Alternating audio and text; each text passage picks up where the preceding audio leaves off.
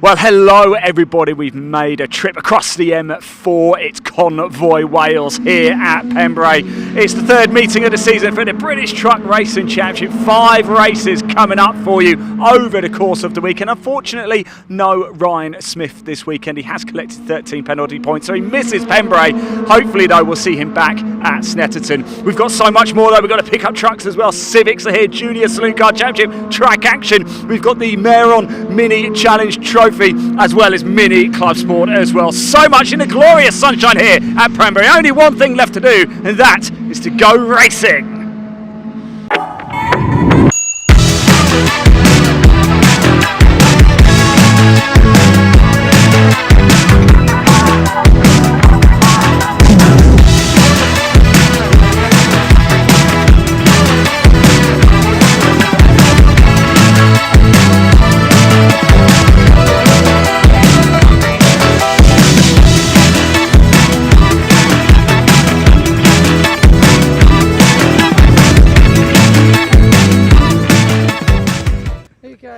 Hello everybody, yes, welcome down to the, almost at the pit lane here at Pembrey. We've got a very special message. We've got Emma here, and Emma, we want to say happy birthday to you. Happy birthday, Emma, everybody. Now we won't say what age, but it starts with a 3, ends at a 0. Happy birthday, Emma. How are we feeling? All right. Good. All the better for being here. Excellent. Yeah, and look, a day over 22. Thanks. Wow, what a charmer, what a charmer. You've got a very, very busy day today. What is it you do here? Rescue.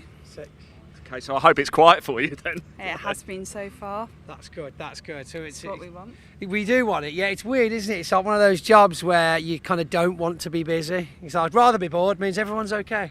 Although our producer has just said don't jinx it, so we might have just jinxed it there. Very quickly, what's going on with me later on that we might get to see footage of tomorrow? We might be taking you out of a truck. Oh my goodness, on a stretcher. Apparently they've already organised the gag for safety reasons, obviously, so I don't talk during it. I was going to say, just take you out of a truck doesn't sound that exciting, but on a stretcher sounds a bit better, right? Yeah. But the multi-people rescuing practice, big bloke, little gap, without moving my head. It's a challenge. Emma, look, thank you so much. We better let you go. Happy birthday anyway, because we know you've got to head back over to the vehicles over there. So thank you. Happy birthday to Emma. It was her 30th birthday this week. Round of applause. It's his fault that gave her the message. So, Emma was 30 this week, but she doesn't want anybody to know. I was like, leave it with me. Right, Pointy, on a more serious note, we're about to get underway here. Just talk us through the grid. A couple of changes, I believe. So of course, if you won't have seen qualifying, but if you watched on TSL, you get the results for qualifying. Now, unfortunately, Michael Oliver did qualify quite well, quite far up the grid, which would have put him in a decent position for the start of the race. However, he carried a penalty over from Thruxton, which has moved him back down into, I believe, 5th grid position now. So yeah, bit of a hindrance for him, unfortunate, but again, just goes to show that these things happen at the end of a weekend, and they knock on to the next one. So yeah, I'm sure we'll see some good driving. More importantly though, Nathan Smith, I'm not sure how many times he's been around here in practice, but I think it's his first race weekend here at Pembrey, straight from the Sims. We've tried speaking to him about it several times, but we never seem to have a really good chance for a chat. But yeah, he started in pole position, so from Sim to pole position, and got second fastest lap in qualifying. It's a lot to see him do this weekend. It's going to be fantastic. You can see the trucks behind us now as they make their way around. So there's only really one thing left to do, and that is, for the first time this weekend, let's hand over to your brilliant commentator, the one, the only, Mr. Dave Goddard. Oh, wow.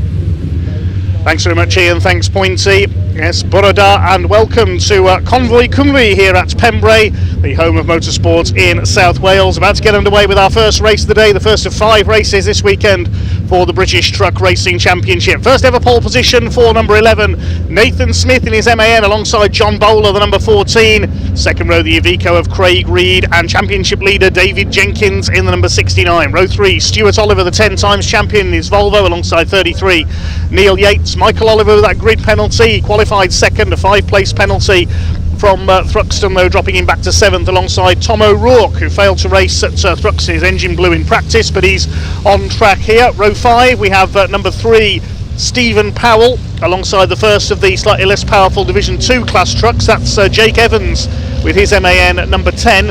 On row 6 we have number 6 John Powell in his DAF, alongside 96 Bradley Harvey in the ex-John Powell DAF. Row 7 Callum Eason with his MAN alongside Terry Gibbon. A welcome back to him, subbing for Ricky Collitz. More on that a little bit later on. Sammy Oyanen debuting his new Mercedes on row 8 alongside Simon Cole. Welcome back to him and his son Archie Handy. They miss Thruxton. They're 16th and 17th on the grid, and Warren Harvey starts at the back. Slightly earlier than planned start here for our first truck race of the day. First ever pole position for Nathan Smith from Kent in the number 11 MAN. His father David, a former Division 2 champion a few years ago. John Bowler starts alongside him. 15 minutes of racing to come then here up to the home of motorsport in South Wales here at Pembrey. This dash down to the first hairpin is not going to be for the faint of heart. 18 trucks out there. A cracking weekend in prospect. We've got no fewer than 23 races altogether across the course of this weekend. Here we come then, the revs are up and we're about to get underway. The power comes on and away we go down towards Hatchett's hairpin for the first time. Nathan Smith and John Bowler side by side, and it's Bowler who's got the brake from the outside. He pulls across the front of Nathan Smith and straight down the outside. Where is Neil Yates going? Ireland, I think, the speed he was going into that hairpin there. Where's he gone? Somebody else on the grass, that's Warren Harvey. Neil Yates has managed to pull up the number 33 MAN. I don't know what that was all about, he just didn't turn at all.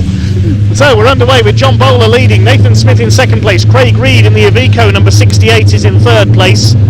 There is Tom O'Rourke in the International Navistar number 86. Great to see Tom able to race, made the long journey to Thruxton but failed to race with engine trouble. David Jenkins, the championship leader on the grass there, he's under fire from the 10 times champion, former European champion Stuart Oliver. A frantic first lap around the Pembrey circuit. It's David Jenkins who leads the standings at the moment, 6 points clear of Ryan Smith, who of course is not racing this weekend, serving a suspension, and he's a point ahead of Stuart Oliver in third, with Michael Oliver in fourth position in the points. Already a little bit of damage on the back of I think that's Craig Reed's truck there into the lace wall. The leader running wide there, getting a wheel on the grass as they came out of Honda Curve. So they go down towards Hatchett's hairpin for the second time. Things starting to settle down a little in this first truck race of the weekend. These 5-ton beasts, almost 1,000 horsepower from each of these engines. They are electronically limited to 100 miles an hour. They head out of Hatchett's up towards the right-hander at Spitfires, then the left at Dibeni, then it's over the crossing past the truck paddock entrance into the left-hander at crossing, and then up to the Senna S's for the second time. Ayrton Senna one time did hold the outright lap record here at the Pembrey circuit as part of a test session in the 1990s in his McLaren, if I remember correctly. Stephen Powell's got some damage on the front end there, number 3. There's Division 2 trucks led by John Powell in the number 6 DAF at the moment. Neil Yates recovering after he's off earlier on. And there's Simon Cole, number 41, with his Iveco, doing an impression of a steam locomotive. I don't know what that is coming out of there. He needs to pull that over. I think there's certainly some liquid spraying out there. I thought it was steam coming out at first, but no, there's something seriously pumping out of that truck, and in fact the race is being stopped, I think, as a result of that. That is dangerous, so I don't know whether that's just water or whether it's fuel or whatever else that's leaking out there, but if it is fuel or oil, that is a fire hazard, and the red flag has come out. I don't know whether Simon Cole has realised that he's doing more of an impression of a fire tender at the moment, with liquid spraying out of his truck there. Archie Handy, son of Simon Cole, heading for the pit lane there. Gives us a chance to draw a breath a little and take stock of the situation after those frantic first couple of laps.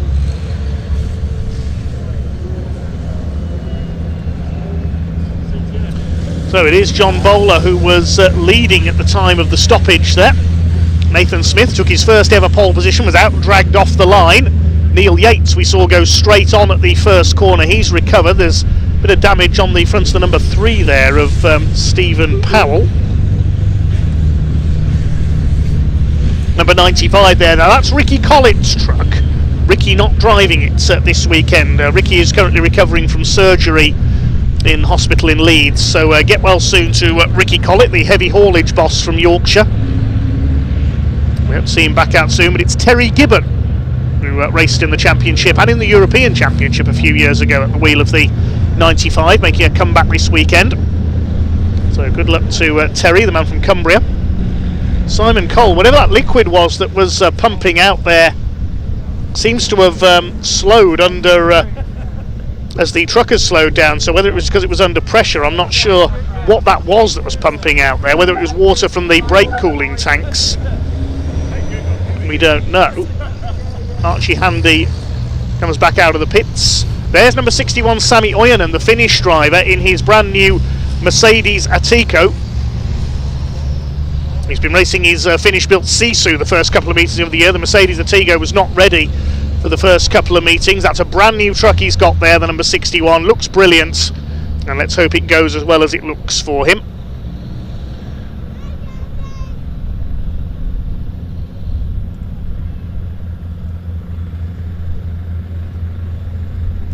Okay, and we'll now get the trucks into line for a restart.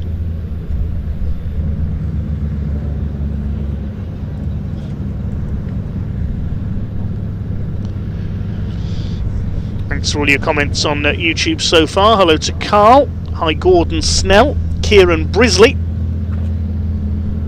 Anu Pittman, who is cheering on Ricky Pittman, racing in the junior saloon cars today. Let's have a look at a replay of the action so far. It was John Bowler who took the lead around the outside. Watch for Neil Yates coming down the outside. Completely misses his braking point and disappears. Exit stage left, Neil Yates. It was the usual bit of push and shove on this very tight hairpin in the pack. Warren Harvey took to the grass, tried to go 3 wide at the back, and that didn't work. Those two rejoined at the back of the field. And further round, Craig Reed went sliding wide ahead of David Jenkins. I don't know if there was some fluid down on the track already, because everybody seemed to be sliding about all over the place in the early stages there. Stuart and Michael Oliver, the father and son pairing. Ah, there's the reason for the red flag. Tom O'Rourke has pulled over. We hadn't picked that up at first, but that's the reason for the red flag. The boss of MV Commercials has pulled the International Navistar over. That's at the crossing. Now, did he pull over, or has he gone off into the tyres there? Haven't seen what happened, unfortunately.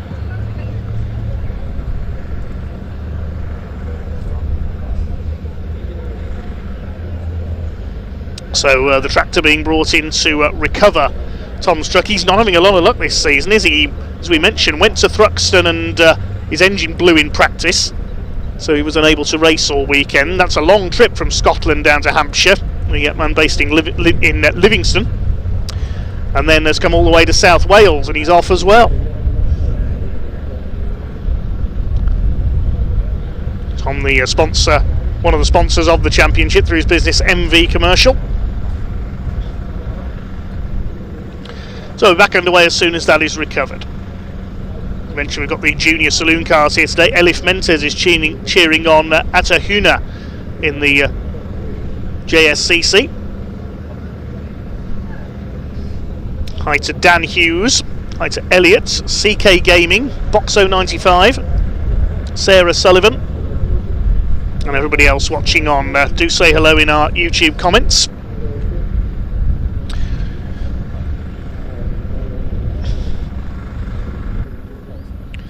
While we have this pause in proceedings, gives us a chance to have a look at today's schedule. We didn't get a chance to before the first truck race of the day got underway. This is our only race before the lunch break today, and then we go into racing this afternoon, with the first car race of the day being for the Audi Cup, identical Audi TTs in action there, their second meeting of the season. We've got 2 classes of the Mini Challenge here with us. We've got the Club Sport division, and later on the Mini Challenge Trophy, sponsored by Maximum Motorsport. Touring car drivers of the future in the Mini Challenge. Well, we might see some familiar names from the JSCC in the past in there. The Track Action Racing Club have a mixture of different saloons and sports cars in action. We mentioned the junior saloon cars. They have their identical Citroen Saxo VTRs here. Drivers as young as 14 years of age in there. The Pickup Truck Racing Championship is here, racing alongside the British Truck Racing Championship this year. They're always close and competitive. And also we have the Civic Cup here today, identical Honda Civic Type R, big field of them here this weekend. Let's see who Pointy's found to talk to down in the paddock.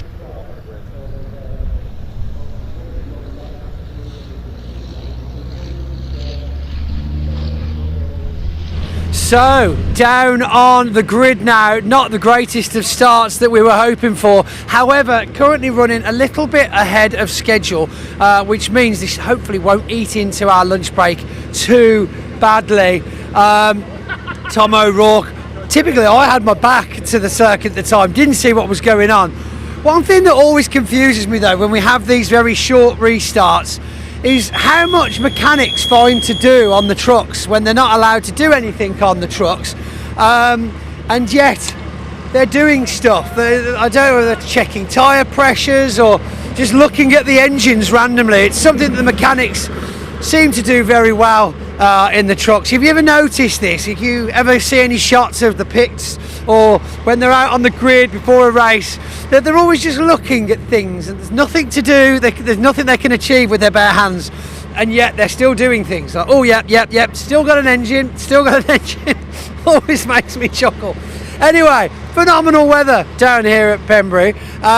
Not sure, did you see? Have you got lotion up there? Slip, slap, slap. I need to do the slap on a cap. Can you please look after yourself? I will. Because Sun cream is important. Factor 50 for boldies like myself, just on the back there. Yeah, I'm hoping though, if I get it a little bit burnt, then it will grow hair there again to protect itself. I don't know. No, that won't work. Can I just say, you're looking very well. Thank you. I just, Thanks. just thought I'd chuck that in there. I Doesn't look well, appreciate everybody. Comment in that live chat how good Pointy's looking, please. Not sure about the shorts. They were. No, me neither. Yeah. There's a lot of white going on down there. Don't get too low. Oh no! Avert your eyes. So. You're all right. Yeah, you've got hair at the back. Don't worry, I can see yours. Yeah, thank you very much. Okay. Thank you. I think we're about to go very shortly. The whistle's just gone, hasn't it? Everybody's lined up again, so hopefully we get this going very, very quickly. Great work, by the way, by the marshals. We literally spoke about recovery, didn't we? Yeah, and did literally jinx it at the very first corner. But great job by the team. Looks like we are almost ready to get going. So, Pointy, it's tell you one thing I'm looking forward to seeing: a second chance for Nathan Smith. Oh yeah. Oh, watch this space. Watch these two at the front. This is going to be a battle. Second chance. Yeah, the pace truck leaving them off. So let's go back to your commentator, Dave Goddard. Thanks to Ian and Pointy. Good to see that Tom O'Rourke's problem has been rectified, and he and Archie Handy are going to restart from the back from the pits. You can see them there on the left of your picture. Let's hope Pointy doesn't get too sunburnt down there. I'm still a bit sunburnt from attending a certain 24-hour race in France last week. It's my first Le Mans last week, and a great experience it was as well. So, second attempt with British Truck Racing Championship race number 1 over the full 15-minute distance this restart, because we'd only completed 1 lap at the time of the stoppage.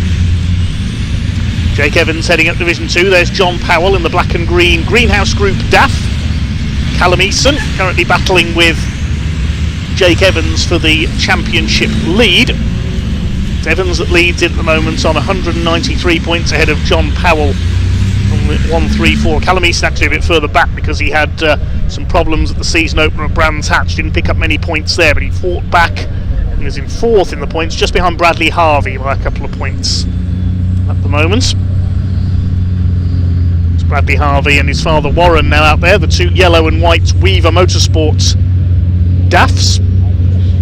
Tom O'Rourke able to join at the back along with Archie Handy, the former junior saloon car racer. A lot of junior saloon car alumni here today. Quite a few of them in the mini challenge we'll see later on. Trucks have been assembled into the original grid order, so it is Nathan Smith in pole position in the DS Commercials MAN alongside number 14 John Bowler. It's David Jenkins who leads the Division 1 points. He lines up alongside Craig Reed. Normally see Craig's brother Simon out there, but a late withdrawal again this weekend, I believe, with business commitments. Brothers run Reed Freight up in Stoke-on-Trent. The Olivers, Stuart and Michael. Stephen Powell wasn't too happy with his position in qualifying. It's been a bit of a season of struggle, it has to be said, for Stephen Powell this season. There's Simon Cole. Let's hope that truck doesn't start leaking fluid again. Used to run a Mercedes known as the Mercedes Beast. Remember him having a few Division 2 wins with that truck here at Pembrey in the past, lining up alongside the Mercedes of Sami Ojanen.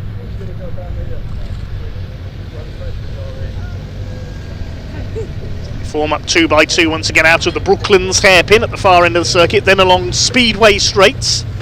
To my knowledge, Motorcycle Speedway has never been staged here at Pembrey. Then up to Carter's Curve, the right-hand flick past the pit entrance. And then into the long right-hander of Honda Curve to bring them back onto the Cowell Straights and past the pits once again.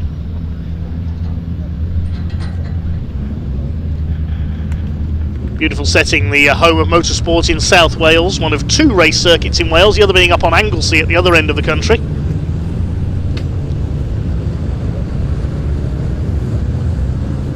It's the 3rd meeting of the season for the British Truck Racing Championship. Race 1 about to restart. Nathan Smith and John Bowler at the front of the grid. The pace truck is in pit lane. Here they come then up towards the red lights, and when they go out we will be underway. Revs are up and here we go. Down towards Hatchett's hairpin once again.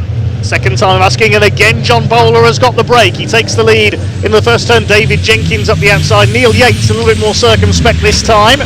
He's not going to run out wide. Nathan Smith, a little bit of contact there with David Jenkins. It's impossible virtually not to make contact as you go round that very tight hairpin on the first lap. Tom O'Rourke already on his charge through from the back. It's John Bowler who leads. From Jenkins to Nathan Smith, lost it. Round goes the number 11. What a shame for Nathan. Was there contact there with Craig Reed? I'm not sure. He's got it going again. He doesn't want to get bogged down in the grass. He's got it going. There's Neil Yates running wide as well in the 33. He drops behind the Olivers. Stephen Powell, his teammate, in the number 3 behind him. Typical frantic Pembrey action. Jake Evans there in the number 10 leads Division 2 ahead of John Powell. Terry Gibbon in Ricky Collins. MAN is going off. Slides straight on. Is he heading for the barriers? Just gets it stopped in time. Well done on the brakes there, Terry. And he'll have to reverse out again. Just avoided the Recticel barriers up there. Side by side between Neil Yates and Michael Oliver. Just about keeps it off the grass there, Michael Oliver. This is not Rallycross, although Rallycross is regularly held here at the Pembrey circuit. They start to sort themselves out around the first lap then. John Bowler leads it by just over a second from David Jenkins in second place. Yates still side by side there with Michael Oliver. This is for 5th position, but Neil Yates has outbraked himself and the recovery company boss goes out onto the grass. Hopefully he won't need one of his own recovery vehicles to get out of there. No, he doesn't. Rejoins in among the Division 2 trucks. This is just the first couple of laps. Absolutely frantic as always here at Pembrey. Evans leads Powell in Division 2. Callum Eason looks like he's up into 3rd place in the number 26. Very close to the title last year. It was Jake Evans who took the honours on his debut season in the sports. The defending Division 2 champion leads the class at the moment over John Powell. Things hopefully starting to settle down now. It was a bit frantic to say the least in those first few laps. Terry Gibbon has got going again in the number 95. There's Stuart Oliver, the 10 times champion, and the number 7 Volvo VNL chasing Craig Reed. That's for 3rd place, but it's John Bowler who continues to lead. Coming down into Hatchett's hairpin for what is the 3rd time. Fastest lap of the race recorded that time through by David Jenkins. He's done a 1 minute 10.891. Stuart Oliver closing up on Craig Reed for 3rd place. Michael Oliver is 5th. Stephen Powell now up into 6th place. Neil Yates is down to 9th. Now don't forget the results of this race sets the grid for race 3, which takes place tomorrow morning. Race 3 of the weekend, with the top 8 reversed. So if you finish 8th in this race, in other words, you will take pole for race 3. And 8th currently is the Division 2 truck of John Powell. There he is, the number 6. So as things stand at the moment, with a few of the Division 1s having hit trouble in the early laps here. Nathan Smith recovering from his spin. Tom O'Rourke having started from the back. He's come through nicely though, up into what is P11 at the moment. We could see a Division 2 truck on pole. Since we've had the combined grid system, I believe we've only had one Division 2 truck take an overall win. That was Paul Rivette at Brands Hatch a couple of years ago. Division 1 trucks are slightly more powerful, slightly quicker machines. Jake Evans continues to lead Division 2 in the number 10 MAN. Neil Yates carving his way back through the field, up alongside John Powell's DAF. He was in Division 1 last season but had endless teething troubles with the DAF, has dropped back to Division 2 this season. He's holding off Neil Yates there around the hairpin. In the second half of the lap you normally see overtakes being done. The lead gap has come down very slightly between Bowler and Jenkins. It's Craig Reed's Iveco who won the first race of the season at Brands Hatch is in third place. Stuart Oliver is fourth, then Michael Oliver fifth. Stephen Powell up into 6th from 9th on the grid. Next is this group: Evans, Powell, John Powell that is, then the 33 of Neil Yates, who locks up again, just gets a wheel onto the grass there as they go into Brooklands corner. Callum Eason is next in the order. He's got Nathan Smith and Tom O'Rourke in behind him. You can see the speed of the Division 1s as they close up there. Up the inside goes Neil Yates at Carter's Curve, through on the inside of the number 6 of John Powell. It's into Honda corner at the end of the lap. Callum Eason under fire to say the least there. He's been hit by Nathan Smith. There wasn't really a gap on the inside. They both go off. They've avoided the tyre wall. Yes, that was a little bit optimistic in my opinion there by Nathan Smith. There wasn't really room on the inside of Callum Eason and he's been spun aside. Nathan able to continue. He's got it off the grass. There are your leaders. John Bowler, the number 14, and David Jenkins in the 69, a former British champion, I think for his second title this year. John Bowler looking for his first One truck has overspeed. win of the season. Here's a replay. Watch for Nathan Smith on the inside at Honda Curve. Yeah, no room there on the inside to get down the inside of Callum Eason. Both of them go off. Tom O'Rourke says thank you very much, I'll make up a couple of places. Nathan's been able to rejoin Callum Eason. Yes, he's got going again as well, down in 17th place because Archie Handy has been into the pits again. He's a lap down. Nathan Smith making up a place there in the background past one of the Harveys. Bowler and Jenkins nose to tail, and Jenkins is definitely closing. He's taken about 4/10 of a second out of John Bowler, who runs wide coming out of the hairpin. Now this could be David Jenkins' chance. The man from Staffordshire could take the lead from the number 14. He's right on his tail there as they come out of Spitfires. The left-hander at Debenny and over the crossing. Less than a truck length in it now for the lead between the two MANs. John Bowler soaking up the pressure. They go up towards Senna. Holds the inside line, then up towards the tighter right-hander at Brooklands. Jenkins' best chances as they go onto Speedway Straight if he can stay close, but he's gone a bit wide this time. Craig Reed behind them, still holding off Stuart Oliver for P3.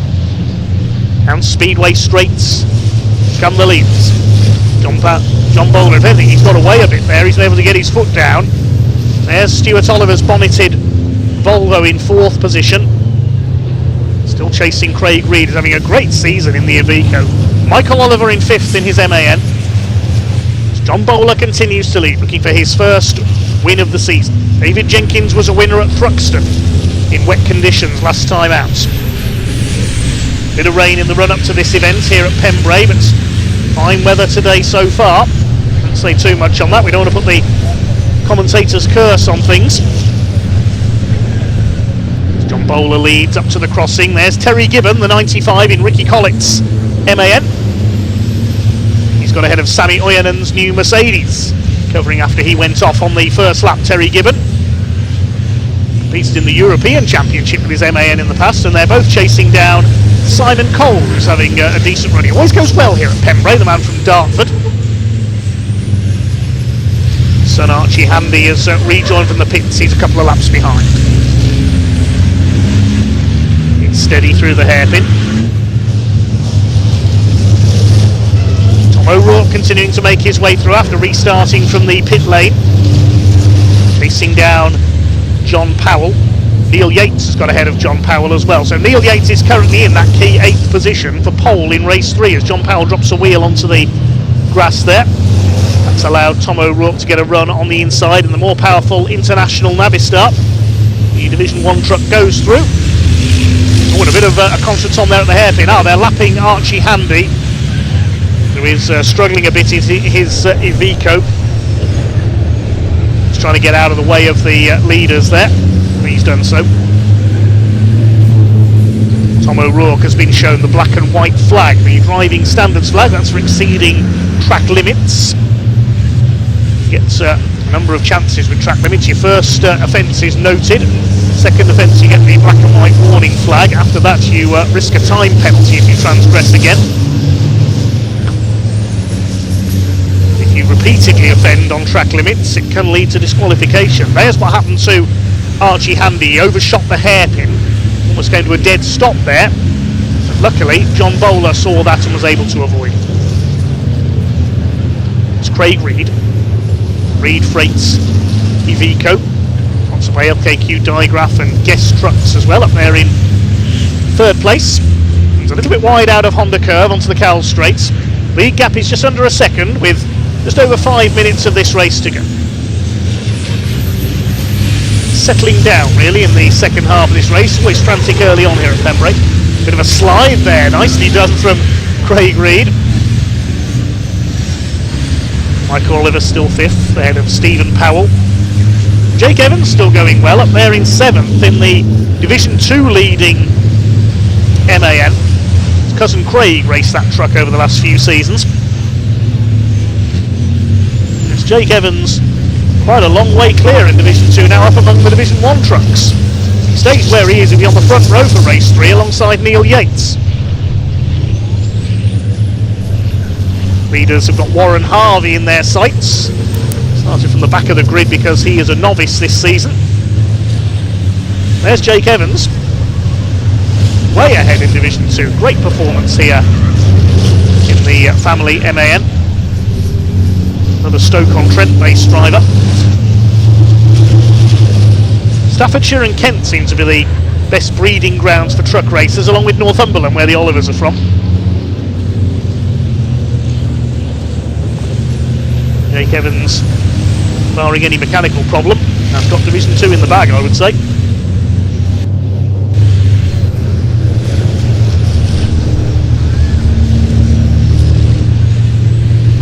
Simon Cole has received the black and whites flag for driving standards for exceeding track limits, so he needs to mind his manners on track. Here comes Nathan Smith from bumper hanging loose after he's off earlier on, covering his way past John Powell. Up into 10th place overall. He wants to hit that top 8 to get the reverse grid places for tomorrow. Sadly threw away his first ever pole position with a spin at this point of the track at Dibeni on the opening lap. And then tangling with Callum Easton as well.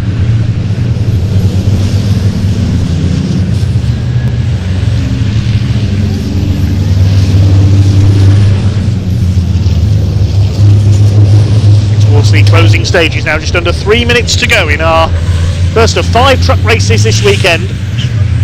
Bowler and Jenkins continuing to hold station at the front, so they lap Warren Harvey in the 97. There's Craig Reed still in third. Warren Harvey runs wide on the hairpin, lets Stuart Oliver through. Good driving there by the back marker. Still a second in it for the lead. The gap has come down between second and third as well. Reed has closed on Jenkins, so he's got the gap down to 1.6 seconds now. Stuart Oliver just under a second behind the Iveco. He's fairly well clear of Michael Oliver. He's about nearly 6 seconds now down the road in 5th position. They race their way out to the back of the circuit once again. Huge crowd here at Pembrey. Great to see them enjoying the sunshine and enjoying their truck racing. Lots of off-track attractions here as well. We've got tractor pulling demonstrations and all sorts of other things. I'm sure Pointy and Ian will explore them down in the paddock later on. Nathan Smith gets past the lapped number 40 of Archie Handy. Limited track time for Archie this season. We're having teething troubles with that Iveco. We saw him previously race the Volvo, of course, formerly owned by Paddy Mack, aka Paul McCumsky, who very sadly passed away recently, and Archie goes off there at Brooklands. Seems to be struggling with the brakes. Yes, we had the sad news recently that of the unfortunate passing of long-time truck racer Paul McCumiskey, aka Paddy Mac. Raced for many years in this championship, including with the ex-Willie Green Silkaline ERF in years gone by. Well, lastly with his Volvo. I think his last win came here at Pembrey in Division 2. And he will be very sadly missed by all of the truck racing community.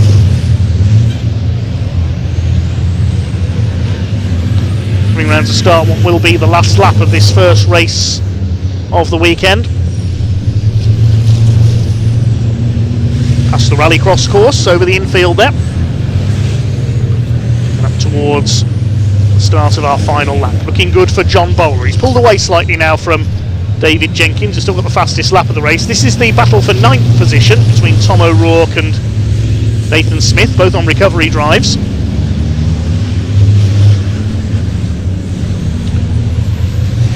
Just been told that both of these two have been given a 5-second penalty for exceeding track limits, so they may drop behind John Powell here.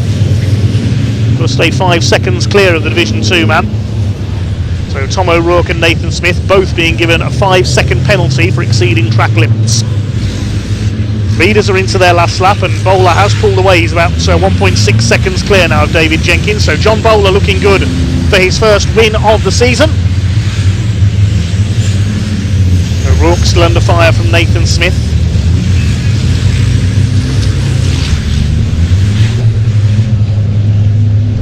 So look up the inside there, going into Spitfires. Side by side, O'Rourke keeps his foot in. Next corner's the left-hander at Debenny, and he holds the place.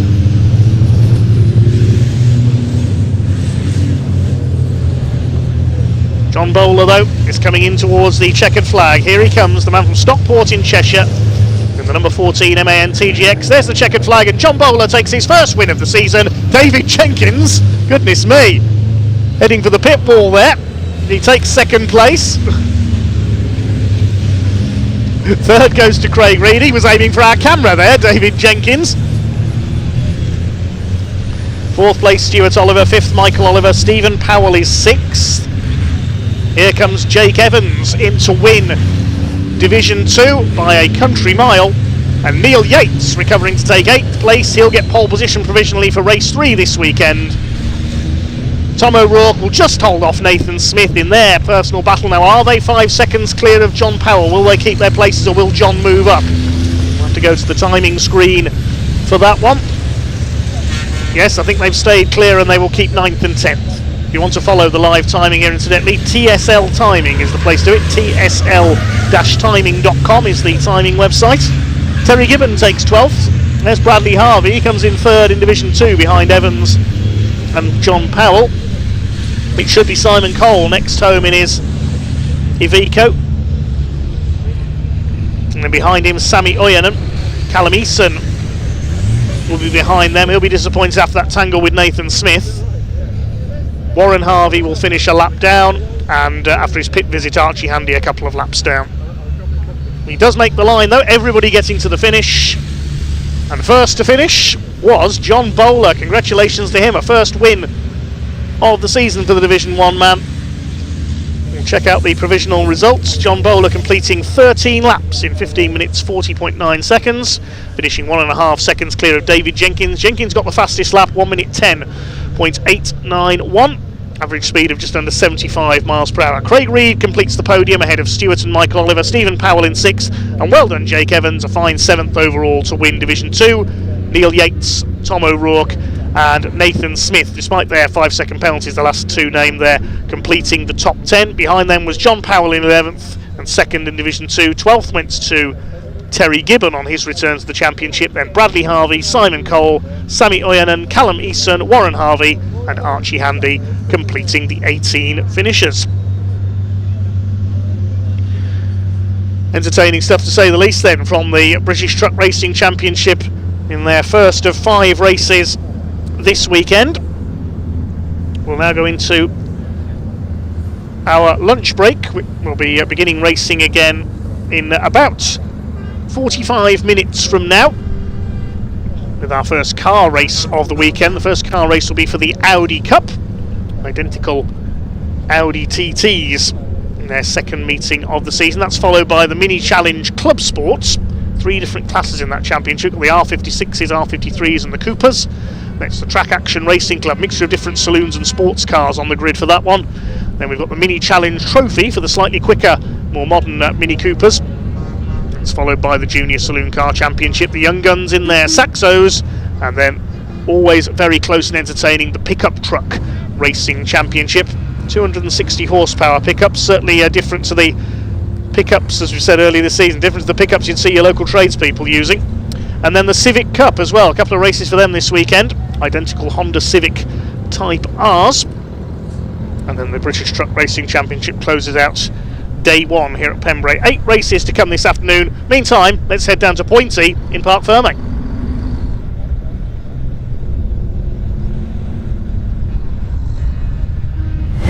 Right, let's go around here. Come on, come on. John Bowler takes the result. Move, move, move. Get out of the way. Get out of the way, Daz. Hey, good job, good job. Cheers, Pointy. What a result. 2 tries at that start, though. What did you think when the red flag came out and you had to regrid? Yeah, well, I mean, I've seen a little bit of manoeuvring behind us, and we got in the mirrors, got our head away and made some room, but yeah, we're happy with that. Made it stick twice in a row. That's pretty impressive driving. And I mean, clean air then pretty much for the rest of the race until you came to be lapping a couple of the Division 2 drivers, right? That's it, yeah. I mean, we come to the back of the Division 2s, backed us up a little bit, but it is what it is. Seeing Dave come in and then we gained the space in him again, so great race. And is this your first this year, or have you had? I can't remember. I think it's the first this year. First this year. First. Yes, good job, John. Well done. You. Silverware in the paddock very shortly. John Boland, gentlemen, fantastic effort. We also had Dave Jenkins, wherever he's disappeared to. Let's have a quick chat to Division 2 first place, who was also ahead of a couple of Division 1 drivers even before the 5-second penalties. Jake, what a race! That was chaos. It was incredible though. Yeah, that first start we had a bit of a mix-up. Got a few dings and dents on the front right corner, and then was happy for the red flag because a couple of the Div 2s just got away. So, no, the restart went our way, and then we just got our head down and cracked on. Absolutely fantastic, and what a drive as well. I mean, you were effectively up there with the tail end of Division 1s, and you know, we saw blue flags coming out for further back in Division 2 to get drivers past, but you were up there, you know, same lap times, you know, right in the thick of it. Yeah, we found a groove with it on Friday, and you know, it's dry and warm today, so we'll keep throwing some tyres and brakes at it and see how we go. Tyres and brakes, it's easy, anybody can do it, obviously. That's all you need. You got no help from the team, obviously. No team, all on my own now. And he's all right at keeping uppies as well, I might have, you know. Yeah, maybe 10 or 12 or maybe 10 or 12, better than I did. Right, Jake, well done, sir. Very great result, very good result. Right, we got Dave Jenkins here as well. Dave, fancy new suit. This is getting baggy, this is now, I think. Yeah, let's hope so. Another great result. You know, we were speaking to you, I don't know whether yesterday's interview's gone out yet or not, but just what a great year you're having currently, and you know, let's just keep touching the wood and the team's behind you. Good start for Pembrey. Yeah, we didn't have the best of qualifyings. I made some small mistakes. The traffic didn't open up for us, and then the yellow flag at the end just compromised our best lap and just made it difficult, you know. So we're all trying our very best to be raced respectfully as we can and to leave everybody on the track, but there's inevitably a bit of squeezing at Pembrey in the first few corners, and then it settled down. And truth is, I didn't have any answers for John early on, although I did do a remarkably fast 10.8, you know, early on, which was a really good lap. But we made some changes to the front of the truck. I had too much truck too soon and then not enough at the end, and then we ran out of brakes at the end as well. So no disrespect to Craig that was breathing down my neck, or John that I couldn't get to. It was a great race, and it's great to be racing here at Pembrey. And I've got an amazing team, an amazing family turnout, and an amazing set of commercial partners, and without all them I can't do this job. So thank you very much to everybody. Absolutely, what a gentleman. Dave Jenkins, fantastic result. Speaking of Craig Reed, let's see if we can go and find him, shall we? If he's out of his truck, we might have already lost him. We have. Let's first of all, condolences to Nathan Smith. Poor shame on the start, buddy. Sorry about that, mate. What happened with the restart? Well, so obviously we had the first start, and to be fair, I dropped off boost, John got away. Brilliant, that was my mistake. And then the restart, I come round the corner and the lights were green. So I was like, are we racing, are we not? But obviously I knew it wasn't to start the race. And then they went off, and then they went red, and I didn't know what was going on. But by that point, John and everyone else just went. And I probably should have just gone before everyone else. But me being maybe a bit too kind to and trying to do things properly. I thought they were going to call a false start, and they didn't, and they should have done. It's quite dangerous what happened. I will have to look into that, but and that's what caused the backup. The truck's made it out of the race. Obviously, a minor incident coming round third bend, so it's. But you're not too scathed, and we've got four more races this weekend. No, we'll win the next one. Win the next one. Of course, replay. Craig, sorry to interrupt, gents, but Craig, I borrow you now. Exciting start to the exciting restart to the race.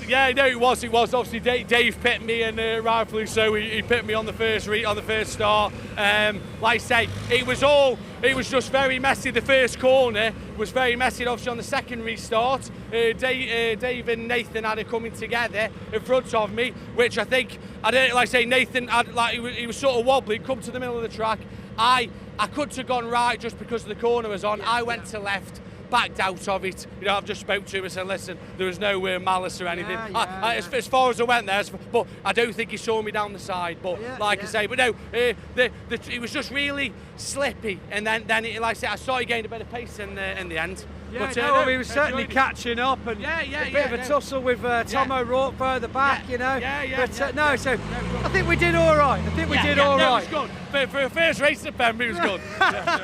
Right then, well, lots of excitement, mixed bag on that first corner, of course. Lots of things to talk about over the lunch break, I'm sure.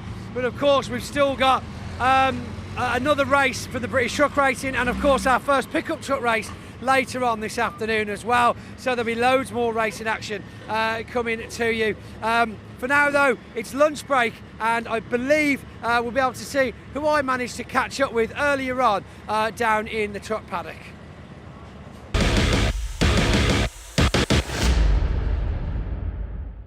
Well, I've been pottering around the paddock here at Pembrey, all the P's, but I bumped into Alex Keynes here, our 2025 champion in the Mini Challenge Trophy. And Alex, it's fair to say 2026 is going pretty well for you as well, isn't it? Yeah, it doesn't seem to have ended from last season. So it's going pretty well. Yeah. Let's talk about last year. All right, massive year, of course, for you. I remember Brands Hatch going into the final weekend of the season. I think there was 3 of you in the title hunt, wasn't it? But really, I think all you had to really do was finish the first race. How did you feel going into that weekend, knowing it was almost wrapped up, but... Just stayed out of trouble as much as possible, really. The first race was a bit poor, really, the result. We kind of just went backwards, but I just didn't fight anything, and I just knew I had to finish. And we'd get it all sorted. So, yeah, just kept it clean the whole weekend. What was it like when you wrapped up the title then? Has anything changed for you over the winter? Has it made getting sponsors easier? I mean, how has it worked being champion? Well, by the looks of the car, yeah, it has. Yeah, it's been it's still been tough. It's still got work for it, but it's definitely helped, and we're carrying on from where we left off. Now, you obviously decided to come back and defend the championship, the Mayor Mini Challenge Trophy now, we must call it by its correct name as well. Why is it so important for you to come back and defend? There's never been a defending champion before. There's never been a number 1. So I thought I'd try and be the first one. Yeah. I've never had the number 1 before either, so I thought I got to take my chance. How does that feel, by the way? Look at that, big number 1 right there. That must feel good. It does. Does feel a lot better than having a regular number. It does do you a few favours. People sometimes get out of the way a little bit. So, do you feel a bit more pressure this year than with that number 1? Everybody knows you're a brilliant driver, you're superb, but it does maybe put a bit of a target on your back. No, I don't feel the pressure at all. No, it's just if anything, it makes me feel better because it's kind of like, oh yeah. It just reminds me of, I actually did do that. What's it like being part of this series as well? Because I was with you a few weeks ago actually on the Toka package. We're here on the British Truck Racing package as well. The great crowds all around. Did that make a difference for you?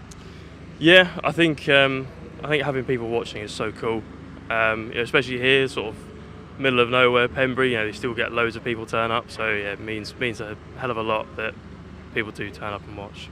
What's next for you? I know there's still a long way to go this season, of course, but you're still a young man, of course. We're looking towards the future. Are we maybe looking at assaulting the JCWs one day? Looking at the touring cars? You're looking at Le Mans? You tell me. Not too sure yet. I'm still looking at options for next season, whether it's minis or something else. I'd like to move to something else, but just got to see what happens. There you go. Anybody who wants to chuck some money this way, well worth doing it. Number one on a car for a reason. Oh look, Pembrey, what are we expecting this week? Just continue how it's been going for the last nearly 18 months now, really. Yeah, just continue what we're doing. Trying not to get a 15-second penalty like I did at Snetterton. That was not my best moment. I remember that. Luckily there's no track limit sensors around here. It's just grass, so you can't actually go any faster. We were good qualifying just then. Got P3 for the race tomorrow, and then I think second for the race this afternoon. So can definitely get some good results from there.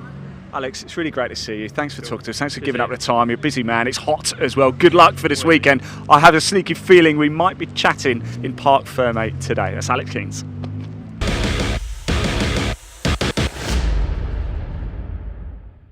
Right, everybody, you join us in our office here at Pembrey. Very posh indeed, as you can see. Now, apologies if we're going to teach you how to suck eggs here, but over the course of a weekend for the British Truck Racing Championship, there are 5 races. However, there's only one qualifying session, so we need to figure out how the grid is set for each of those 5 races. Now, in order to do this, we need an expert, somebody who goes to bed reading the rules and regulations of the British Truck Racing Championship. Unfortunately, nobody was available, so we got Pointy instead. Pointy, thank you for joining us. It's lovely to see you. You look shocked. I don't know why. I am disappointed. Anyway, yes, good morning, how are we? Right, now, before we get into this, yes, as you can see, I have brought props with us to fantastic explain. Props. So yes. I have decided assigned us trucks as well, so we're going to pretend for the sake of this, top quality die-cast it is construction. The budget has really, I really pushed the budget out on this one.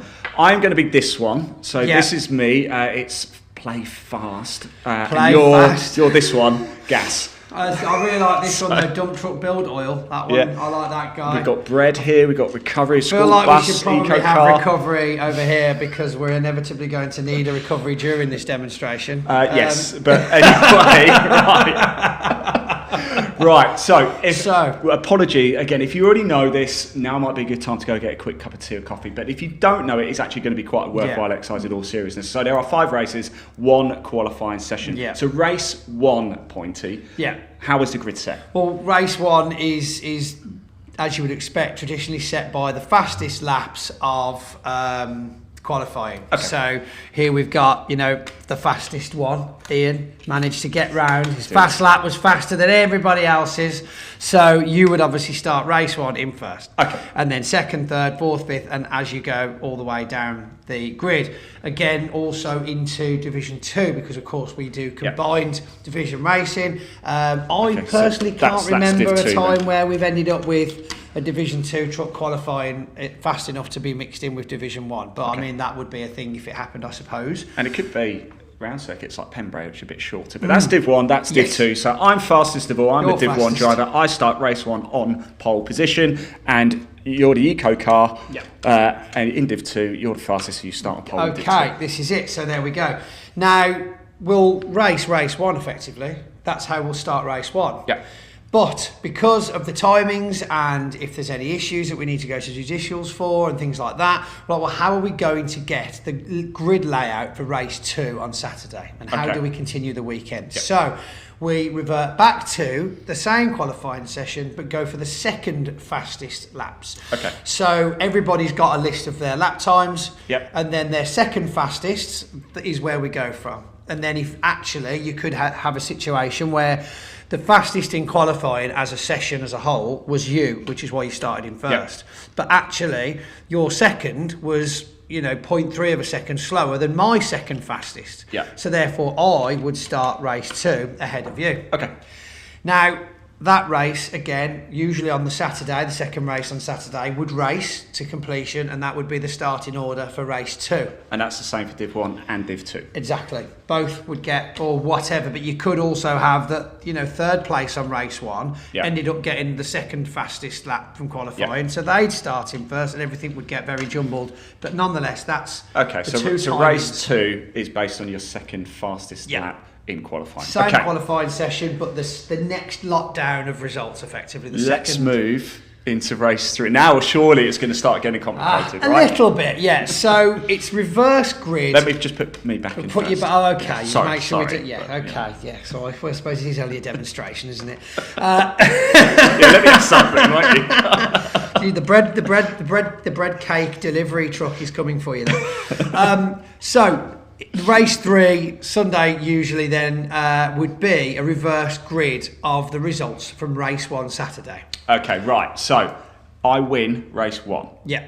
Okay, for argument's sake, where do I start race 3 then? So as it stands in Division 1, because we've actually got, let's pretend here, because we've got 8 trucks, we've got more than 8 trucks in Division 1. And Div 1 and Div 2 the same. So let's just assume it's... Yeah. Let's just go with Div 1. So we've got 10 trucks here, and we'll pretend that we've reversed the grid. Yeah. So if these two finished in these two positions in race 1 So yesterday, they'd stay at the back because they're 9 and 10. Yeah. So they'd stay where they are. However, these would all be reverse grid, which means that first and second would be 7th and 8th.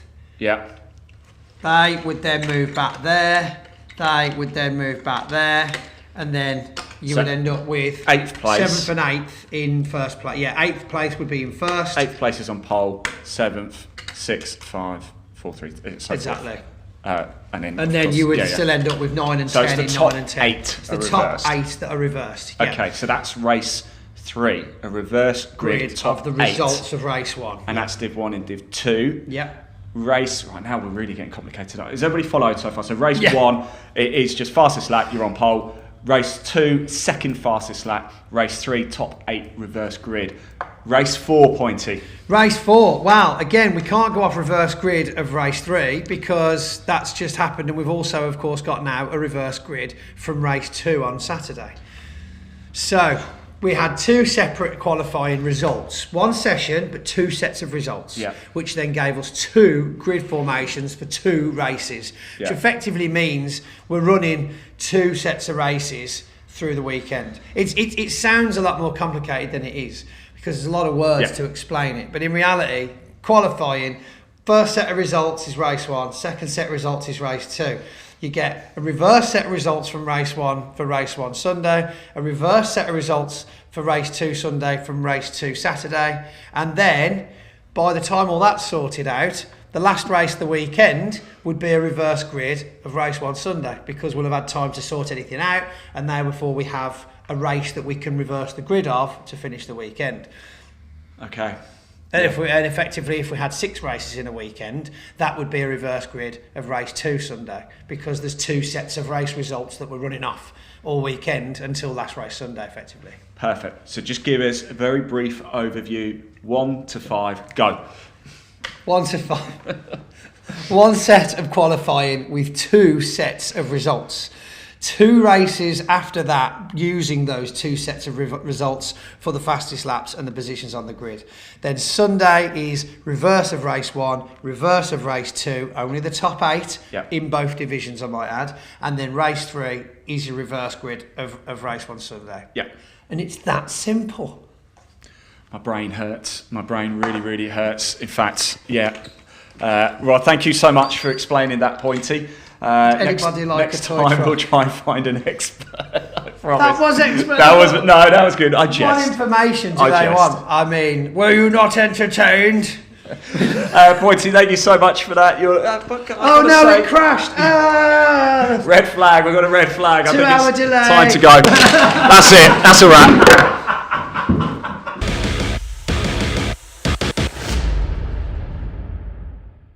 So here we are with, I know I've said your names already, I'm going to say them again, Alan Cooper and Dale Gent. Just remind me where you are in the championship right now. We're both joint leaders. Joint leaders. Joint leaders, yeah. Joint lead. I mean, this is. I thought we'd go for a double interview. Why not? You're under the same tent, are you as well, or have you got? This is all Dale's, yeah. It's all It Dale's. is all Dale's. So you just I'm happen just a to. lucky one. You're He just right. squats in it. You just squats. So what's it? I mean, what's it like having that kind of competition, the pressure that you're both kind of almost racing directly against each other, but then coming back to kind of work in the same place? No, it's good. It's keeps us both honest, really. You know, it's just he's doing better, and then I've got to find something out to try and do better than him. I think it makes a lot of sense. But everybody always talks about racing as much as it's competitive. It's a bit of a family thing as well. That actually, as soon as you come off the circuit, you might butt heads a little bit, but then at the end of the day, you'll still help each other repair things, work together, and because you both want to be out there racing, don't you? Yeah, like we've always said, there's no friends on track. You know, if you can work together, then happy days. But then if you go, and then if one's faster than the other, and off you go. But then as soon as you come in the pits, if someone's got a problem, we do our car first, and then as soon as we're finished, go and help him finish his car then. So you've got 3 races this weekend. It would be pretty tricky, I mean, possibly mathematically possible, depending on who gets fastest laps over the 3 races. But could you see a world where you come out of this weekend still drawing in points? I don't know. It's it would be nice. It would be nice to take the lead a little bit. It'd be nice. Oh, here we go. He's been rubbing it all year with me. That he's been above me in the someone points, wakes up with food poisoning tomorrow, we'll know what's going on. You know? Yeah, he's been giving it to me all year, saying, "Oh, look, sending me pictures of where he is at the top," and that was like, "Well, I'm slowly coming. I'm coming for it. I'll just keep working at it." But no, it's been good, and yeah, it'd be nice to come away on top. Absolutely, yeah. I mean, and how do you feel coming into this weekend? I've been asking you the drivers what they think of Pembrey. Do you think have you been here before many times? Do you think you might be able to take the advantage? This is my 3rd time ever being here. Oh wow! Okay. And I've never got on that great around here. Stay away from the grass. That's all I can say. Yeah. Don't even use the rumble strips, because if the second you hit something shiny, you are no longer on the circuit. Last time I was here, I did have the hairpin at the end of the straight. Just didn't stop, it just went straight into the tyres. So still probably better than trying to get in the same space as the other 10 trucks on track. It's like, yeah, I want to be there. Yeah, everyone else wants to be there too. That's usually what happens. Lively first corner, that's going to be. Absolutely, yeah. But, well, fantastic position, a lot to race for, but let's keep it friendly, yeah? Yeah? Yeah, definitely. Yeah. Excellent. Right, shake my hands, gentlemen. Shake each other's hands. Let's get it on. They were friends, you see? Friends. At the minute. At the minute. That's it, yeah. Cheers, guys. That was brilliant. Thank you very much.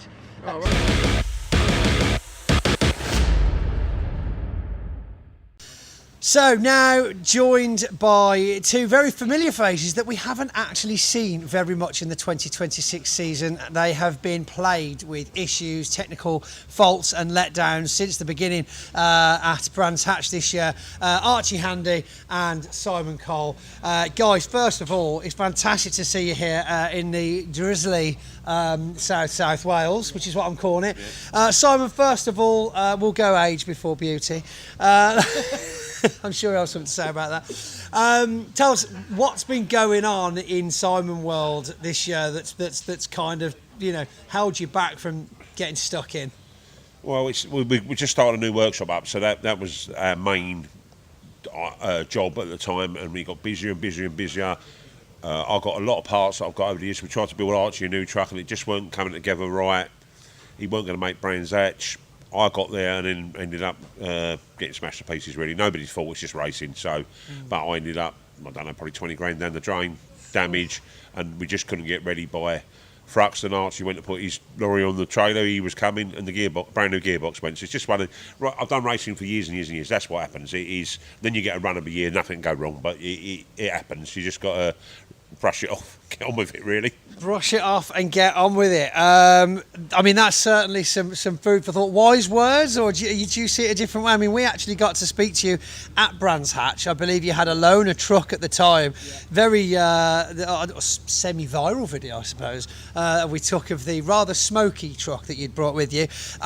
Yeah, I mean, gearboxes, engine failures, the Frankenstein's truck to see 2026 in. Where are we now, though, at Pembrey? Let's fast forward to the positives. You're here this weekend. Yep, I'm here, so I'm looking forward to the weekend ahead of me, being able to get out there and actually contend, really, for the first time this year.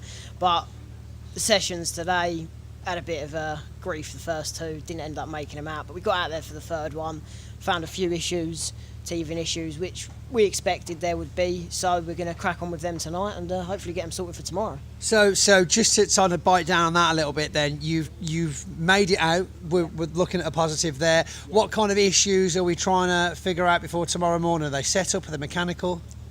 A little bit of both, really. Trying to figure out the pressures for the brakes, because we haven't got maximum performance out of them, and steering, we've got having issues with quite a lot of free play in the middle, but we think we've narrowed it down, so we're going to crack on with them and move forward for tomorrow. This is the new truck for 2026, I take it. This is the beast that has all the new beast, rather, I suppose I should say. yeah, it is, yeah. It's been a long time coming.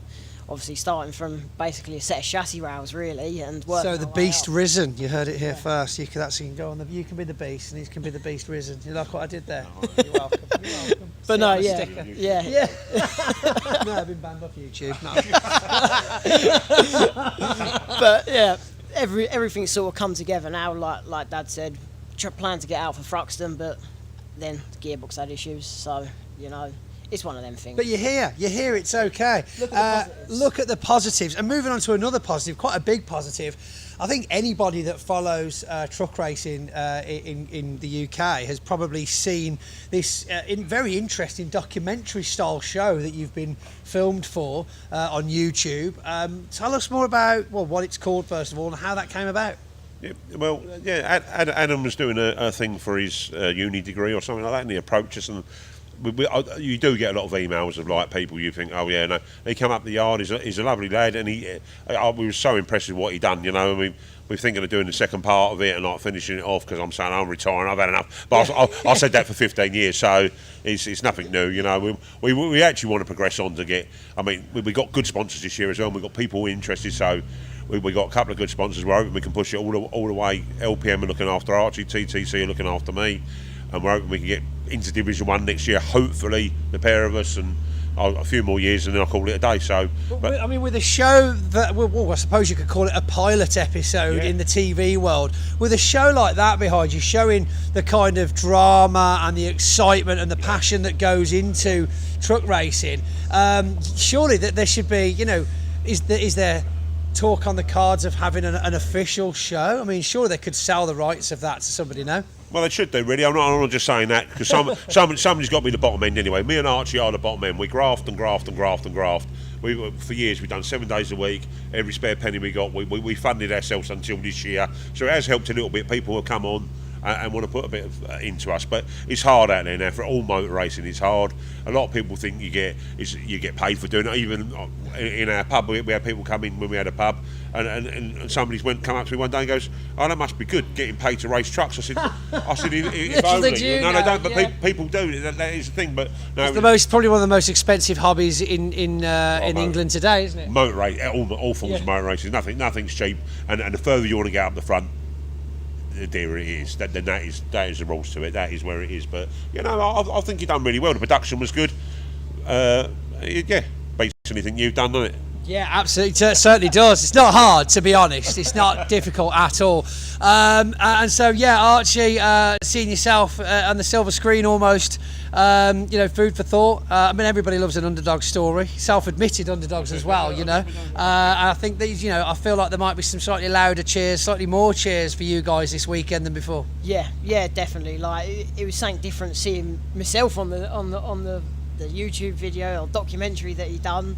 So, it was good to see what he actually made out of the stuff that when he was coming up the yard, like every weekend when we were there, like getting little snippets of us doing the work and that, and I was over the moon with how it turned out, and I had so much positive feedback on it as well.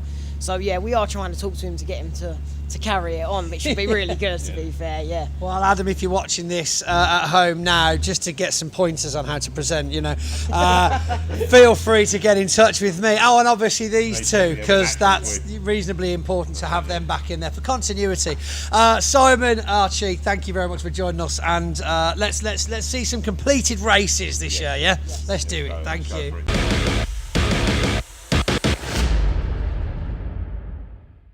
So here I am now, joined by Division 2 driver Callum Eason, a strong contender in the equivalent of a 2-horse race here at the British Truck Racing Championships. Very, very, very good Thruxton weekend for you. 4 wins out of 5 races, I believe.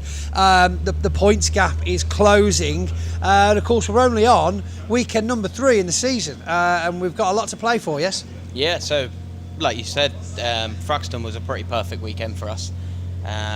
We at Brands had a lot of unfortunate events occurred, new lorry, teething issues, but we managed to iron them out for race, the only race we completed, which was the final one of the day, but showed some real good pace, bearing in mind we didn't do no setup, we didn't do no tyre pressures or anything setup related anyway, so it was pretty much just hit the ground running, and then we come to Thruxton and we knew it was going to be good there because Thruxton favours the brave. You have got to be brave. I mean, so it's weird to watch it from certain angles. You're like, yeah, they're just kind of going round in a circle. It's like, it's a bit of, I call it the chicane nugget. It's basically a chicken nugget with a chicane on it. But then the more years you spend watching it from all the different viewpoints and seeing the speed, some of the onboard footage that you guys have been putting out there as well, which is just fantastic to see on social media. The speed that you carry through those bends is just astronomical, isn't it? Yeah, and the small margin there is for error. I mean, it can go wrong pretty quickly. As it usually does at Thruxton. Yeah, here's very much the same. It's not very wide, so you've got to really think about what you're doing. And when we're trying to extract 100% out of the trucks all the time, it does stew on you a few times when you're sat here like, oh, that wall's a bit close. But the minute you get out there, it's a different experience. When you've got 1,000 horsepower behind you pushing you around, I think the only thing you can hear is, or the bit you look forward to is the dump valve or whatever they've got on them. And that means it's a good thing because you're not letting the power take you no more. Ah, nice. And then, so he's kind of like trying to, hold back an animal of some description most of the time, riding the truck rather than driving the truck. Yeah, it really is. It's trying to tame the beast because it is just a racing machine. Everyone looks at them and like, oh, do they not look like they roll over? And they're like, no. They do look top heavy, but it's always about 80% of the actual overall weight is below waist height. Yeah, that's it. And it's all about keeping the weight low to stop that body roll movement, which we've took into account with our new truck. It's doing the job, I guess. 4 out of 5 races. Doing the job, 4 out of 5 wins, yeah. Speaking about the truck very quickly then, so we obviously saw you change seats a couple of times in the 2025 season. Is this any of those trucks? Is this a whole new thing? Is this a new borrowed, bought, built? What's the story behind your current machine? No, so this one is a complete new, I say new, it's got history. It has raced on this grid before.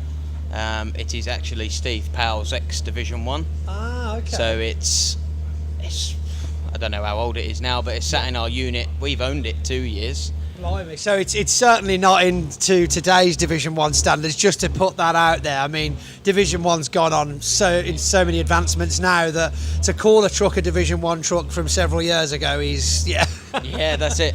And everyone looks at it and everybody knows the history of it. And some of them may think that it's Division 1 truck, you shouldn't have that, but compared to Division 1 stuff nowadays, I mean, you look at some of the kit on the Division 1 trucks, they are engineering like masterclass. Absolutely. Ours is a bit prehistoric for that class now. In comparison. It's an absolute weapon in Division 2, but it's good fun. It's important to note as well that other than a truck just saying, oh, it was Division 1 into Division 2, there's a lot of technical things that have to be adapted and changed for it to even classify as Division 2, and you've got to run to the same rules as everybody else in Division 2 regardless where the trucks come from. Yeah, exactly, and that's probably what the biggest challenge was for us, because we don't do anything to bend the rules or nothing like that. So we make sure that everything is totally on the limit. You didn't send it to the aerodynamics department at McLaren and say, right, we need to make it be the same weight but actually be 2 ton lighter. Yeah, so is that even possible? Formula One would figure it out. We did that in For a front of, we did it in front of our household fan, and we just put a house brick in front of it, and we couldn't develop much more. So that's incredible. So yeah, I mean, brilliant weekend, good start to the season in general. Now, obviously, with that climb starting, Pembrey, where does Pembrey sit? You were saying a minute ago about it's a very tight circuit, not much room for errors. Are you excited about the weekend? Are you apprehensive? Is it a weather conditioning? I know you favour the wet. yeah, so wet or dry, we've been quick all year. This circuit is a good one for us. It's the furthest away for anybody, but the way it suits my driving style, the way it is. No one's got hometown advantage at Pembrey, have they? No. And I tell you what, if anyone was local from here, then they will be rapid round here. Yes. I mean, most of the British truck racing paddock practice around this track anyway, so it really is quite interesting to see all those driving hours coming out. Well, a lot of weekend ahead of us, a lot of year ahead of us as well for the 2026 season. But Callum, thank you for joining us. Shake my hand. Good talking to you. Thank you.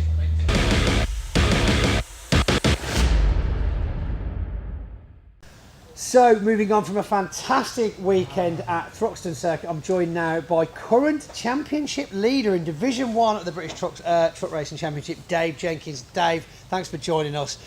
We obviously had some brilliant moments together in the Parc Fermé at Thruxton, jumping out, people cheering, the emotions that must have been going through at that time. Tell us a bit more about how it felt to be kind of back on top of those races.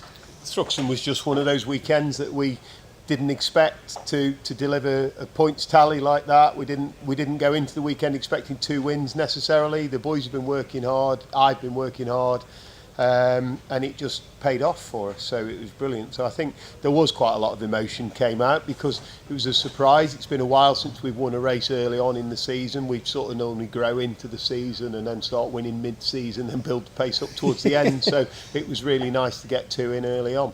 Now, obviously, you've had quite the hand in a couple of drivers in the paddock now, and they're kind of joining of the championship. That's obviously got to put you in good stead if people are already kind of looking to you for the experience that you carry. How long has it been since you've been on that top part for the Division 1 championship? We've been knocking on the door for the last 7 or 8 years, haven't we? It was 2011 when I won. I'm going into my 29th season now. Wow, that is impressive. I lost the championship by a single point in 2005. Finally won it in 2011. Now I'm getting old, I forget the years, but during the COVID years, we took Ryan right to the end. You've been on the podium at the end of the year for every year, forever now. Yeah. So we've been there or thereabouts. So it's just nice to have a bit of momentum at the moment. So coming into this weekend, where you are, in the championship, how far ahead are you? It's definitely not safe, is it? Let's be honest. Oh, absolutely not. No, the competition's fierce. We're 6 or 7 points up the road at the moment. It's going to be very tight into turn 1 at Hatchett's here 5 times in the next 48 hours. And that's if we we only start 5 races. Yeah, that's if there's only 5 starts. It's going to get tight down there. We don't know what the weather's going to do. It looks like it's going to settle down. I think for me, after today's performance, we'd rather it rained again, to be honest. But we just need to get a solid qualifying under our belt in the morning, and we'll see how the weekend pans out. But Pembrey is tight. We do all need to be on super best behaviour and not incurring any penalties, not making any mistakes, and then we'll come away from Pembrey and then we'll get on with the rest of the season on the bigger, wider circuits, going into Snetterton, Donington, Le Mans. And then we'll see where we go from there then. Absolutely. Very quickly then, before we finish off, Pembrey as a circuit in its own right, where does that kind of lie on your year? Is it one of your favourites, one of your least? I mean, I know you've probably been here quite a bit with practice, testing, Somebody training. asked me today, do you have a favourite circuit? And for me, in 29 years going to all these circuits, I haven't got a favourite one. I haven't got a bogey circuit. I think Pembrey was the first place I ever raced at in October 1997. Pembrey's probably the place I've done the most races at. For me, it feels like a little bit like home. and the support here is always great. The crowd here, the circuit itself lends for excellent racing. So no, I do like Pembrey. Is it a favourite? I've got lots. I'm very lucky. I've got lots of favourites. Lots of favourites. Well, Dave, thank you very much. Fantastic luck going into the weekend. I think you'll be going to do fantastically. Thank you very much. Cheers, buddy. Cheers. Good luck. Thank you.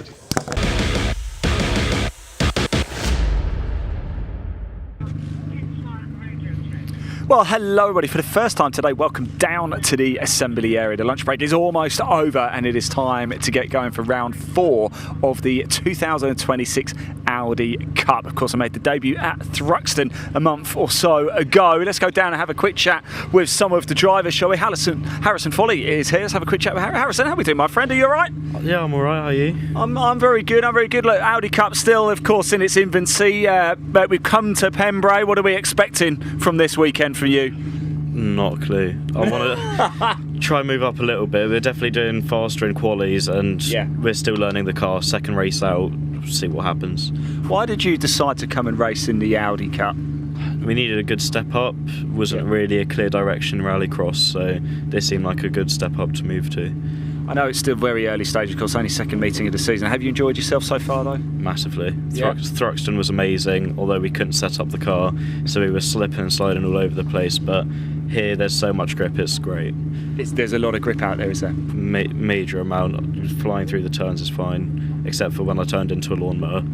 Yeah. Well, look, we'll gloss over that and move on. But look, Harrison, thanks for talking to us, mate. Best of luck out there. Enjoy it, won't you? Yeah, like I said, Audi Cup. This is the 4th race of the season. It was Ross Maker who stormed to victory over at Thruxton. Here he is, the happiest man in the paddock here at Pembrey. He's always got a smile on his face. It's Ian Dowler. Was on the podium as well at Thruxton. And you're feeling confident, Ian, aren't you? Yeah, quite happy here. It's I've driven here before. First actual race here, but I've done it before, so a little bit off in qualifying. It's hotter now, so there's a little bit of management to do. Have you done MGs around here?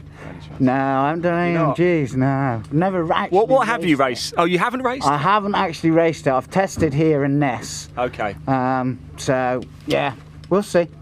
Keep hold of them. Keep hold of them in front. Yeah. Get past Patrick and then latch on to the top 3. We'll go for another podium. Top mate, look, best of luck, Ian. Thanks for talking to us. There you go. Look, fist pump there. Look, do you want this shut in, Ian? Thank you. Do you want that shut? There we go. Look, watch out for Ian Dowler. Let's move across. In fact, let's grab Patrick for a very quick chat. Actually, Patrick, very quick word if we can with you.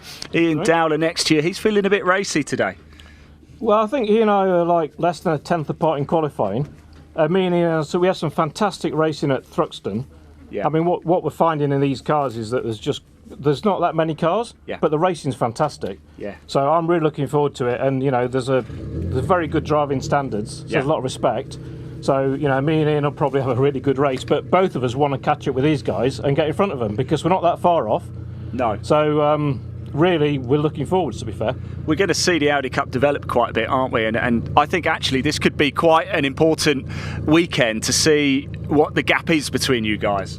Well, I think the key thing is there's a good spread from people who just come into it like Harrison to people who've been racing for years. Yeah. So for people like me and Ian in the middle, there might well be a field of 30 because we're having fantastic racing. Not quite as good for spectators, I know, but that's going to come. Yeah. And we generally get really good reception, so I'm looking forward to it.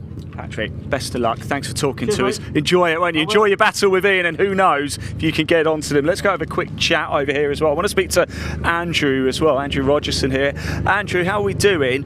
Now, correct me if I'm completely wrong here. I was watching qualifying a little bit earlier, and at one point it looks like you were going quite slow. Was everything okay, or was it just an in-lap? I was just relaxing, really. Yeah, I was just had one push lap. There was a lot of mud round here. Yeah. And I was a little bit more cautious than everyone else. There's no points and prizes in quali, is there? So, no, I've just done what I had to do. We were lacking a little bit. I changed the car a little bit last night. Went a little bit the wrong direction. Okay. I think with the new diff we've got, it's certainly proving to be a little bit different, driving style and obviously the car setup. So yeah, just getting it right really. But loving life, happy days, and yeah, enjoying it. I think really. you're the most chilled person I've ever met in my life before. You're so relaxed, it looks like to me. Look, it's a bit of a learning curve, isn't it? Still in the early stages of this Audi Cup. You enjoyed it so far? Loving it. The guys at Maximum, Jack and Stuart, are doing an amazing job. I think we're all chipping in together. It's quite nice really, because everybody's got an input, so it's not like a championship where it's like, you will do this, you will do that. It's like, come on guys, what do we need to do? Even like today, just chatting to everyone, screwing here, come over, right guys, where should we do the ride height so we're all happy, sort of thing. Just like silly things like that. Common sense though, isn't it? A little bit, yeah. And just working with us really to obviously promote this. I've had people from Civics going, what are they like then? I said, come and have a go, because they are a good car. I mean, they're quicker than the Civic, but through a corner we're a little bit heavier than them, so they're a lot more nimble. But I'd say, for your money, yeah, I know where I'd rather be at the moment, because you know what money's like. It's just, it goes in one hand and out the other with this. Andrew, I appreciate the honesty, and look, thanks for talking to us, mate. Best of luck out there. We might be chatting in Parc Fermé, you never know. It's quite doable. Yeah. Good luck. Good luck indeed. Let's hear is Ross Maker, a hat-trick of victories, of course, over at Thruxton. I wonder. Thank you very much, Ross. I appreciate that, and we're looking to keep the winning streak going. I'll do my best. What are we going to do about Sam next to us? Well, Sam's fast and he's a very good defender, so I think the plan will be make him make a mistake. Yeah. What's the different challenges here at Pembrey than you had at Thruxton? It's just a lot more action. It's constant turning. You don't get a break, and the tyres go off very, very quickly. So it'll be a battle of attrition, I think. Right, Ross, I'm sure we will be talking after the race, no doubt. Best of luck. Yes, it is a real community feel in the Audi Cup. Still, of course, in its infancy. This is only the 4th race of 2026, the 2nd meeting of the season. But looking to make a big impact already is this man, Sam Meagher, who goes from pole position. And Sam, quite a special morning for you. Yes, first pole. Good morning. Been a good weekend so far. Been on the pace from the off, really.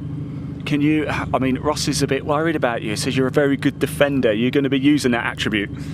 If I need to, hopefully, if it all goes to plan, I'll just go off into just getting away. Yeah. What have you? I know. Look, still early stage. Just keep asking this question to everybody. It is very early stage, of course, for the Audi Cup. But what have you made of it so far? Oh yes, brilliant. Yeah, great championship. Paddock's great. Good, clean racing. Yeah.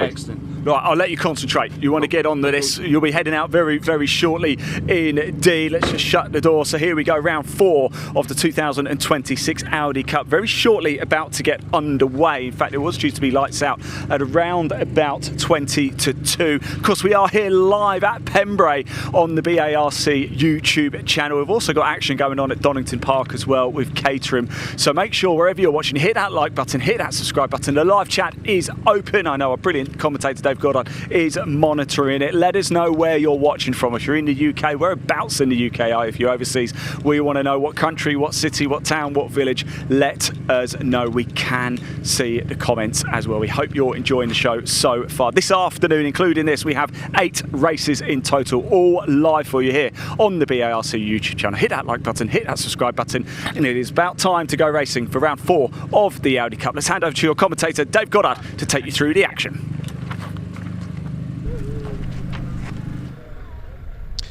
Thanks, Ian. Yes, welcome back to Pembrey after our lunch break. We will be shortly going racing with the first of our 8 races coming up this afternoon from 8 different classes of racing as well. The Audi Cup to kick us off, then followed by the first of our 2 BMW Mini classes this afternoon, the Mini Challenge Club Sport, the multi-class division of the Mini Challenge aimed at the more entry level of drivers.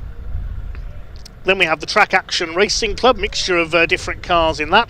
The Mini Challenge Trophy, which is really for the touring car stars of tomorrow. We'll see quite a few of the graduates from the Junior Saloon Car Championship over the last couple of years in that division of the Mini Challenge. And it's followed by the Junior Saloon Car Championship, the first of their 3 races this weekend. Then we have the Pickup Truck Racing Championship. They're always spectacular here at Pembrey. The Civic Cup for Honda Civic Type Rs. Big grid of them here for their 3rd meeting of the season. We saw them in great action at Brands Hatch and also at Thruxton.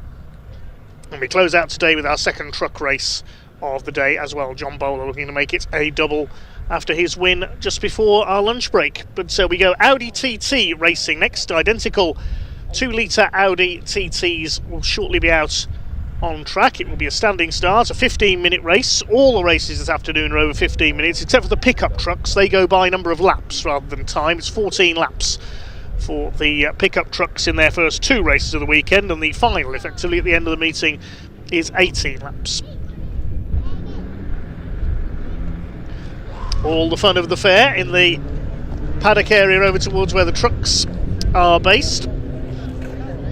So many attractions are off track. We've got show trucks on display, tractor pulling, and lots more here at the Pembrey circuit here as Convoy Cymru, Convoy Wales here this weekend. From here the trucks move on to Snetterton next month and to Donington for Convoy in the Park in August. And now moving into line we have our 7 identical Audi TTs for the first of their couple of races this weekend. They have another race tomorrow. The grid as follows: Sam Meager on pole position in car number 5, his first ever pole position, with Ross Maker, the Scotsman, in number 73 alongside him. Row 2, 113 Andy Rogerson, and 33 Patrick Booth. The third row, 55 Ian Dowler, and number 39 James Blake, with 273 Harrison Foley, the ex-rally crosser, starting from the rear of the grid.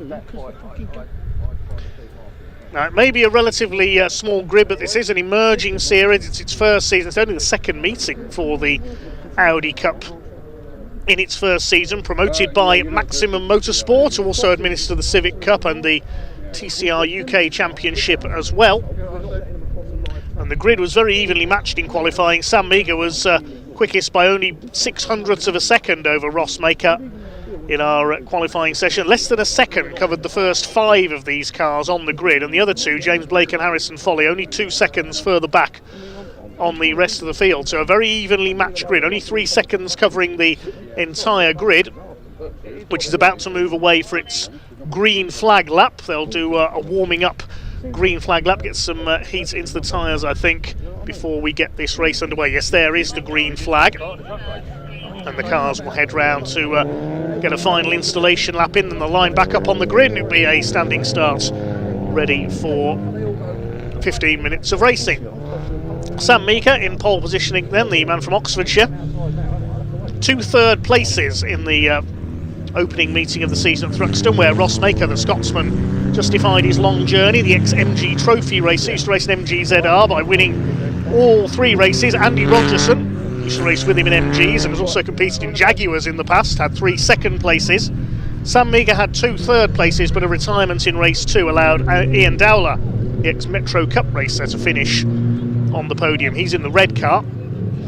Nice to see the Martini stripes out there, the white with the red and blue stripe down the middle. There's James Blake, the number 39, starting 6th on the grid. The best he had at Thruxton was 5th in race 2. Harrison Foley had a pair of 6ths and a 7th.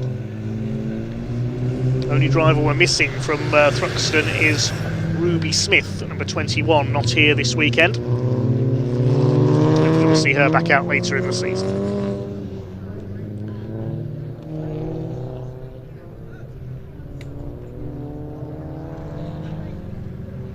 The Audi TT, of course, famous in touring car racing in the early 2000s. They competed in the DTM in Germany in the yellow Hatherode colours. Likes of Laurent Aiello competed in them and was successful in DTM. I remember James Thompson, the former BTCC champion, racing one of those as well.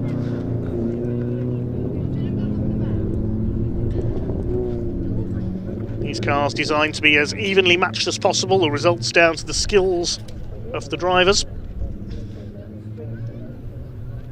So into position then, it's the black and white car with the yellow wing mirrors. That's Sam Meager on pole. White with the red and blue Martini stripe is Ross Maker alongside him. Andy Rogerson, the Dayglow yellow and black car on row 2. Alongside him, Patrick Booth, the second of the Martini liveried cars run by 4G Racing. Row 3, Ian Dowler in the red car, number 55, and 39, the black car, James Blake alongside him. The other black machine is Harrison Foley at the back of the grid. The green flag is displayed by the marshals at the back, waiting for the red lights to come on. 5-second board is held aloft by the starting marshals. The red lights come on the gantry. The revs are up.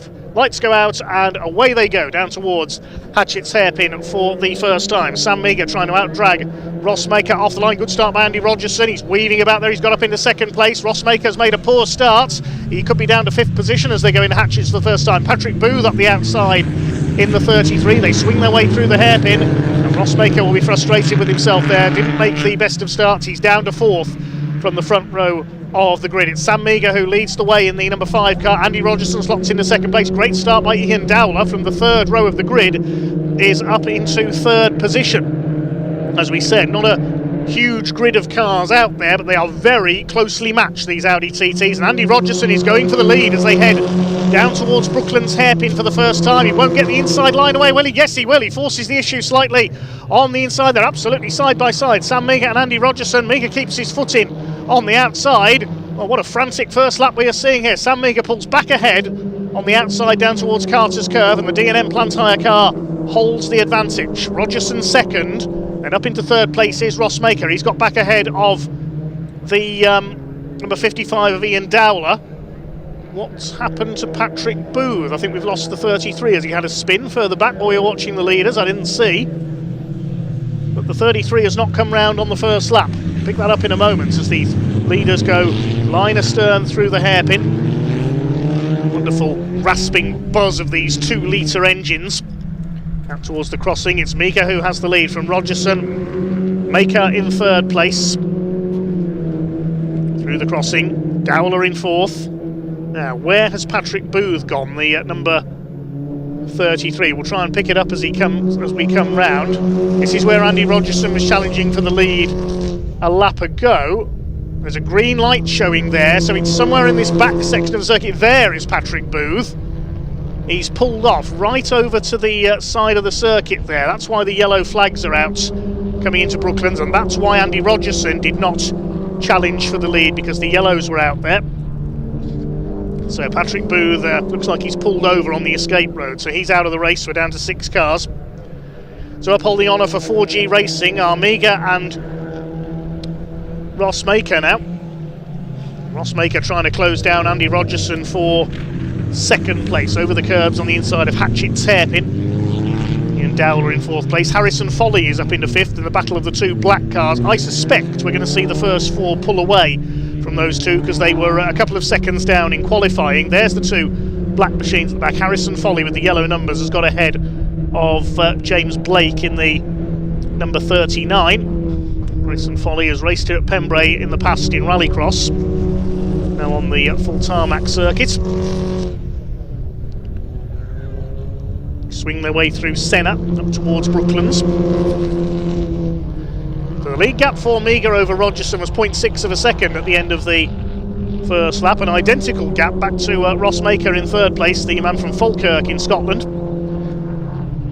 Sam Meagher comes from Witney in Oxfordshire.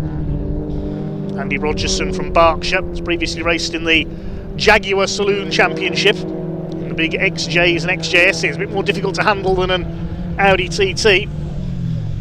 The gap comes down very slightly because Rogerson does the fastest lap of the race, 1 minute 5.825. There's a replay of Harrison Foley running wide coming out of Brooklands. He was returning to his rallycross roots there briefly.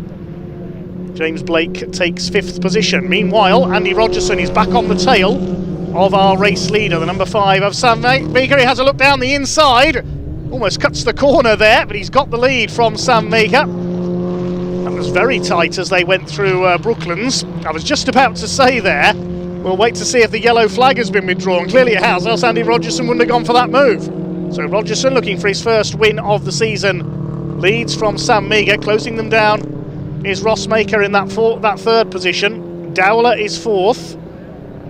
As Rogerson on the inside as they come up towards Hatchett's Hairpin, defending his racing line. Sam Meagher trying to be as late on the brakes as he dares. You do not want to overshoot there, and he doesn't. All this battling is allowing Rossmaker to close up. There's the Martini liveried car.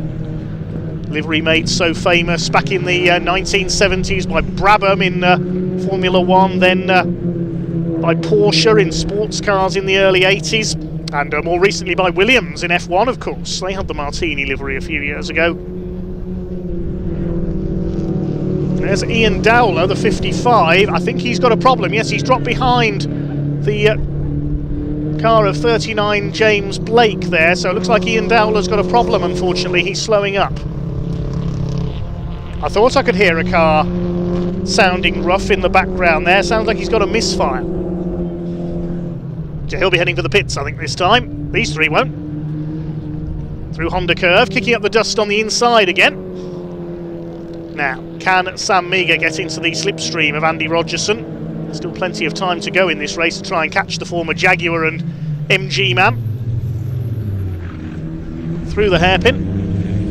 And Rossmaker closing up as well. Ian Dowler does head for the pits. Certainly sounding like a misfire on his engine there. He's out of the race. Hopefully he can repair that for tomorrow's race.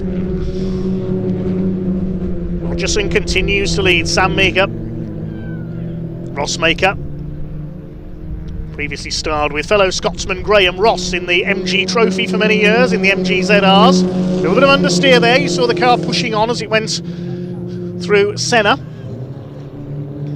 And again at Brooklands, so he's either pushing a little bit too hard there or something's amiss with the handling of his Audi. Scottish Saltire proudly displayed on the rear wing end plates. Who's got the fastest lap at the moment? It is Andy Rogerson, still with that 1 minute 5.825. They're cutting Honda curve fairly fine there, kicking up the dust on the inside. Average speed of just over 80 miles an hour, the quickest lap around Pembrey for these 2-litre cars. 1.6 seconds covers the first three. 8 minutes of this race still to go, so we're not yet at halfway.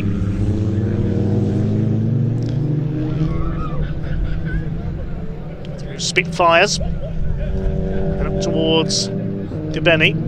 There's James Blake in the background. He's in 4th place, about 10 seconds down on this group. Harrison Foley still 5th. Unfortunately, we have lost Ian Dowler. And poor old Patrick Booth didn't even make it round the first lap, sadly. He's parked up watching the action from the outside of this corner, Brooklands. Rossmaker runs wide, Maker runs wide again at the right-hander there. I think he's got some sort of a handling issue, the number 73. You can see he's dropped back. Is his front splitter damaged, possibly?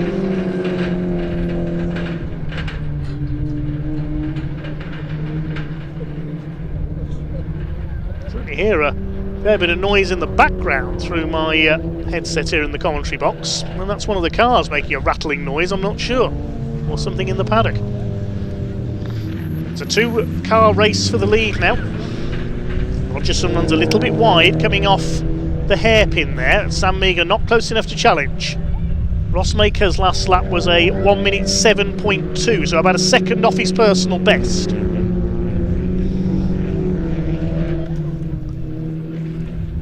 The rallycross course out towards Senna.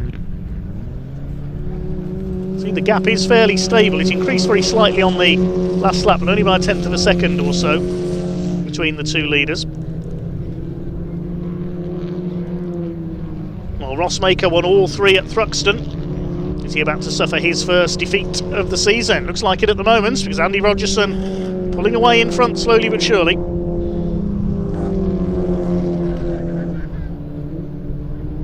There's the 273, that's Harrison Foley. Lost 4th place, well it would be 4th place now if he'd stayed ahead of James Blake, but he ran wide coming out of Brooklands earlier on.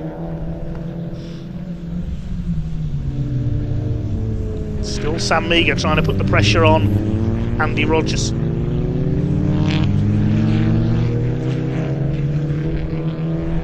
Maker slightly quicker on that lap again, 1 minute 6.9 this time, but still not as quick as the two leaders, only a few tenths off them though.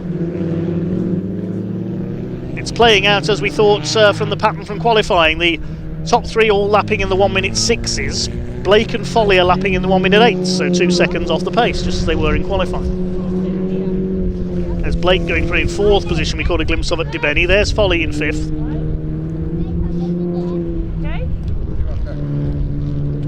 Shame that Dowler dropped out as well, because his best lap was a 1 minute 5.8. He could have been up there challenging for a podium as well.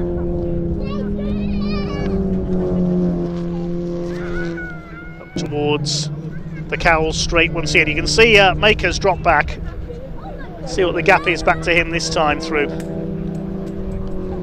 He's 3 seconds back now. That's going to be between these two for the victory, Rogerson and Maker, and it's looking good for Andy Rogerson at the moment. Here's Harrison Foley through Honda Curve.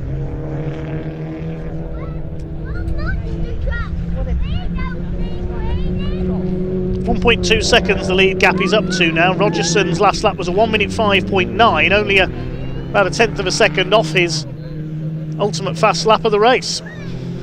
Looking good here, Andy Rogerson. There's James Blake, a steady run for him. Best result he had at Thruxton was a 5th place, so he's on to better that here. As is Harrison Foley, he had a couple of 6th places.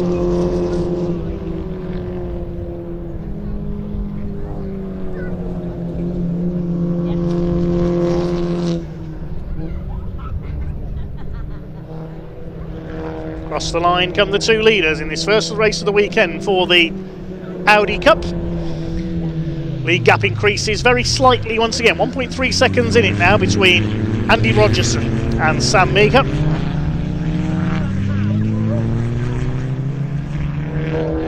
Towards Spitfires. Rogerson can't afford to take it easy. He knows that the man from Oxfordshire is not that far behind. Rogerson from Berkshire leads the way. There's Ross Maker from Falkirk in Scotland, holding that 3rd place. Running wide again though, the handling doesn't seem to be playing ball with the 73 car, sadly. Gap back to Blake is 13 seconds though, so he's safe in 3rd place. Name's Blake from Salford near Manchester. Leads the field Harrison Foley, comes from Reading. Over the line they go. The lead gap came down a little that time through. It's down to just under 1.1 seconds. 2.5 minutes of the race to go, so we'll get possibly a couple more laps out of this. Can Andy Rogerson hang on for his first ever Audi Cup victory? Over the crossing, past the infield rallycross course. Doesn't use the first part of the lap here at Pembrey, of course rallycross being a mixture of tarmac and loose surfaces. You can see the loose surface part in the background, using part of the old runways here at his former airfield site. There is still an airfield here at Pembrey, it's virtually next door to the circuit now. Quite often see light aircraft above the circuit.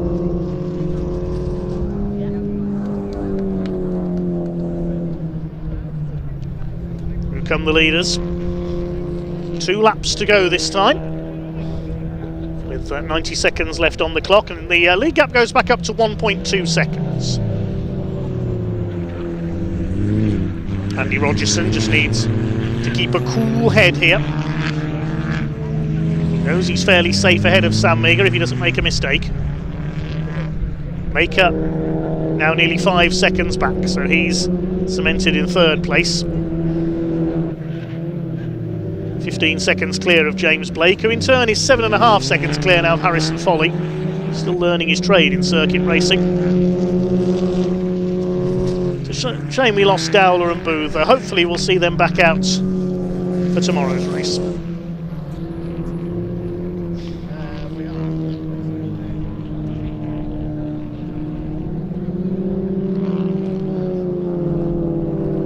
Quite a number of this field have made the conversion from MG racing in recent years.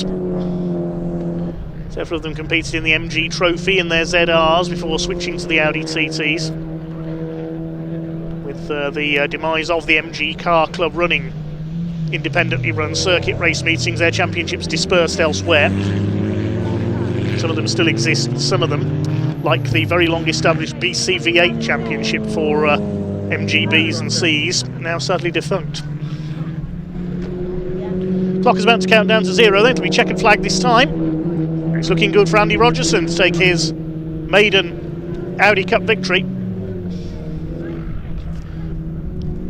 Drifts it slightly through Senna. He said in the assembly area before this race he was fairly relaxed in qualifying. Wasn't able to afford to relax early on, battling with Sam Meagher, but he made the move down the inside into Brooklands a few laps in and has controlled the pace since then. Here he comes towards Honda Curve for the final time. Well, Ross Maker's winning run is about to be ended. There is the checkered flag, and Andy Rogerson takes his first ever Audi Cup victory. Sam Meagher in second, and through will come Ross Maker to take third place. The car not seeming to handle too well in that race. He takes the third place. Further back it's going to be James Blake in fourth position. Harrison Foley will complete the 5 finishers.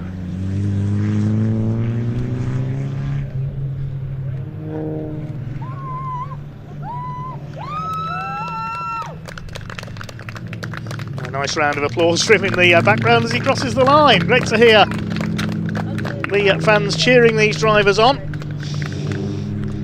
And hopefully all 7 are going to be back in action tomorrow. Andy Rogerson takes the win then in Audi Cup at race number 1 by 1.23 seconds over Sam Meagher in second. Rogerson also getting the fastest lap, and Ross Maker, the triple winner from Thruxton, completes the podium. James Blake in fourth ahead of Harrison Foley. Sadly we lost Ian Dowler with a misfire into the pits. Patrick Booth unfortunately didn't complete the first lap.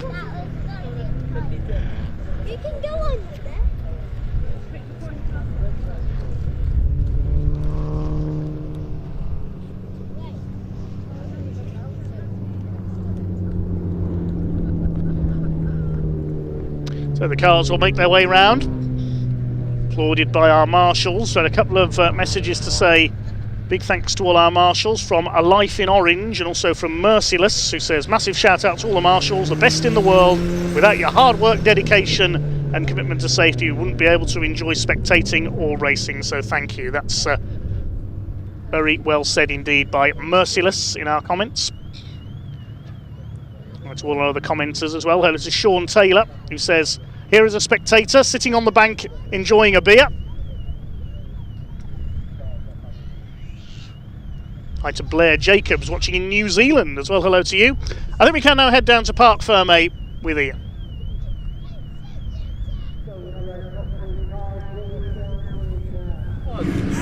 There we go, Andrew Rogerson. He wins round 4 of the 2026 Audi Cup. He's just going to go give a bit of a handshake there to Sam Meagher, who comes home in P2. We spoke to Andrew before in assembly area. He was cool, calm and collected, and what performance that was. We'll just let him get his helmet off. Andrew Rogerson, you win round 4 of the Audi Cup. That was some racing from you. Yeah, it was alright. We made a lot of changes, like I said, from quali, and it definitely helped the car through where I needed to be strong. Yeah. There was no catching Sam around the fast corners. He was just gone. Whatever he's got that we ain't got, I don't know, but fair play to Sam, who drove amazingly. I just sat there for 3 laps just watching, waiting, and it was when I come through here and I nearly hit him up the back coming through this bit here, and I thought, right, I know what I need to do. So I teed him up, and then I just said to him then, was it a naughty move? I wasn't sure. I need to look back and see if it was, because I see the gap, and it's just, you're a racing driver, you go for a gap, don't you? What did he say? Did you just shook hands? No, he was over the moon. Yeah, no, he said all good. Bit gutted to take it away from Sam, really.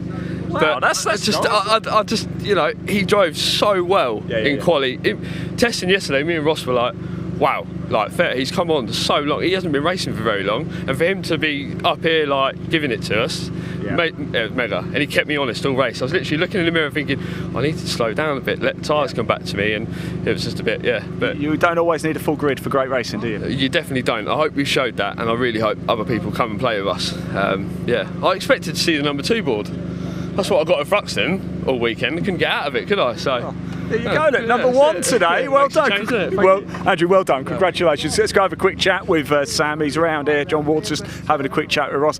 Sam, how was that? I still can't get over how tall you are. I really can't. Are you happy? Yeah, I'm happy enough. Yeah. I mean, look, I was talking to Andrew there. He actually just said to me, he goes, I'm a little bit gutted to take it away from Sam. That's quite sporting, isn't it? Yeah, that's nice of him. But yeah, we're all here for one thing, aren't we? So I can't blame you. Yeah, and look, it's coming, isn't it? Are you proud? I mean, Andrew just saying there, look, you haven't actually been racing that long, but to be mixing it with these guys is pretty impressive, right? Yeah, I'm over the moon. Yeah, race by race, getting closer and closer.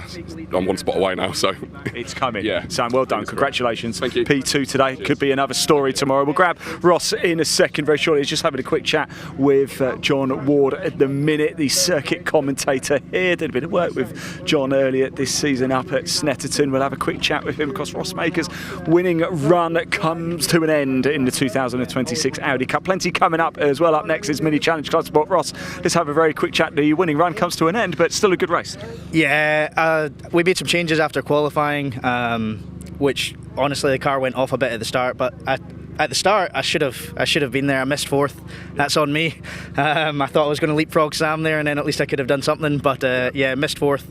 And then after that, I just felt I just did not have the turn in of those guys. I was trying to go in at the same speeds, it just wasn't working for me. So back to the drawing board and come back stronger tomorrow. I'll tell you, it's not a bad performance. Third, just like the Scotland national team as well.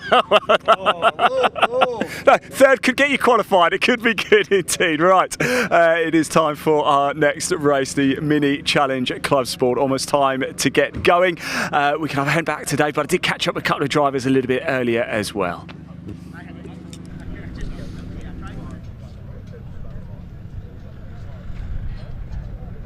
Well, just before we get the next race underway, the recovery crew just giving Patrick Boo the tow back to the pits. Sadly, his race only lasting half a lap.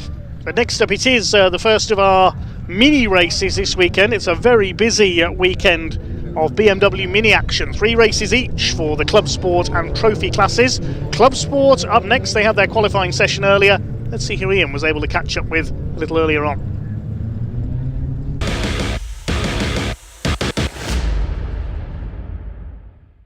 Right, everybody, we're about to get underway for round 7 of the 2026 Mini Challenge Club Sport.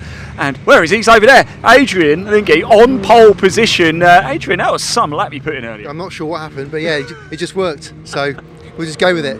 Could it be because you have Bradley Gravitt over here in your case? He's claiming all of the credit, but... Well, I think that is fair. He is. I'm claiming none of the credit. It's all Adrian. He is fast, and he's been a fantastic teacher over the past few months now, so it's just helped loads. Well, we Such a help. We know Bradley, very capable driver. What's the biggest thing you've taught him around Pembrey? I think we've got to give a lot of credit to the team. Actually, I think they've done a fantastic job in putting the car where it needs to be. I think Adrian had a few issues in the early parts of the season, so moving teams for Adrian was a big thing. And he listens to everything I say, everything I do, and he seems to go quite quick. So it's your first pole, isn't it? I think you're quite excited to see what the outcome will be, which hopefully will be. Well, I'm not going to say, but we all know what it is. Don't say it. I'm not going to say it either, but we might be talking in part of Adrian. Congratulations. Thank you very much. Really happy for you. Good luck out there. Let's just move around a little bit because somebody who's flying, we talked to him an awful lot, but let's go have a quick chat with him again. It is Paul Sawyer. He is flying this season in the S53 class. Paul, you are just getting quicker and quicker and quicker in this class, aren't you? Cheers, Ian. It's been a really good year. It has. Look, I know it's still early. We're still we're round 7 now. We're about to get going with, aren't we? What about next year, though? Are we going for the 56s? Well, I'm not going to sell the Mini. No. But I am looking at doing something else at the moment. But we'll be releasing some information soon, I reckon, on that. Because we've bought a new car, so yeah. Okay, social media, best place to follow you and find out. Yeah, definitely. So Paul Sawyer Official on Instagram, that's probably the best place. Or Paul Sawyer Racing. So I've got 2 pages on it at the moment. So. Oh, look at that. Paul, best of luck out there. Cheers, we might be chatting later. You never know. Let's just move down a little bit as well here at the cars. It's a cracking grid, 22 in total. About to get underway for round 7 of the 2026 Mini Challenge Club Sport. No more time to chat to drivers. It's time to get out on tracks. Let's hand over to commentator Dave Goddard to take you through the action.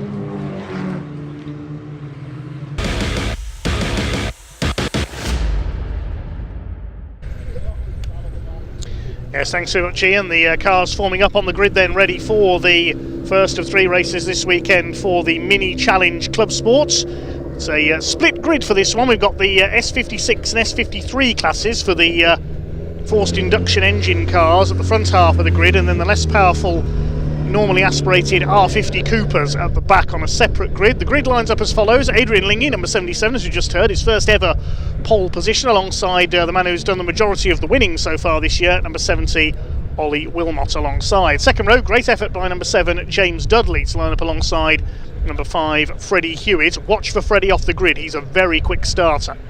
Then we've got the first of the S53 class cars, DJ Paul Sawyer alongside Ben Trundley. And on the fourth row, Simon Sinfield in the 55 alongside 42, Andy Langley. He's in a new car this weekend, had a win in his Clubman Estates at Thruxton, but in a new car for this weekend. Row 5, Chris Johnson, good to see him back out after his crash at Thruxton alongside 231 Steve Webb, and David Gibbons in the number 10 alongside 41 Ian Trundley, and the first part of the grid completed by 469 Lauren Fletcher. Then there's a gap, and we've got the R50 Coopers, the normally aspirated cars. Jacob Heap is their championship leader, he's on the pole alongside number 23 of Dan Butcher-Lord. The cars just going around on their green flag lap. Behind them we have Neil Clark and Colin Wilmot. Watch out for Neil in the distinctive Union flag liveried car. Colin Wilmot, father of Ollie, alongside him. Jacob Baldry and Dan Truman, quite a way back on the grid, the reigning Cooper class champion. Starts ahead of number 14, Chris Aram, 67 Mark Reed, who's one of our newcomers, and 28 David Taylor, all the way from Scotland, starts at the back of the grid. That's your lineup then. The multi-class minis. See the Mini Challenge trophy out a little bit later on. So Adrian Lingy on the pole for the first time in his career, then coached by Bradley Gravitt, as you just heard, the son of 1990 British Touring Car champion Rob Gravitt. I remember watching in my formative years, particularly at Donington Park, when me and my family used to go and watch the BTCC there. Very quick in his Sierra Cosworth. The green car there, that's Andy Langley's new car. Not in the Clubman Estate anymore, so we'll see how he goes in a more conventional Mini. Jacob Heap in the Golf liveried, the blue and orange liveried number 20 car heads up the Coopers. They'll have their own battle towards the back of the field, the slightly slower cars. Although not all that slow, only a few tenths of a second a lap slower than the slower of the R53s, so they won't be too far behind. This will be another 15 minutes of racing. BMW Minis, always spectacular. Cracking little race cars these are. There's David Taylor at the back in the TNS racing car. Always an entertainer is the Scotsman. Lining up just behind the 67 car there of Mark Reed. So also for TNS racing, they've got a couple of cars here this weekend. It's the dark green car of Adrian Lingy on pole with the yellow bonnet stripes alongside the white and red of Ollie Wilmot. Second row, best qualifying effort we've seen from James Dudley, the local man from Cardiff in the black and red car. Starts alongside the grey car with the green and purple trim. That's Freddie Hewitt. Green flag waves then at the back of the grid. Time to go mini racing here at Pembrey with the Mini Challenge Club Sport. The 5-second board is held aloft. Watch for the lights. Red lights are on. Revs are up, lights are out, off they go, and down towards the first corner. Watch for Freddie Hewitt, he's got his usual quick start down the outside. Can he challenge Adrian Lingy into the first corner? Ollie Wilmot moves to the inside. Is Freddie Hewitt going to get his braking point right? He can't quite get ahead of Adrian Lingy, he holds the lead from pole position into the first corner. Who's that charging through the middle? I think that was Paul Sawyer, but he's gone wide on the exit of the hairpin. It was one of the crafted cars anyway, the team owned by the Radio 1 disc jockey. David Taylor making up a place there from the back, and Freddie Hewitt's been hit by Adrian Lingy. Good save by Freddie there. He knew exactly what to do, floored the throttle, flung on lock, and was able to save that. He's only lost 3 places. Brilliantly done. James Dudley runs out a bit wide, so that's allowed Ollie Wilmot to take the lead. Lingy's there in second place. Who else is going sideways there? That's the number 16, one of the Trundleys. Manages to rejoin, hopefully without incident. The number 16 there of Ben Trundley manages to gather it up. Cold tyres, I think, was the culprit there, with a few cars sliding off on the first couple of laps. Okay, things calming down slightly as they come round to the conclusion of lap number 1. There's Andy Langley with his new car. Let's have a look at that again. Freddie Hewitt was up alongside Adrian Lingy, and Lingy just didn't expect him to be there, I don't think, as they went into the left-hander at Debeni. That's allowed Ollie Wilmot to come through into the lead. What a frantic first lap. Things settling down slightly. The number 41 of Ian Trundley at the inside there, and Ben behind him. The Trundley family battling among themselves. It's Ollie Wilmot who leads from Adrian Lingy. Third place is Freddie Hewitt. He's recovered well ahead of James Dudley, the red and black car there, the man from South Wales. Paul Sawyer is still there in fifth, so I don't think it was him who ran wide on the hairpin for the first time. He leads the S53 category ahead of Ben Trundley. Third of the cast there is Chris Johnson, number 219. There he is, the orange car, rebuilt after its shunt at Thruxton on the very first lap of the weekend. Chasing there the number 55, that is of Simon Sinfield. Also in that battle is 231 of Steve Webb. Andy Langley up the inside, he's been battling it out with the Cooper leader. There is the number 20 of Jacob Baldry, ex-junior saloon car man. So there are a few of them here this weekend. Neil Clark in the Union flag livery car, second of the Coopers. Class is becoming rather overlapped, a bit like Division 1 and Division 2 in the Truck Racing Championship. Dan Truman, the reigning Cooper class champion, the white and green car there running wide, coming off the final corner. Further back in the order, there's Lauren Fletcher coming under fire from the number 33.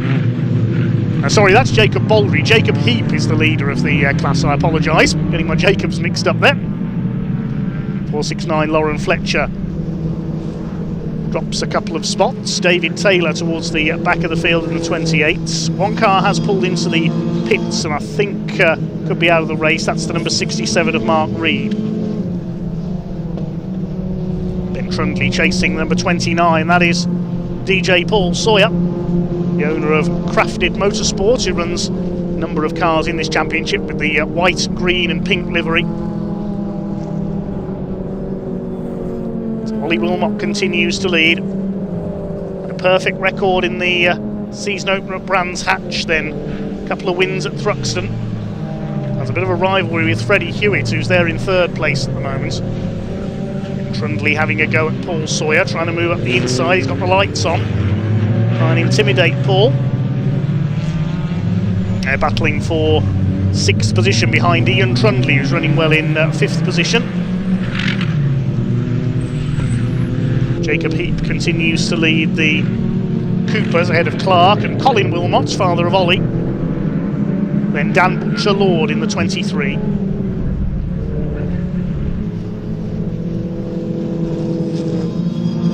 Battle a little bit further back with Chris Johnson trying to close down Simon Sinfield, and the number 10 of David Gibbons in another of the Crafted Motorsport cars.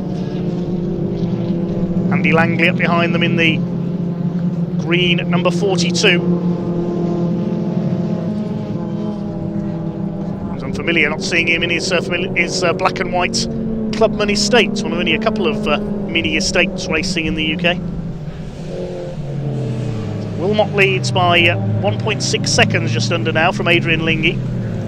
Here comes Ben Trundley again on the back of Paul Sawyer, battling for 6th place. Nice to get the car turned in off the hairpin. Sawyer gets his foot down. This is for the class lead as well, the S53 class, the slightly less powerful of the forced induction engine cars, the supercharged cars. You'll hear the whine of the superchargers in the background. Two leaders fairly well clear now, 3 seconds clear of Freddie Hewitt in third. Out onto the back of the circuit once again. Working lap 5. There's Lingy in second place, just caught a glimpse of Freddie Hewitt in the grey car in third. Car that his sister Chloe Hewitt used to compete in. And the number 7 of James Dudley running well too, up there in 4th place. Here's a battle among the Coopers. Daniel Truman trying to chase down the blue car of Dan Butcher-Lord. He's under fire in turn from the number 14, that's Chris Aram in the AT Motorsport car, the Oxfordshire driver. Colin Wilmot coming under pressure from Dan Butcher-Lord, the blue car. There's Lauren Fletcher behind them, she's an R53, an S53 class runner. Colin Wilmot runs wide and nearly collects Dan Butcher-Lord as he rejoins. Good rally cars, the BMW Minis, but not the best time to test that out, as Colin Wilmot nearly ran wide onto the grass there, and Chris Aram having a go at Dan Truman, who seems to be struggling a bit in this race. Normally we see him fighting for the lead of this category. He loses out there to Aram, and Lauren Fletcher's up there as well.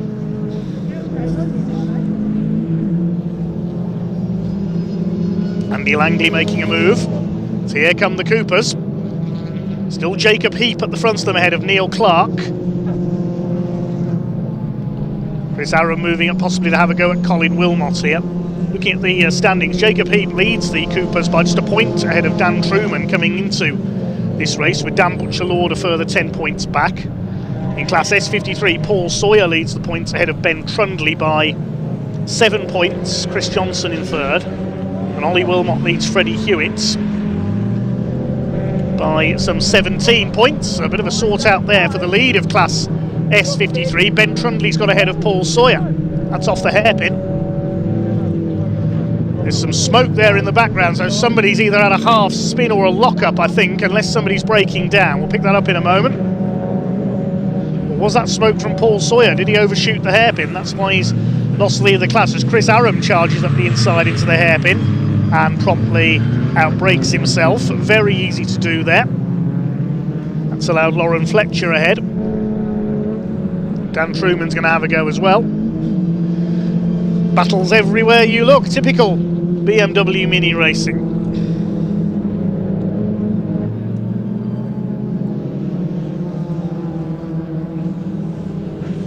No battles involved for this driver though. Ollie Wilmot, the man who is based in Switzerland, works in the skiing industry.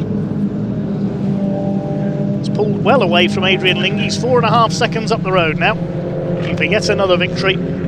Great drive though by Adrian Linge. It's the best we've seen him run up there in second place. He's clear of Freddie Hewitt to the tune of nearly 4 seconds now. Here's Andy Langley, further back in the pack, the Thruxton race winner. Chased by Chris Johnson. Great to have Chris back. He took a fairly hefty wallop when he hit the barriers at the chicane at Thruxton. At the complex, I should say, at the start of lap 1. Here's a scrap further back in the order. That's the number 67, I think, of Mark Reed. Yes, he's rejoined. One of our newcomers for TNS Racing this season. He made a pit stop earlier on, so he's a couple of laps down.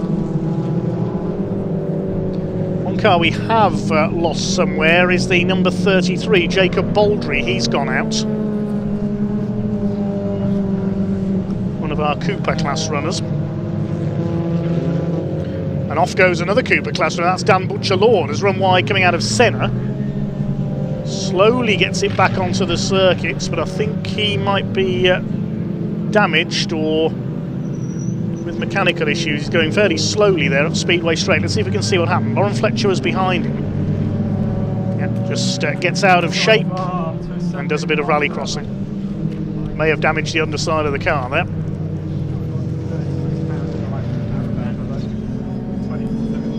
He's lost him a fair few places. See where he comes back over the line. There's David Taylor. 20th place for him.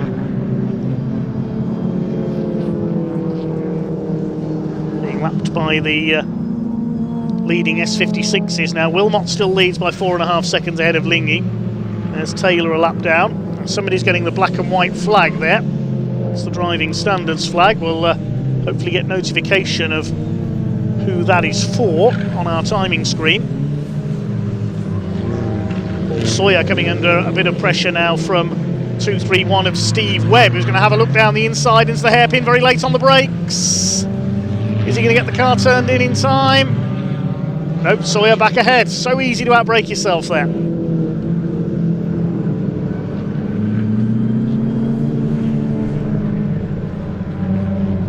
Dan Butcher-Lord, as we saw, has pulled into the pits, so he has damaged the number 23 car.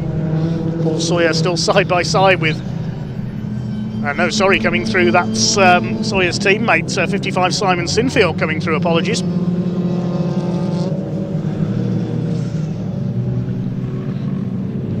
So many crafted motorsport cars in this race, can be difficult to tell them apart at times.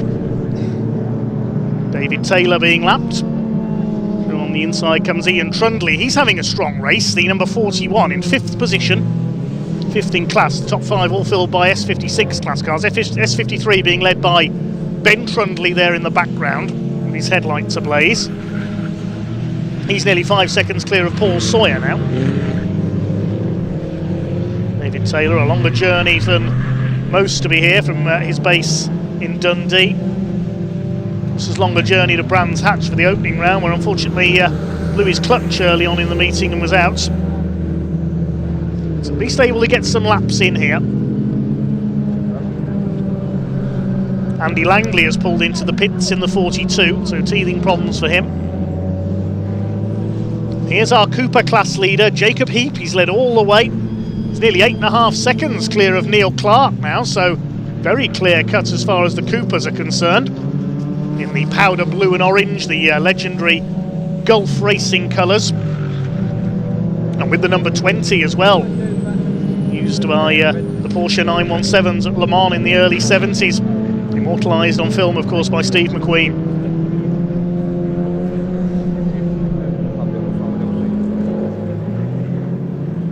It's enough nostalgia because the number 7 of James Dudley is being closed down for 4th place by Ian Trundley. The TGR Trundley Group Racing Car. Just under 2 minutes to go. It's going to be another win for Ollie Wilmot. Nearly 5 seconds up on Adrian Lingy, who's on for his best ever result in second. Hear the whine of the superchargers on these cars in the background.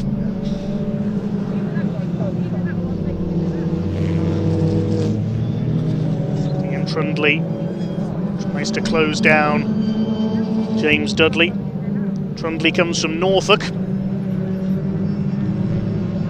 James Dudley, the home hero from Cardiff. Here's our leader lapping some of the Coopers, including his own father, Colin, slotting in there behind Ollie Wilmot. Into the just about the last lap now. This car's lapping in the 107s. And will we get one more lap out of this? It was close as they crossed the line there. We'll wait and see. They might get one more lap after this one. Colin Wilmot side by side with Chris Aram, bouncing over the curb there in the number 14, and Colin goes wide onto the grass to avoid him. Dan Truman says, I'll have a bit of this as well. Dan Butcher-Lord behind them. He's been lapped after making a pit stop earlier on, and Dave Taylor's pulled into the pits as well, unfortunately.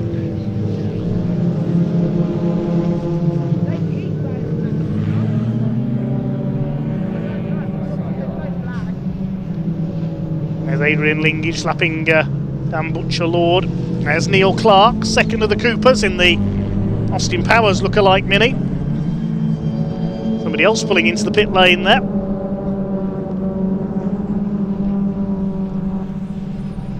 Now, is the checkered flag going to go out this time? It is not. We are going to get one more lap. There are just a few seconds left on the clock there as Ollie Wilmot cross line. Look at this, Adrian Lingy 3 wide with Chris Aram and Colin Wilmot. The extra power of the R56 gets him ahead of the 2 normally aspirated Coopers. They've been side by side for virtually a whole lap, fighting over 3rd in class and 15th overall. 67 car Mark Reed has pulled back into the pits.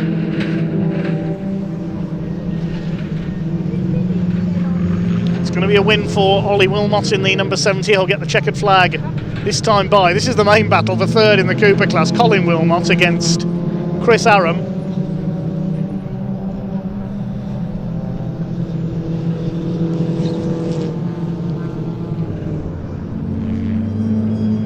Where is Colin's son Ollie?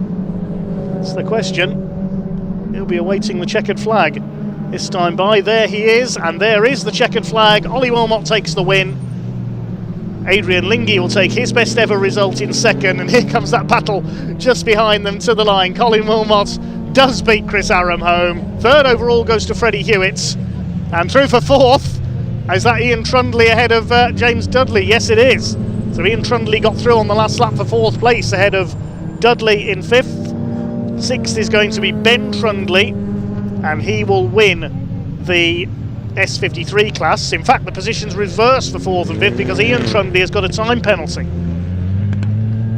We didn't get notification of that during the race, unfortunately. It was Ian Trundley. He must have got the black and white flag there, and then he's got a 5-second penalty presumably for track limits. Ben Trundley 6th. Just waiting for the Cooper class winner to come home. Ben has won the S53 class. As Ollie Wilmot celebrates, waves to the crowd and the marshals. And our Cooper class winner, there he is, Jacob Heap, the championship leader in that category, takes the win. Everybody else was lapped by the overall leaders.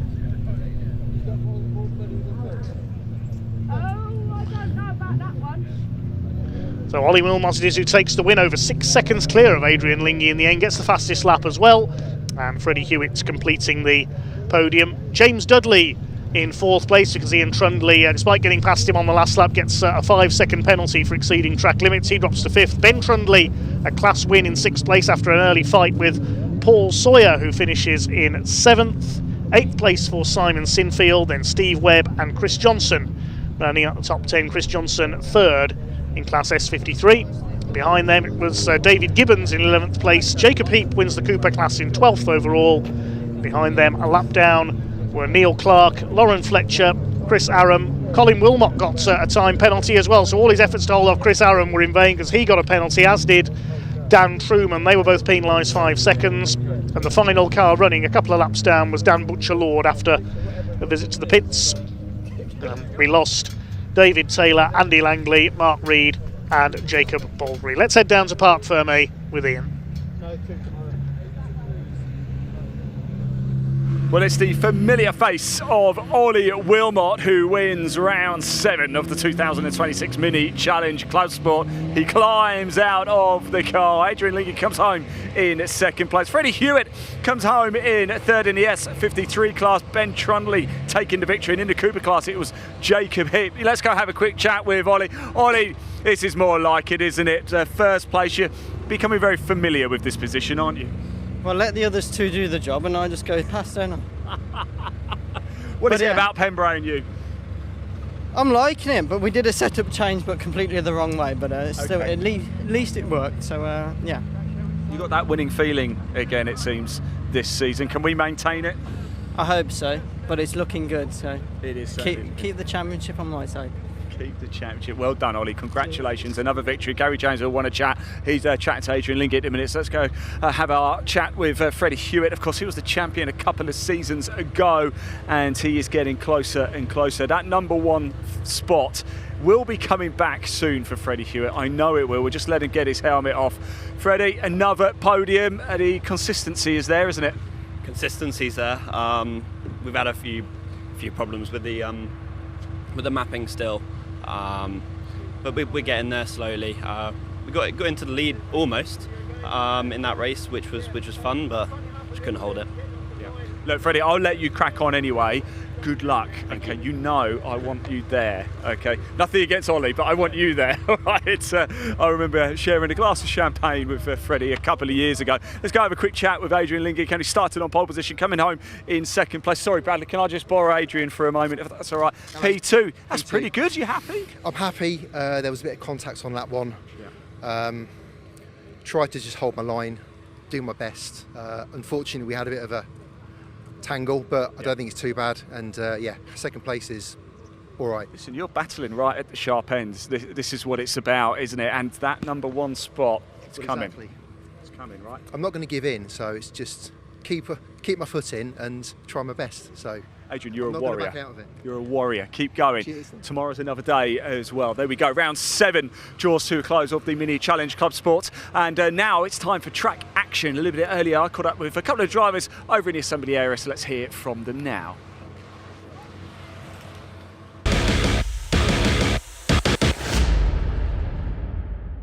Right, it is time for the 7th race of the season for track action. And we've come down to have a quick chat with Tom Oatley here in the Clio. It's a fine looking car, this, Tom. What's it like to drive? It's fantastic to drive. It's the first time we've ever driven in track action. We're normally in a classic sports car club, but this week it's just worked out that all of our support was here with MRM, so we've come here. So I'm doing the first race, and then Will's doing the second race. But it's my first ever time here, so I've done 3 laps in qualifying. How was qualifying? What was that experience like then? Well, look where I am. not very. No, it's all right. It's all right. So hopefully we'll get out the pack a little bit, and we'll see how it goes. What sort of things have you done before then? We started off in the Michelin Clio Cup Series in 2016, did Track Day Championship, and then Classic Sports Car Club in the Turbo Tin Tops. And then Will used to do the Junior Saloon Car Championship. Of course, yes. And then now we share a drive in the Classic Sports Car Club, so it's fantastic. Yeah, great stuff. Well, we are so glad you've come out to play today. Enjoy it, won't you? Really have a good. It's going to be a learning curve, isn't it? But have a great time. Really appreciate it, Tom. Great to see you. Let's move down a little bit. We've got the Peugeots are back as well. And it's our good friend Noah Checkley's here as well. Noah, how are we? Are we all right? Yeah, it's good to see. I missed you last time out. Yeah, but you're back. Obviously, engine failure, Cadwell bit spectacular. So yeah, just rebuilding it. Missed Croft. So yeah. And that was particularly devastating, wasn't it? Because we mentioned it before. Because you do everything yourself, don't you? Yeah. Well, I didn't do the engine. I'm a bit lazy on that bit, but yeah, it's just one of them. It's just not been my year so far, reliability-wise. Obviously, many DNFs for myself. So yeah, it's not ideal, but. Well, what can we do around here? No. I reckon I can probably get them off the line and get into turn 1. That's my plan anyway, and then I should be able to just rock it away. That's my plan. So that's the plan. Good luck. Tom, man, it's good to see you. It's great to see the Peugeots back as well. Here we go, 7th race of the season for track action, about to get underway. Let's go over to a commentator, Dave Goddard, to take you through the action. Enjoy.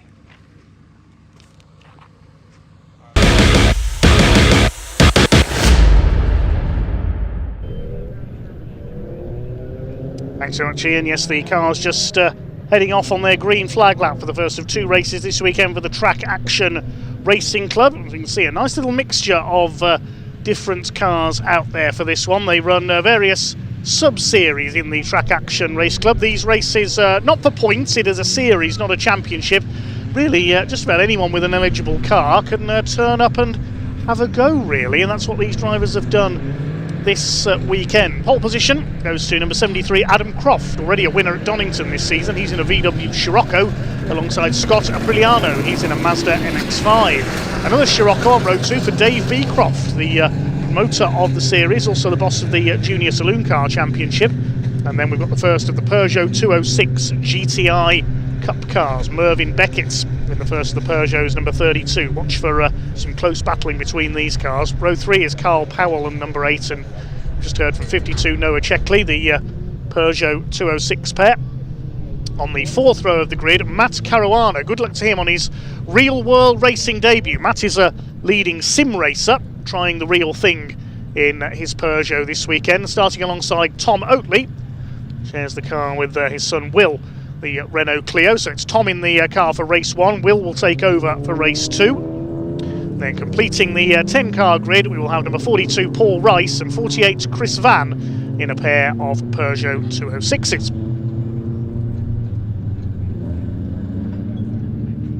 Various subclasses in this race, and there's 3 divisions really based on the nationality of the cars.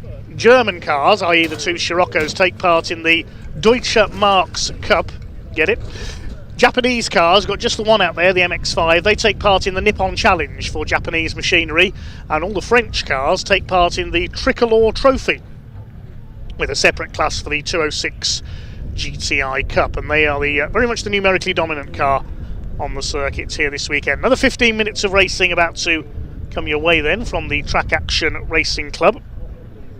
We have another race coming up tomorrow, like all our classes here this weekend. So the 5-second board is held aloft then. It's VW Scirocco and Mazda MX-5 on the front row of the grid. We get underway, and one car a bit slow away there. I think that was Dave Beecroft's Scirocco that was sluggish off the line. It's Scott Apriliano in the lightweight Mazda MX-5 who rockets into the lead ahead of Adam Croft, and one of the 206s, Mervyn Beckett, round the outside into 3rd place briefly overall there, but the power of the Scirocco of Dave Beecroft moves him back ahead. Mervyn Beckett leads the Peugeots, a former class champion in the Civic Cup a few years ago. Raced a variety of saloon cars over the years, has Merv Beckett. chased by Tom Oakley in the Renault Clio. The Oakley family sharing that Clio this weekend. As I move up the inside here into Senna's, goes through, up into 4th place overall. We had a spin, and that's Adam Croft that's lost it. He's on the rallycross course. Oh dear, Adam Croft, double winner at Donington at the season opener in March, has spun himself down to the back of the field, so we'll have to wait to see if he can make his way back through. Look how far behind he is. As the Peugeots battle it out among themselves, Merv Beckett leads Noah Checkley. Third of the Peugeots is the number 8 car, that's Carl Powell. Up into Honda Curve. Scott Aprigliano, though, in his MX-5 with a clear lead of over 6.5 seconds at the end of lap 1, ahead of Dave Beecroft's Scirocco. Tom Oakley third. Then we've got the Peugeots headed by Beckett, then Checkley, Powell, Paul Rice. The number 48 there is Chris Van. Through goes Tom Oakley in the Clio past the Scirocco of Beecroft on the hairpin in the 2nd place. Now he's going to try and get after Scott Aprigliano's Mazda. Out in front as Dave Beecroft loses the back end of the Scirocco. That's both the Volkswagens have spun in the early laps here. No, you've gone off as well, says Adam Croft as he goes through. Oh dear. So they've both got to fight their way back up the order. Meanwhile, young Noah Checkley, the man from Birmingham, trying to challenge for the lead in the 206 GTI Cup on the back of Merv Beckett. What's Tom Oakley doing? He's almost up on 2 wheels there, coming over the curb at Brooklands. They're all over the place in these early laps. So it's Beckett from Checkley and Powell in the 206s. Here comes Adam Croft gobbling up the Peugeots along the straight there in the more powerful Volkswagen Scirocco. He's up alongside Chris Van there. He's got ahead of Matt Caruana, very successful sim racer in various classes, including the British F4 sim series. Trying the real thing for the first time this weekend with Track Day Motorsport. Adam Croft up the inside, be careful. Don't want to harpoon any of the Peugeots there. He's making his way back up the order. I wouldn't be surprised if we see him back in an overall podium spot here. It's a very quick car, that Scirocco, and Adam Croft is a very quick driver. He's already made his way through the Peugeots, past Merv Beckett at the crossing. Now to go after Tom Oakley, so that means that the Scirocco is already back up into the top 3 overall. We said he'd be challenging for a podium. Peugeot 206s all over each other. Chris Van and Paul Rice in there. And behind them is Matt Caruana, just learning the ropes. You can see he's got the novice cross on the back of his car. I think that 206 has got 205 GTI wheels on it. Very nice indeed. What is the correct collective term for a group of Peugeot 206s? What's more famous as a rally car over the... Oh, that's our leader. Scott Aprigliano's pulled over. That's on the run to Hatchet, so the MX-5 has unfortunately let him down. So that's going to promote Tom Oakley's Clio into the lead. Well, a lot of the quicker cars hitting trouble here. Adam Croft up the inside, and that means he's back into the lead. Having spun on the first lap, he's recovered.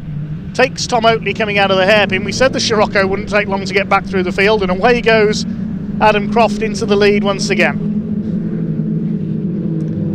So that means it's Oakley in 2nd place. And then we've got the Peugeots. 3rd overall is Merv Beckett. Carl Powell is up to 4th. He's got ahead of Noah Checkley, who runs a bit wide there coming out of Senna's.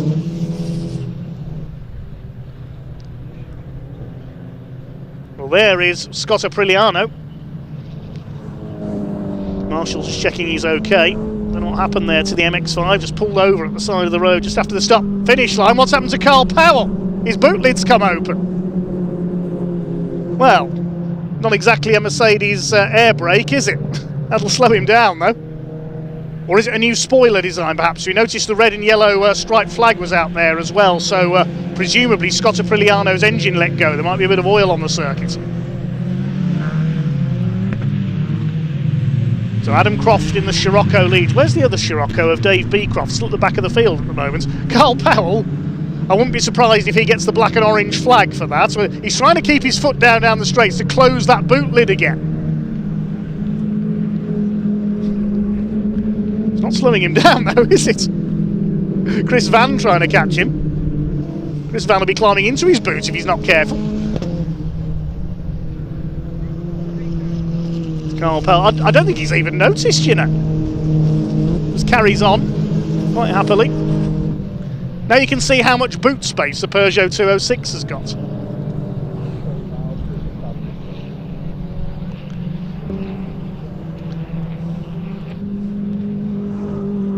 There's Dave Beecroft making his way through the Peugeots now.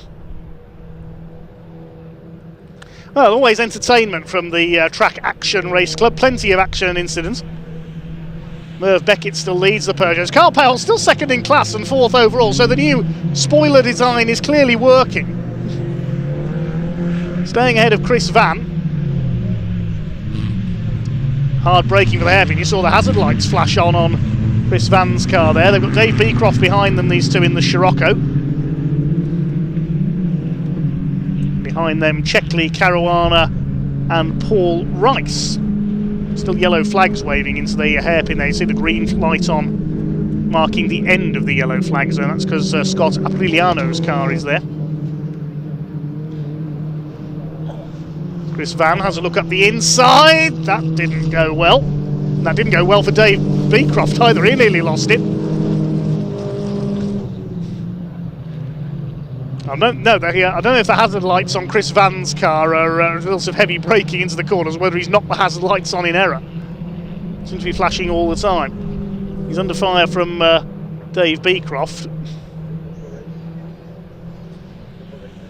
There's Tom Oatley. He's on his own in second place. He's 6.5 seconds back on Croft now. Merv Beckett still up there in third. Black and orange flag is out for the number 8, so I thought that might happen. The boot hasn't gone back down, so Carl Powell's going to be flagged in to close that boot lid. Chris Van up the outside, Dave Beecroft in the middle, look out! Don't overshoot the hairpin, that's it, yep. Carl Powell has realised he's pulled to the side of the road, and he's going to have to come into the pits to get that boot lid secured.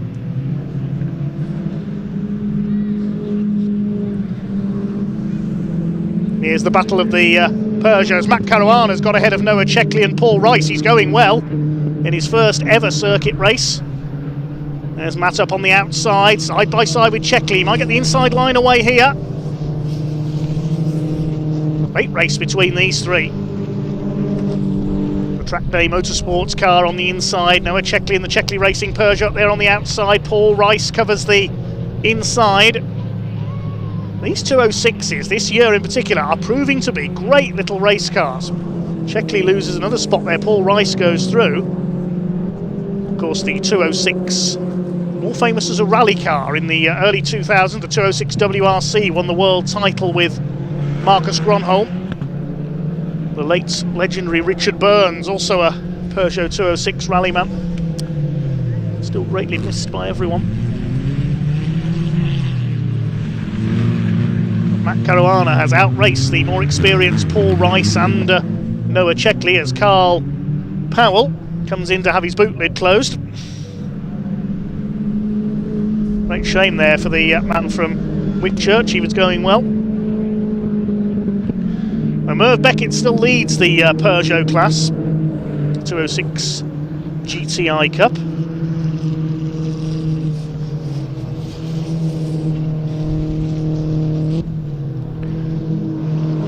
Hello to Track Day Motorsport, who in our comment thread at the moment says thanks Motor Vehicle Movers Oxford for transporting their cars here. And good luck to Matt Caruana on his debut. He's battling it out there with Paul Rice.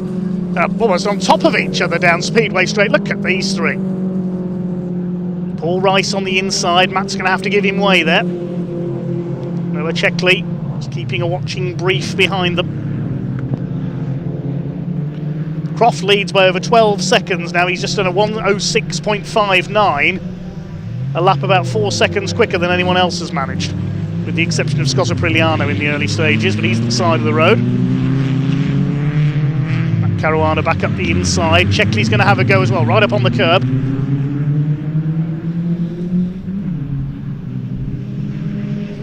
Three of them absolutely together. This isn't even for the lead of the class, it's for third in class, this is. And 6th overall. There's your class leader. Merv Beckett being reeled in by Dave Beecroft now. And then behind them should be Chris Van. Yes, there is the silver Peugeot. Carl Powell has rejoined, hopefully with his boot lid back in place. I wonder if it closed okay or whether they've had to tape it shut. It'll be a lap down. Well, there's our leader. Nice run back through the field early on for the Scirocco of Adam Croft, and away he goes.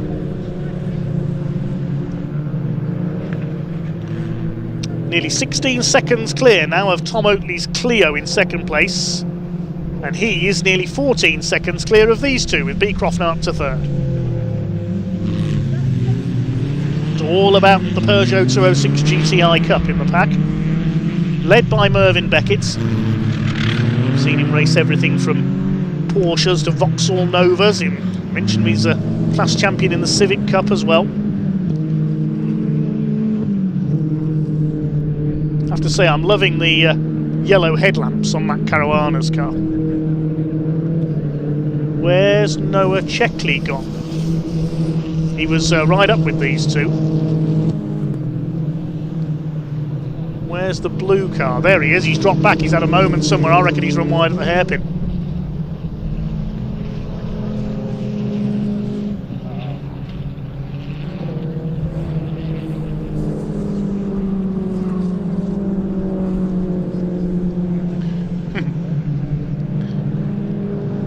We're not sure whether Carl Powell's boot was open for extra downforce, as some of our commenters have said. As Joy Goddard says, he's opening because it's a warm day, a bit of extra ventilation.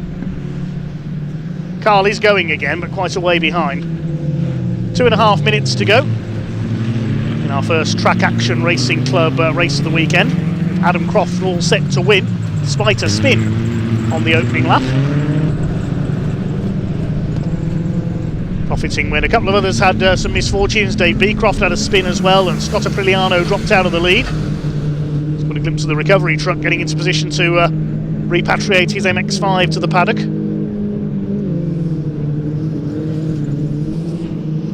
Matt Caruana going very well indeed here. Third in class, sixth overall. He's pulling away from Paul Rice, lapping in the 1:12. Only a couple of seconds a lap slower than the quickest of the 206s. In fact, his last lap was quicker than that of Merv Beckett's. There's Beckett. So Matt Caruana putting his sim racing knowledge to good use here. Chris Van is closing on Beckett here. Look, you can see he's closing him down. A couple of laps left now, and I reckon Chris Van could have a chance of taking the class win here.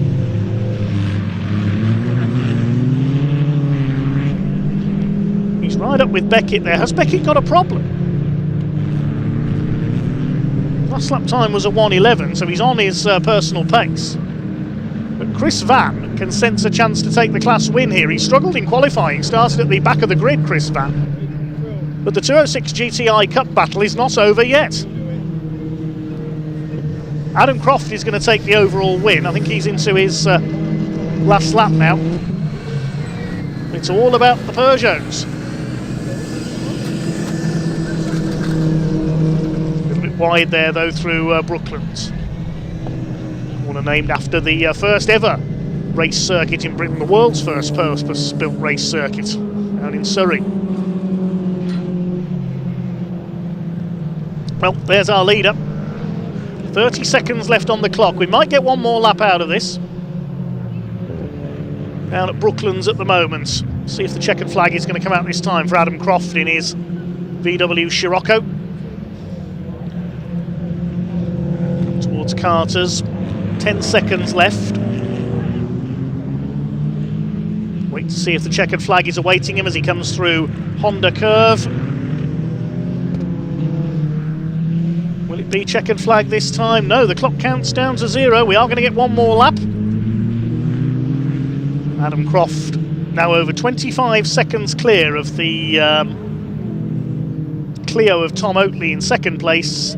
Here's the battle in the Peugeots. Chris Van has got another lap to challenge Merv Beckett for the class win. He goes wide through Brooklands again. The hazard lights come on as he brakes. He's going to try and close up down Speedway Straights. Meanwhile, the battle's still going on between Caruana and Rice for third place as well.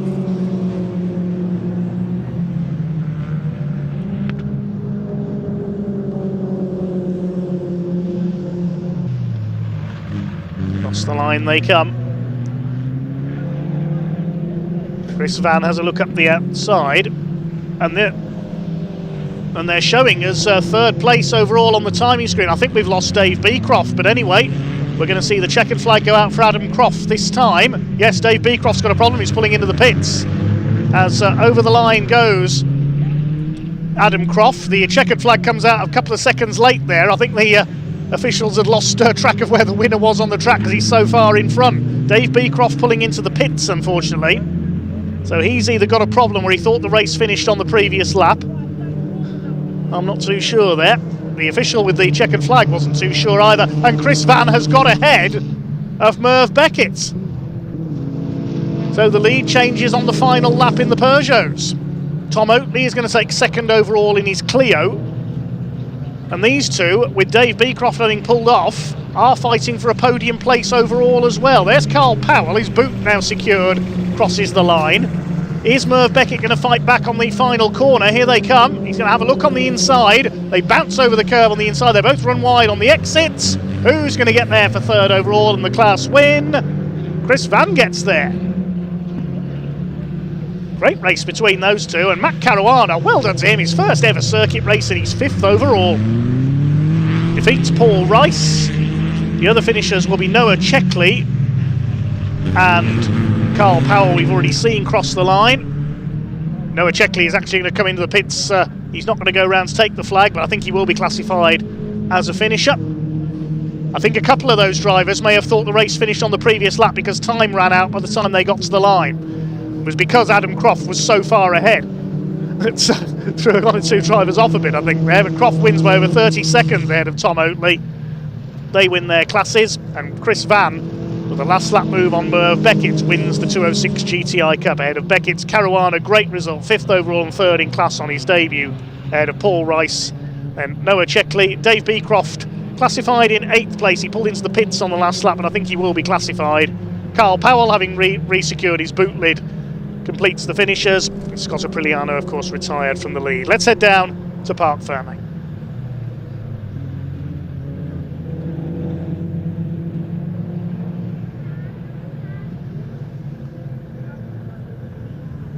Here he climbs out of the car. He wins round 7 of the Track Action Racing Club. And once he got away, it looked a bit of a lonely race, actually. I'll let you get your helmet off there, Adam, and have a quick chat indeed. We're still waiting for second and third to come back. But actually, as you pulled in, you wiped your brow. Was everything okay with the car? Well, we had a bit of a moment lap one. A fast starting MX-5 and cold tyres wasn't a good combination. I tried to take fourth through there, and which you can do when the tyres are warm. First lap, not a good idea. Had a pointy the wrong way moment, and then had to make my way back through. Then I thought they'd forgotten about me. Well, we'd never forget about you. Look, what is it about you in this car that just seems to click? I don't know. It's just a good car. It's well set. I mean, obviously I bought it, not built it. So the guy I bought it off, I said, "What do I need to do to it?" He said, "Just drive it." And that's I've had it a season now, and that's all I've done. And that's the best way, isn't it? Touch wood. It's been super reliable and gets me to positions. It's going well so far, isn't it? We're still waiting. I'll let you relax a little bit. I know Gary James is going to want to have a quick chat as well, if that's okay. Can we just say, Tom Oatley, wow, what a race. We spoke to him a little bit earlier, and Chris Van as well.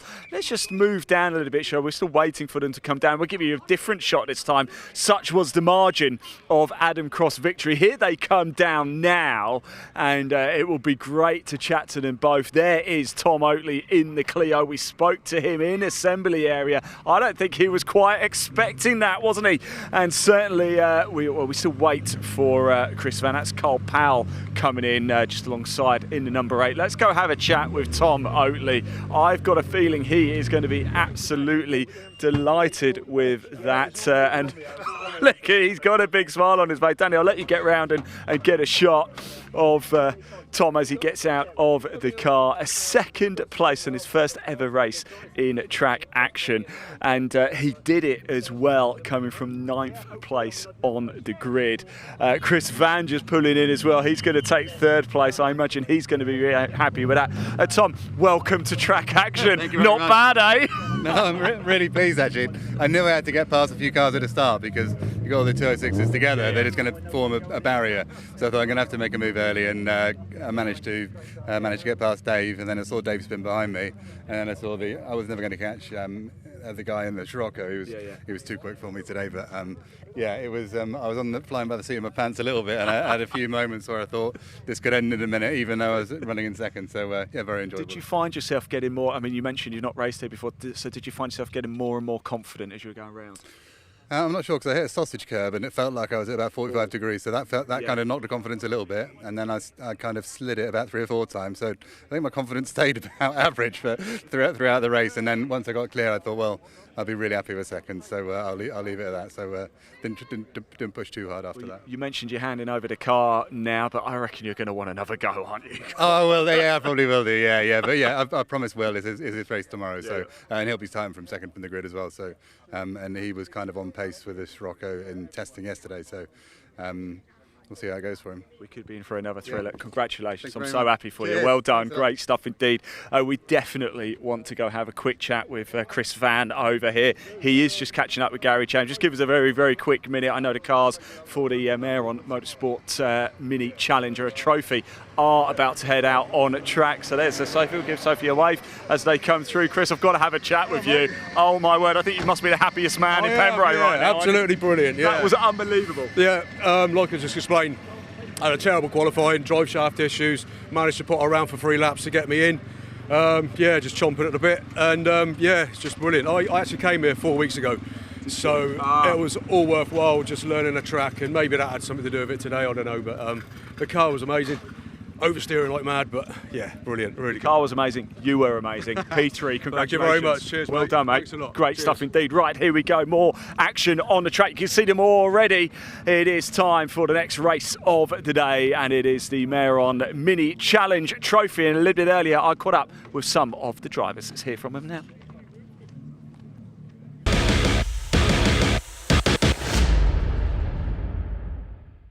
Right, everybody, welcome down to the assembly area. It is a massive grid for round 7 of the Maximum Mini Challenge Trophy. I've come down here because I want to have a quick chat with Luca Marioni Osborne. Luca, can I borrow you for a quick chat? I want to talk to you because something very special happened at Snetterton, didn't it? Your first ever win in a car race ever. How did that feel? It was amazing. It was really special. Obviously, it was extremely overdue, and I owed my family and my sponsors big time. But to do it in the fashion we did, and then to be lucky enough to do it twice was unbelievable. And on the Toka package as well, the British Touring cars were there, F4 were there. That was something special. But now, of course, you're on the trucks grid as well. Fantastic, right? Yeah, of course. Both packages are brilliant. Obviously, to get my first win on the Toka package was awesome. And to do it in front of sponsors was even more special. But obviously, the trucks is a great package as well. There's loads of really nice crowds here. Some great support for everyone. Hopefully, some for me as well. And fingers crossed we can get another win on another great package. Does the champagne just taste a little bit sweeter from the #1 spot? Yeah, of course, mate. Of course. I mean, a bit of a story is my aunt over in Italy bought me a bottle of Prosecco. I think it was for my 18th birthday. Yeah. It sat on the shelf for 5 years because I basically vowed that I was going to wait till I got my first win to open it. So 5 years later we opened it. It still tasted pretty good. So it was sweet. It's 23 then. No, it's 22 now. 22 actually, almost 23. So 4 years. Sorry. But you got a taste for it now. You just go from third here. Can we get Matt? I think there was a bit of time left on the table for myself in qualifying, and obviously with 2 laps, it makes it even more important. With the cars that we drive, they're low powered, they're quick. Round here it's a very fast and flowing circuit, so grid position means a lot. But from previous years we can see that it can get quite feisty. Fingers crossed we can move forward. It's obviously a long weekend, you don't want to make any silly decisions and make life more difficult for yourself. So fingers crossed we can move forward. Luca, it's great to see you. Best of luck out there. Really happy with that Snetterton for you as well. So here we go. The whistle just goes. It's time to get going for round 7 of the Maximum Mini Challenge Trophy. Let's hand over to commentator Dave Goddard to take you through the action.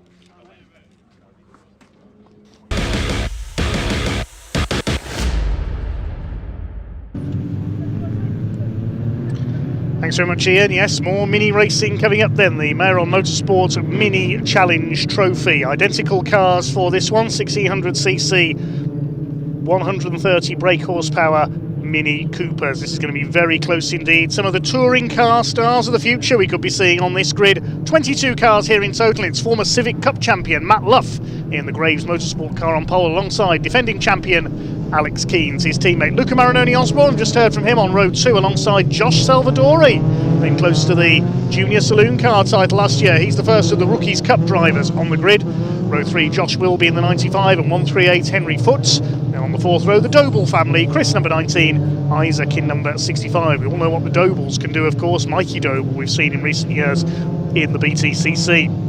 Row 5, 23 Leo Richardson alongside the leading lady of the series, Ashley Gregory in the number 22. On row 6, the first of the Directors' Cup cars for the senior drivers, Richard Jepp alongside number 11, Harry Smith, another former Junior Saloon Car star. Row 7, Louis Fleet in 610 and Leona Theobald, the ex-Ginetta Junior racer in number 80. The 8th row, we've got 24 Jorel Julius alongside treble 1 Beanie Reese. Blair Dryborough on row 9 alongside Eleanor Reese in the number 8. Lexi Powell, another Junior Saloon graduate in the number treble 3, starts alongside American Giovanni Santora in the number 71, and Finley Groom and Adam Curtis round out the grid. Big teams represented in this one. We've got the likes of Graves Motorsport out there, the Wera Alliance Racing Academy with their 4 female racers out there. Accelerate Motorsport Race Car Consultants. This really is the training ground for BTCC stars of the future. The black car of Matt Luff on pole position. We've seen him champion in the Civic Cup a few years back. He's raced Audi TTs successfully as well. Trying something new with the Maximum Motorsport Mini Challenge this year. Watch for Josh Salvadori. Regular viewers of BARC TV will know what he can do from the Junior Saloon Car Championship. Came very close to the title last year, won by Ollie Kerr, who's gone into historic mini racing this year. As away we go with our first Mini Challenge Trophy race, sponsored by Maximum Motorsports of the weekend. Great shot there from the pit wall as they head down towards the first corner. Alex Keens, the reigning champion, up there on the outside of the front row, trying to swoop round the outside of Matt Luff, but Luff's got the lead into the first corner. It's a very busy grid of 22 cars. First time in around 5 years that the championship has raced at Pembrey. I believe only 5 drivers have raced on this circuit before on this grid. One car slowing up there at the back of the field. Couldn't quite identify who that was. We'll pick that up in a moment. As Matt Luff leads the way. Side by side for second place, that's Luca Marinoni Osborne, the Anglo-Italian, up into second place on the inside. Side by side for second, Salvadori is in 4th position. Also up there is Henry Foote. He's had a decent getaway. It's the number 24 car, Jorel Julius, who has unfortunately pulled off on our opening lap. So Luff leads it. There's a bit of push and shove there in the pack. One car getting forced nearly towards the grass there. That was one of the Dobles. We've had a spin for Eleanor Reese at the back of the field as well in the Wera Tools Academy car. One of 4 young lady racers in that division. Ashley Gregory has been the most successful lady driver in this championship so far in its history. Side by side for third, there's Josh Salvadori and the Lightning McQueen look-alike up the outside, battling with Luca Marinoni Osborne. Then 5th place behind them, Henry Foote. Josh Wilby in the black and red car. And then just behind them, number 19 of Chris Doble. Absolutely all over each other in the early stages. What a battle going on for third place. Josh Salvadori goes through in the number 10. Surely with that livery he should be number 95, but sticking with number 10 for this year. They curb hop their way onto the back of the circuit. Marinoni Osborne in 4th position. He's had a couple of wins already this year. Alex Keens has had a couple of victories this season as well. In the championship, it's Alex who is on top. Chris Doble has a look at the inside there, just ahead of the number 23, the grey car of Leo Richardson. Championship is headed by Alex Keens. It's Chris Doble under fire from Richardson. I'll eventually hopefully get time to have a look at the points chart. So much going on up there, you can't take your eyes off this race. So Keens the points leader ahead of Luca Marinoni Osborne by 4 points. A further 4 back is Matt Luff in 3rd place, then Josh Wilby and Harry Smith, who we saw win the Junior Saloon Car Championship, which is currently led this year by his brother Ollie. There's Ashley Gregory in there on the inside, attacking the 65 of Isaac Doble. So many members of the Doble family have raced in saloon cars over the last few years, including British touring cars. You lose count of them. They run a motorcycle dealership very successfully, the Dobles. It was Mike Doble Sr. who started their racing career as Ashley Gregory does a bit of grass tracking.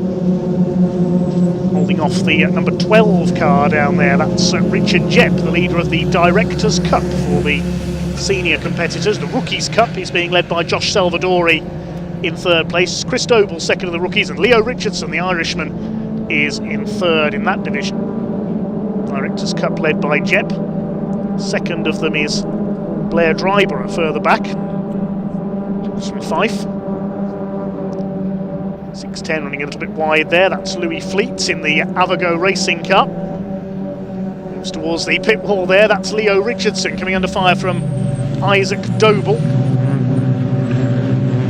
Battles everywhere. You look, these cars so evenly matched as Isaac Doble. Where's he going? Straight on at the hairpin. Lucky he didn't T-bone somebody there. Goodness me. Bit of rally crossing to get back on the circuit. Ashley Gregory coming under fire from Leo Richardson. They run side by side over the crossing. Jepp in their wake, and this is all just outside the top 10 at the moment. Fantastic stuff all the way down the order. Meanwhile, here's the lead battle. Alex Keane's on the rear bumper of Matt Luff for the lead of the race. These two are teammates with Graves Motorsport. You wouldn't know it the way they're racing each other. Alex Keane's tries to have a look. He's almost pushing Matt Luff. This is not NASCAR racing. We don't want bump drafting. Goodness gracious.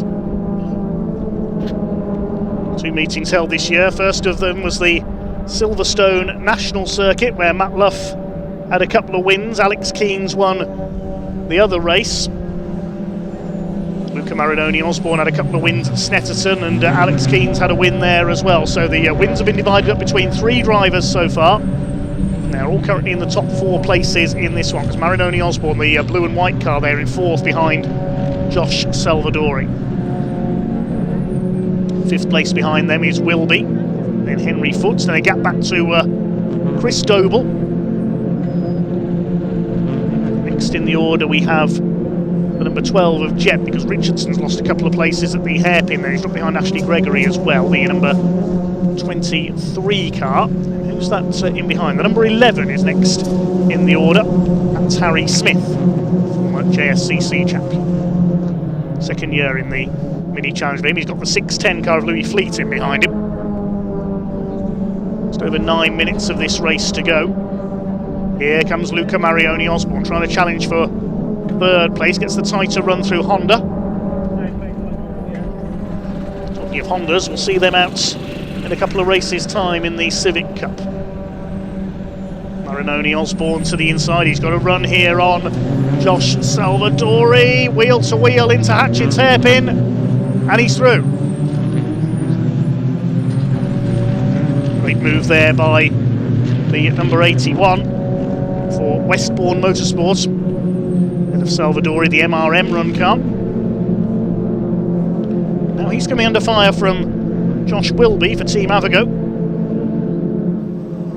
Henry Foots on the 138 for Race Car Consultants. So some big teams in this championship as well. First two still nose to tail. Four of them now together for third place. Chris Doble behind them in the number 19.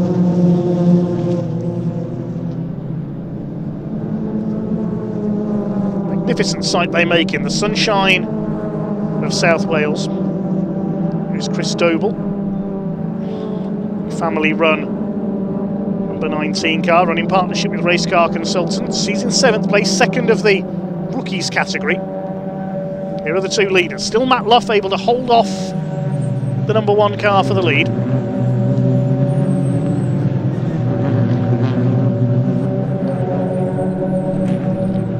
Blue Spitfires up towards Dibeni. Alex Keane's the defending champion. Look at this further back in the order, 5 of them together. Bit of bodywork goes flying there. That's Lexi Powell with the rear bumper damage there, the former junior saloon car racer. She's the daughter of Stephen Powell, the truck racer. Side by side, just behind them there. Oh, and Luca Marinoni Osborne goes wide. Josh Salvadori made a move up the inside. Josh Wilby's going to get past all of them here up the inside, try and take third place away. Now Salvadori goes wide. Marinoni Osborne gets a run back again. 4 of them almost on top of one another. Look at this. You can't go 3 wide through Carter's, surely. They can, just about. Well, Josh Wilby went from 6th to 3rd and back to 6th again in the space of 2 corners there. This is more like classic mini racing. These really do. These Mini Coopers make fantastic race cars. So evenly matched. Marinoni Osborne at the inside on Henry Foots for 4th place. Goes through on the hairpin. That's good. That's how you take Hatchett's hairpin. Now going after Salvadori, the Rookies Cup leader, for 3rd place. Leading the class in this race, but in the points in the Rookie Cup, it's Isaac Doble who leads. Salvadori 3rd behind Chris Doble, and a spin there for Lexi Powell on the hairpin. In the Wera Tools Academy car, gets it going again. The Directors' Cup, incidentally, as never mind that, because a move up the inside there for Alex Keynes. He's taken the lead through Brooklands. Caught me off guard there. That was a great move up the inside under braking. Now Matt Luff will try and win the lead back again with just under 6 minutes of this race to go. Out of Honda down towards the hairpin. That was a great dive up the inside there from Alex Keynes. Let's have a look again. Came out of Senna. He was right on the bumper, just flicked it to the inside. Came out of nowhere, really, that move. That was a very well judged move indeed by Alex Keynes, showing why he is the reigning champion. It is the first time this season, as we heard from Alex earlier on, that the defending Mini Challenge Trophy champion has stayed in the series the following year to defend his title, and he's going the right way about it at the moment. Matt Luff in 2nd place. Chance here for Richard Jepp to take the points lead in the Directors' Cup instantly, because points leader Daniel Patterson is not here.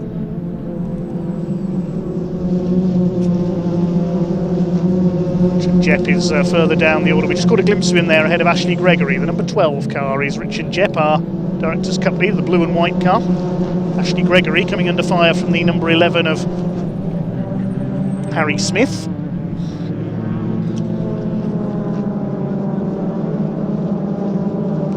Despite a bit of push and shove in the pack, only one retirement so far. We saw Jorel Julius pull off on the first lap. Alex Keynes defends the lead from Matt Luff.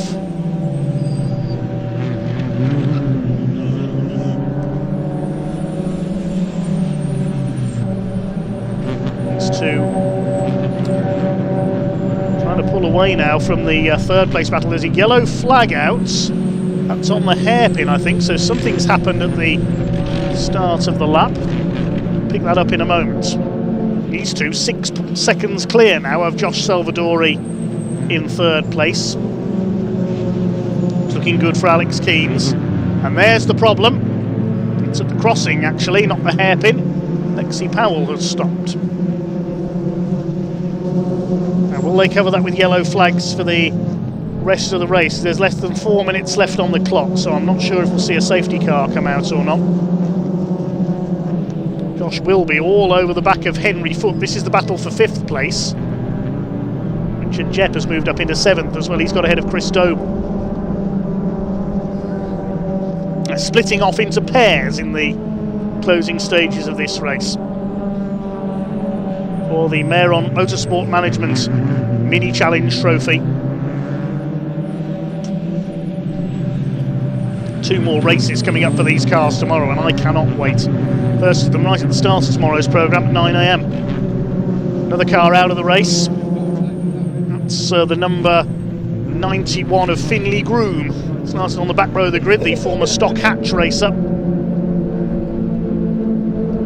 Used to race a Fiesta XR2. He's out of this one, as is Lexi Powell. The yellow flag's still out at the crossing.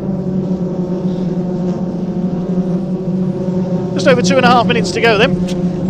And Alex Keynes looking good for victory, holding back the threats of Matt Luff. Josh Salvadori on for a podium in 3rd. It's Marinoni Osborne. Henry Foote staying ahead of Josh Wilby. It's Richard Jepp in 7th place, the Directors' Cup leader, ahead of Chris Doble, Ashley Gregory and Harry Smith. Leona Theobald is behind them in the first of the Weira Tools Academy cars. And Leo Richardson in trouble, he's got a puncture, left front. Now 2 minutes left, is he going to try and limp that to the finish? The tyres come off the rim, so I don't think he'll be able to. I think he's going to have to head for the pits.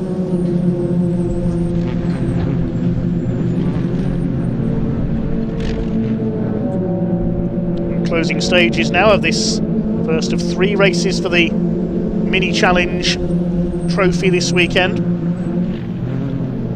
The grid for this one, incidentally, was set by the second fastest time for each of the qualifying drivers.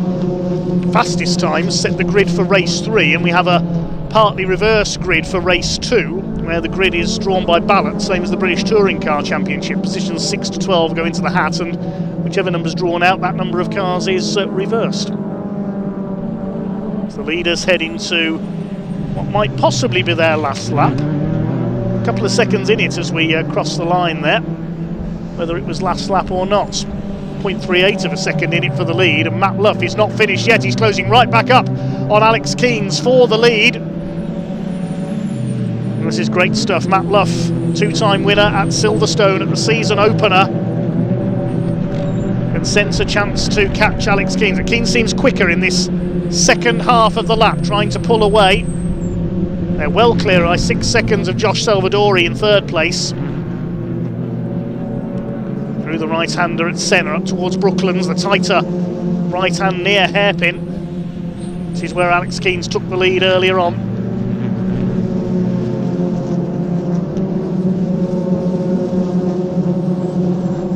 Keynes looking for win number 4 of the season to extend his championship lead. Matt Luff looking for his 3rd.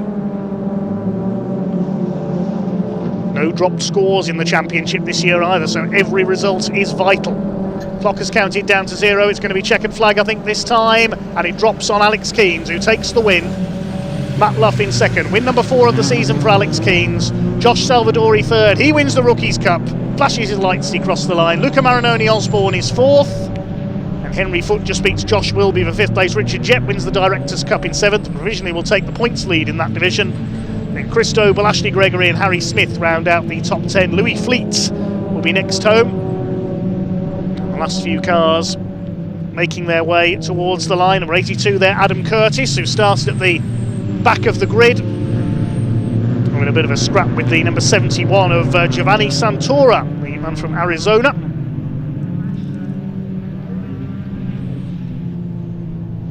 Waiting for the last couple of cars to come in. There's Isaac Doble. We saw him in a bit of rough and tumble early on. Eleanor Rees, who had a spin early on as well. His previous racing experience has been with pre-war cars, would you believe, in the Vintage Sports Car Club. Fair play Leo Richardson as well, who got back out. He's changed the tyre and finishes a lap down.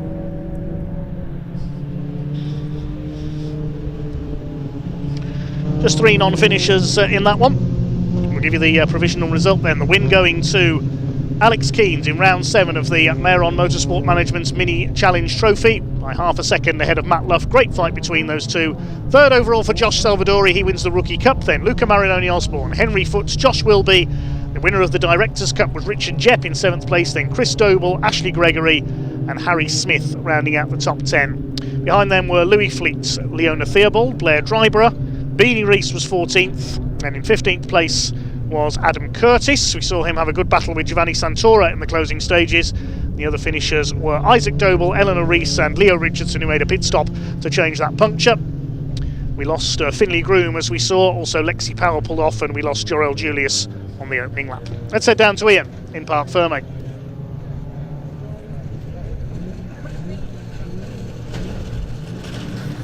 Well, there we have it. Alex Keynes, he climbs out of the car. He wins round 7 of the 2026 Mehron Mini Challenge Trophy. Let's go have a quick chat with him. We'll let him get his helmet off. I had a good long interview with him a little bit earlier. We played it out at lunchtime, and it has been a superb season so far, really carrying on the success from 2025. Alex, it's all smiles once again, isn't it? Yeah. What a performance.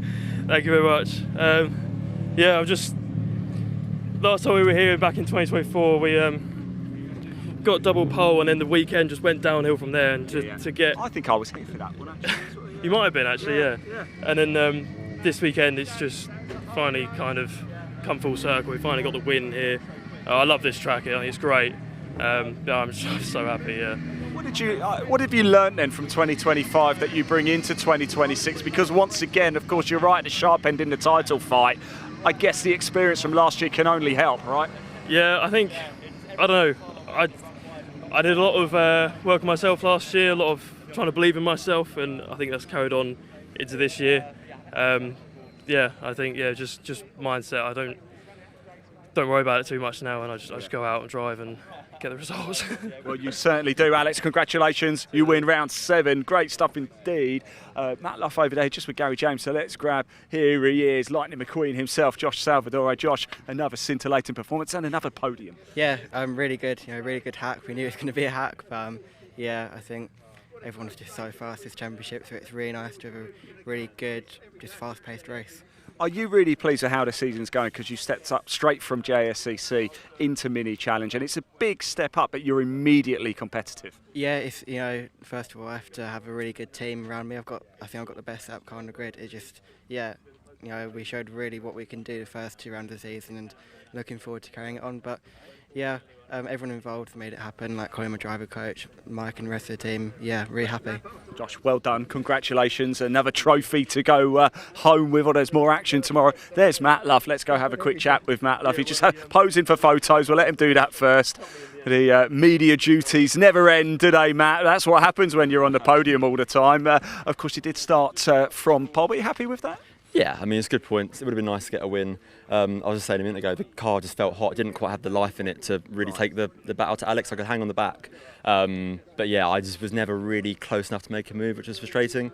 You've still got 2 more races, so should be a good laugh. Looking forward to it. It's great seeing you this season. You've come into it, and again, winning races, getting on the podium. You're immediately competitive, just like I was saying to Josh actually over there as well. Is that something that's you're particularly proud of? Yeah, I'd say so. It's always nice to come in and be at the front. I've done a lot in the past. I've won Civics and Audi, so I feel like it would only be right that I come in and aim for at the top, aim for a podium every race. I mean, so far that's what we've been doing. So I think, in my mind, I've got to keep that up, and hopefully at the end of the year we'll be going to the final with the chance of the title. So yeah, that's the plan. I have a sneaky feeling you might. We're really enjoying this battle between yourself and Alex. Thanks for talking to us, Matt.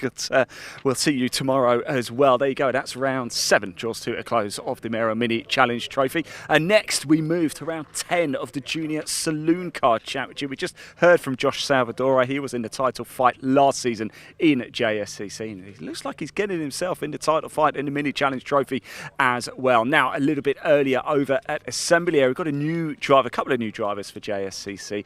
I caught up with Charlie Stapleton. He's 14 years of age. Let's head on over and hear from him now.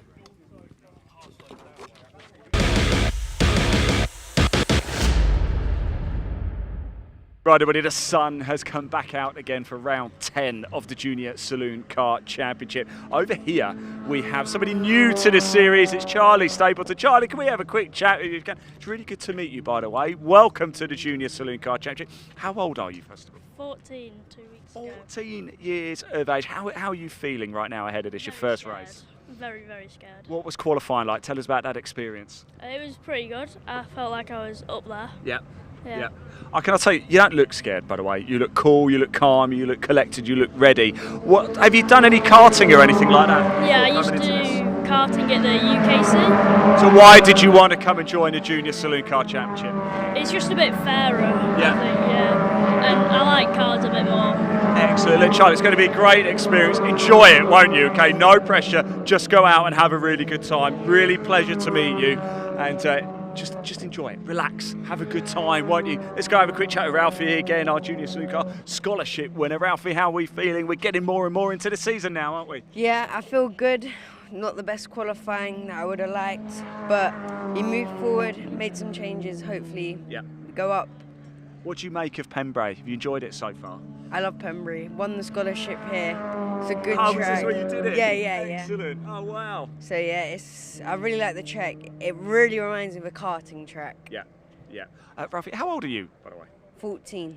14. So we've got Charlie and you side by side, 14 years of age. Look, as ever, have a great time. Enjoy it, won't you? Lovely to talk to you as always. Wow, this is incredible. A couple of 14-year-olds going toe-to-toe here in 14th and 15th place. This is going to be a cracker, although I can tell you it's Martin Wright at the sharp end. He's a former scholarship winner as well for the Junior Saloon Car Championship. Can he win a race for the first time in the JSCC? Let's find out. Round 10 about to get underway. Let's hand over to commentator Dave Goddard to take you through the action. Enjoy.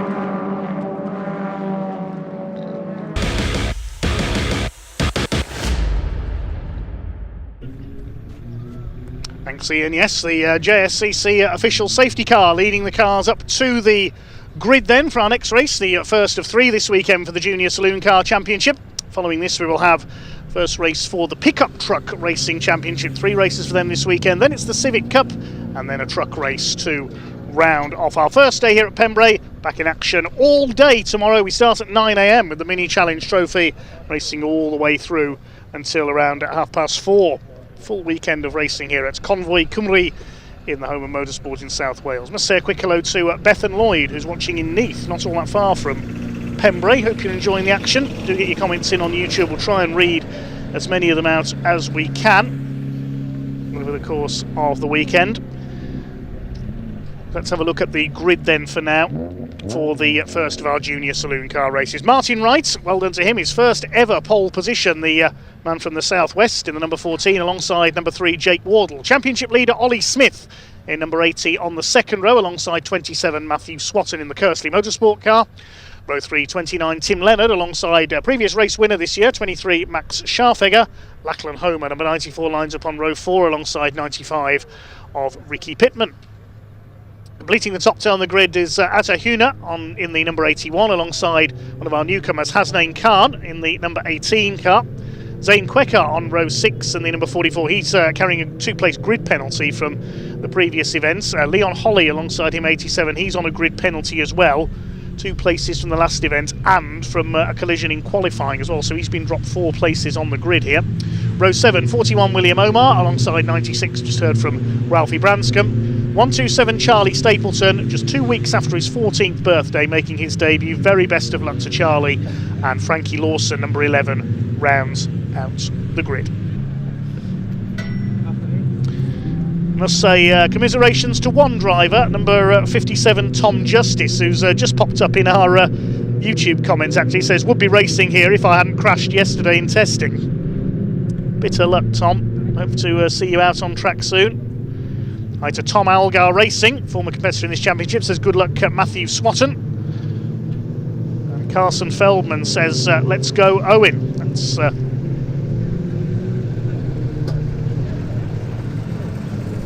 sure who Owen's referring to actually. I think we've got an Owen on the grid for this one. Tom says good luck Matthew Swatton. Tom Justice as well.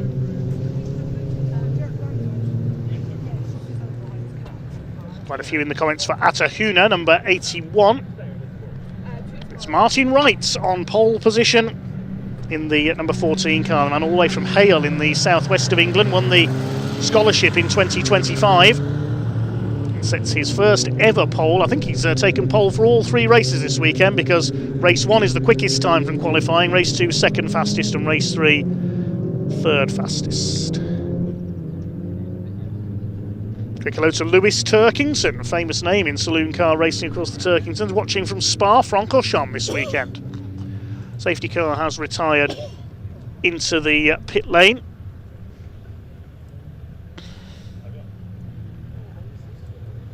This will be another 15 minutes of racing. These identical 1600cc Citroën Saxo VTRs. Martin Wright in the blue car, Jake Wardle in black and green on the front row of the grid. Ollie Smith leads the championship. He's in the blue, green and white car. He currently sits 32 points clear of Max Scharfegger at the top, with Leon Holly third. Watch him coming through with that grid penalty for 12th place. 5-second board is held aloft then. Watch for the red lights, they are on.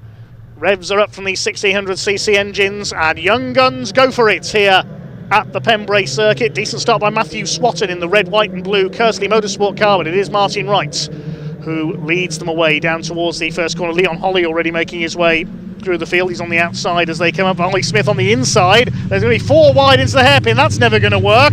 Are they all going to make it round? Max Scharfegger's on the grass. The leaders are on the grass. A bit of bodywork comes flying off. Oh, they're all over the place. Who's going to take the lead then? The big loser there was Jake Wardle. He got bogged down in the grass, and it's Matthew Swatton who has somehow emerged in the lead of the race. Now, that's who the front bumper that came off belongs to. It's Martin Wright in the number 14, our pole sitter. He's back to 4th place. That's going to affect the handling of his car. Who's heading for the rallycross course? That's Tim Leonard in the number 29. He gathers it up again. So it's Lachlan Homer, I think that is, up into 2nd place in the number 94. He started back in about 7th. Max Scharfegger's recovered there in the 23, lifting a wheel through Brooklands. And Zane Quecker was one of the big winners off the line there as well in the number 44. It's going to be a very jumbled order compared to the grid lineup as they come through after all that mayhem into the hairpin. Tim Lennon on the back of his Orex Motorsport teammate Zane Quecker. But it's going to be Matthew Swatton who leads the way in the number 27, looking for his maiden victory in the championship here at Pembrey. Something flew off in the background there. Another bit of bodywork goes for Burton. So Homer up into 2nd place. Zane Quecker up to 4th. He's gained 7 places in that melee on the first lap. He's about to lose one though because Tim Leonard up the inside. Max Scharfegger's there on the outside. I can hardly keep up with this already. So it's Matthew Swatton for Kersley Motorsport who leads the way. Lachlan Homer in 2nd place for Team MRM. And despite the damage to his car, Martin Wright in 3rd, with everybody else trying to be 4th. The Orex Motorsport cars bounce off each other. Zane Quecker goes off. Leon Holly goes up the inside of both of them. Who else is in there? More bodywork goes flying. Who's that in there behind? I think that's Ralphie Branscombe. He's going well in the 96, the scholarship winner. Yes, he's up into the top 10. Chasing now Tim Leonard in the 29.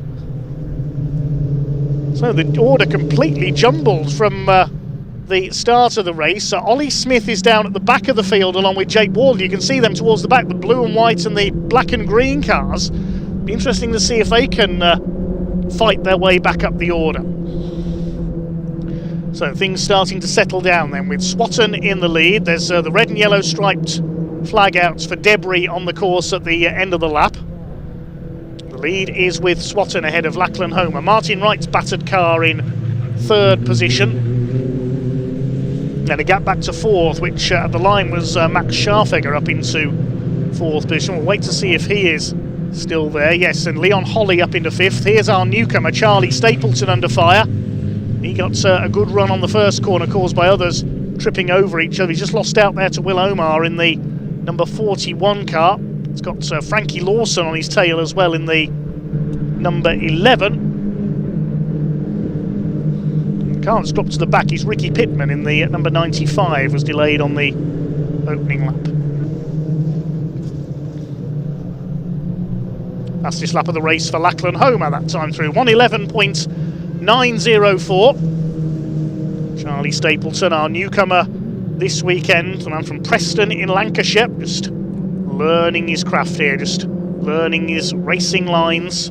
His first ever motor race here at Pembrey. First 3 have broken away. Swatton, Homer and Wright. And somebody going off there in the background, somebody exiting stage right. Who was that? Wallop straight in and straight over. Oh, it's Ralphie Branscombe. The scholarship winner has crashed very heavily there at the final corner. Red flag is out straight away. So the race immediately stops. Let's hope that young Ralphie is okay there. That was a nasty one there coming off Honda curve. It's a very fast part of the circuit, that is. I'm wondering if something broke on that car, sending him into the tyre wall. Ralphie's upside down, he's out of the car. That's great to see. He appears to be okay. That is relieving to see. That was a big impact.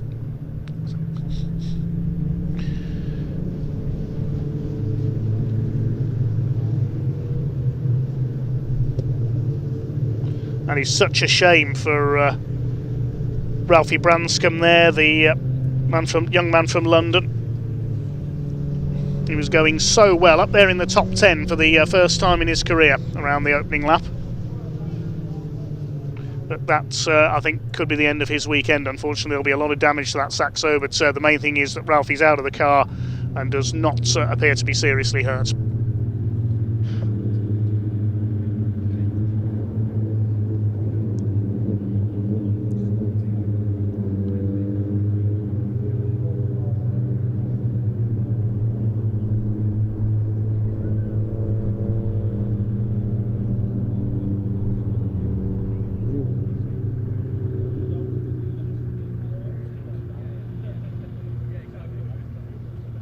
So the car's brought to a halt then. The red flag out after an accident at Honda Curve for number 96, Ralphie Branscombe. We did see he was out of the car. We hope that the youngster is okay. Obviously, medics will attend as a precaution. I'm sure Ralphie will be taken to the medical centre for a checkup.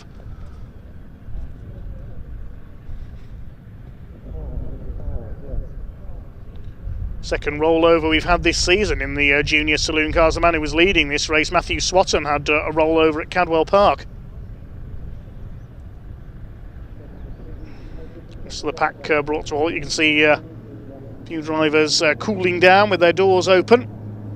Ollie Smith and Jake Wardle still down towards the tail of the field. Notice that Will Omar has dropped back as well in the 41. There is Ralphie Branscombe's car on its roof. I'm wondering if something broke there, because he seemed to go off very suddenly on the outside.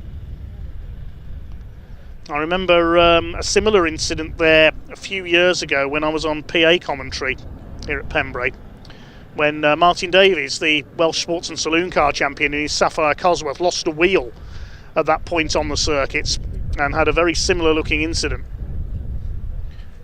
The very, very fast part of the circuit there. The main thing is the driver does appear to be okay.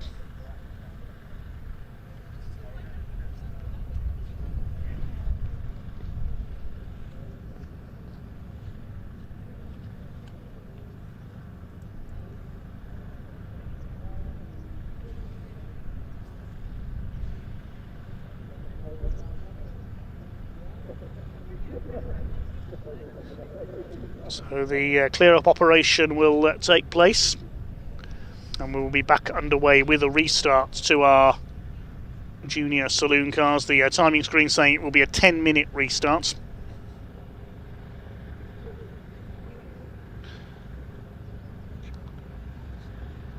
And the cars will be lined up, I think, in the order that they were in when the race was stopped. They will be regridded, so it'll be again a slightly jumbled order for this restart than how they qualified, because of the antics on the hairpin for the first time.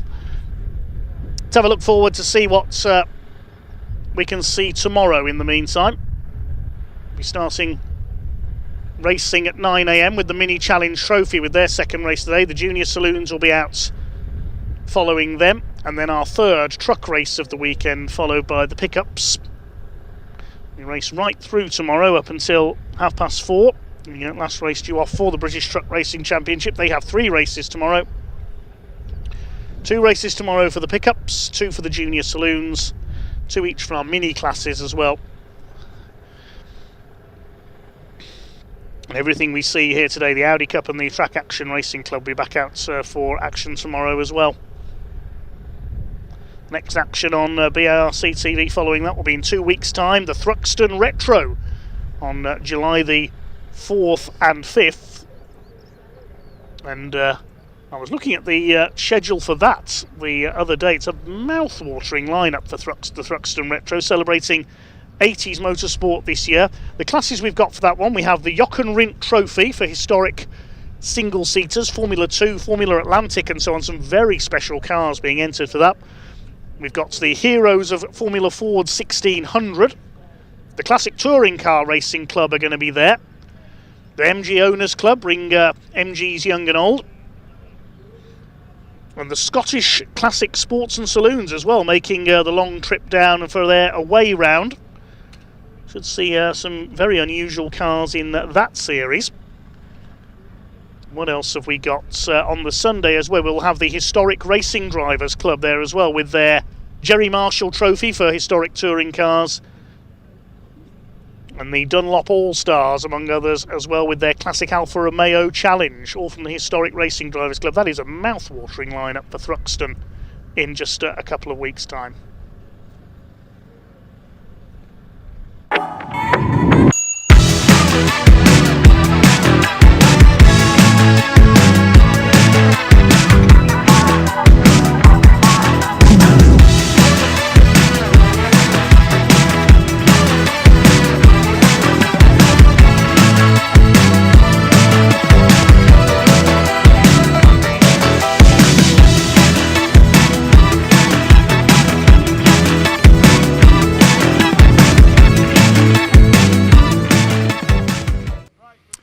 Well, welcome everybody. As you can see, we've come actually down to pit entry here. We've got Matthew Swatton alongside us, Lachlan Homer as well. We have asked for permission to go onto the circuit, chat to some of the drivers. Unfortunately, we're not allowed to. What is going to happen now, though, is they are going to re-grid the cars. So the marshals are doing a great job. They're going to get the cars re-lined up, and we are going to start this race once again. So we will get this race going for you.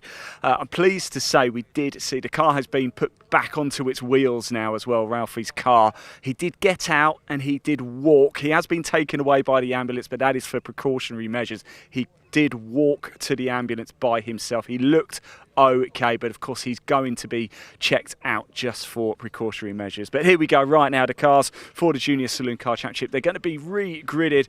There is Matthew Swatton. Look, it's going to give us a bit of a wave. Look, there we go. It's a shame we can't talk to him, really. We're so close, but we've been told by the marshals we're not allowed on track. And of course, we will respect the Orange Army. They do such a wonderful job.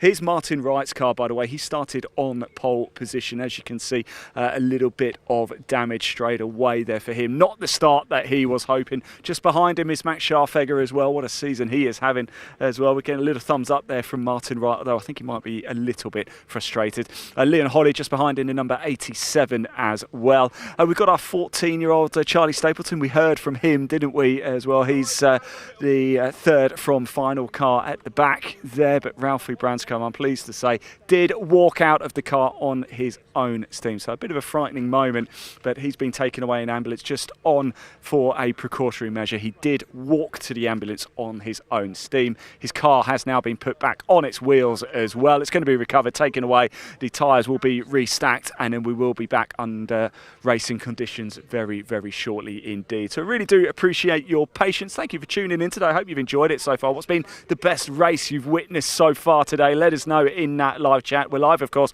on the BARC YouTube channel. If you're watching there, hit that like button, hit that subscribe button as well. We're trying to get as many subscribers as we possibly can. We're also live on the British Truck Racing YouTube page as well, the Truck Sport page. So do make sure if you're watching there, hit that like button, hit that subscribe button. And the cars are already about to be lined up. Oh, and I think we're on the TCR YouTube channel as well, because we've got the Civic Cup race coming up very shortly. After this one for the Junior Saloons, we have our first action of the day for the Pickup Truck Racing Championship. Then we move on to the Civic Cup, and then our second race for the British Truck Racing Championship here this week. And we're back tomorrow for a full day's racing as well. Wall-to-wall racing action live from roughly around about 9 o'clock in the morning all the way through. So plenty of activity here. If we pop the camera back on the cars, because I think they're about to start lining them up now.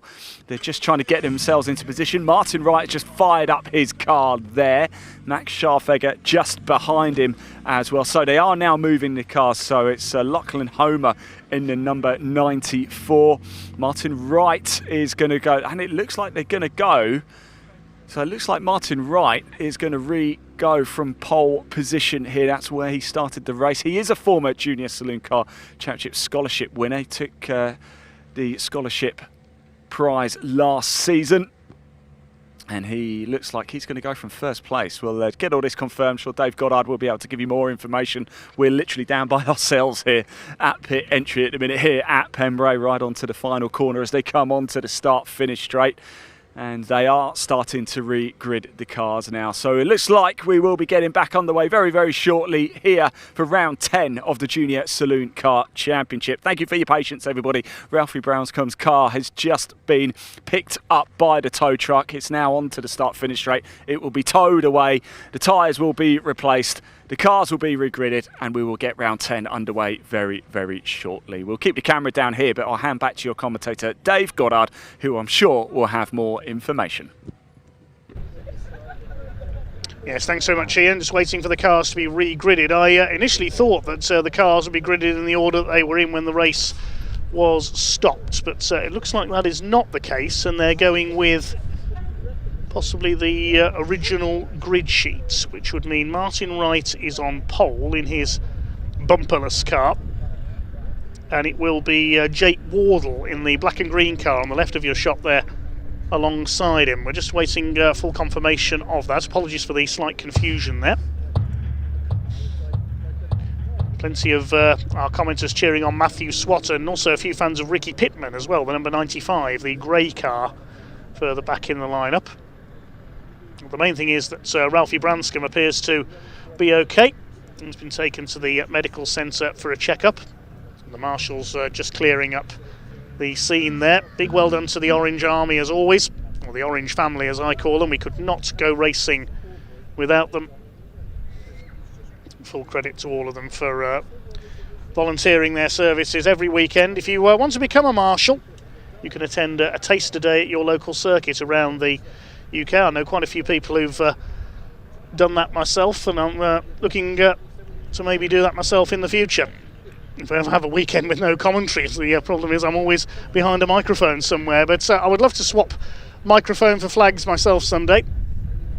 Just look on the website barc.net for the British Automobile Racing Club's website, and also look online for the British Motorsport Marshals Club, marshals.co.uk, to find out how you can don the orange overall and become a marshal yourself.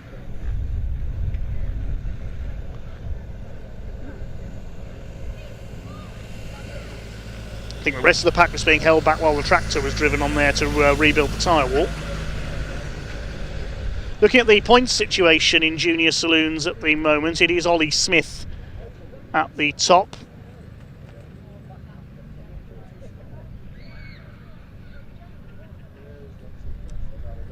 Ahead of Max Scharfegger by 32 points. The season opener at Donington, it was Smith who scored a hat-trick of wins.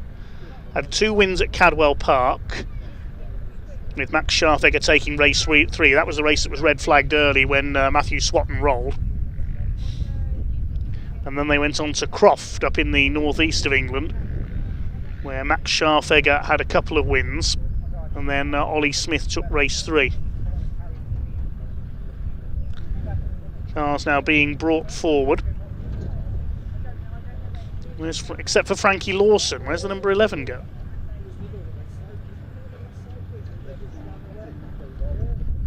Maybe there's some damage to the car and it's been sent back to the pits. We'll wait and see. Yes, number 11 car going into the pits.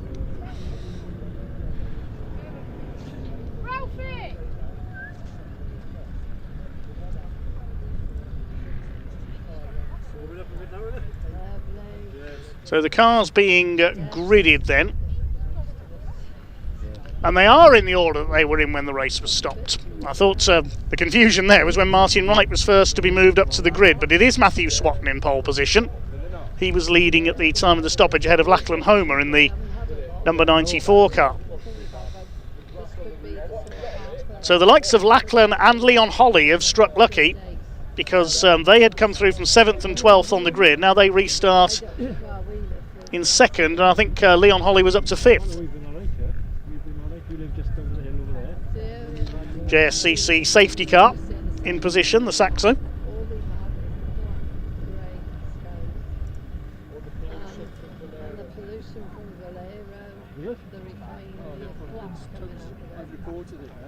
I'm going to go to Wales, to Cardiff, I'm going to go further. It's disgusting.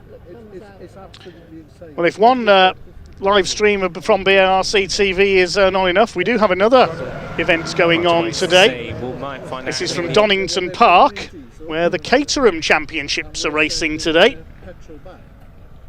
So maybe pop up a second screen next to yours and take in the action from Donington as well. Typical side-by-side Caterham action there from the Academy for novices going through the chicane at Donington there.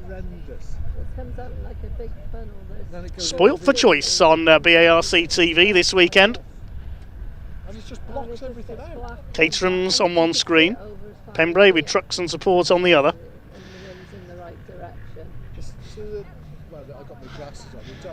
We haven't got fully split screen streaming just yet, and I can't commentate on 2 races at the same time, unfortunately. Some would say I can barely commentate on 1. I've said I want to know where they are and what the results. I'm going to go. In 2 weeks' time, I will be on a major nostalgia trip at the Thruxton Retro, especially some of the single-seaters that are coming out. They keep putting them off, but the government, England's government, Wales, won't want to be checking on it because they won't.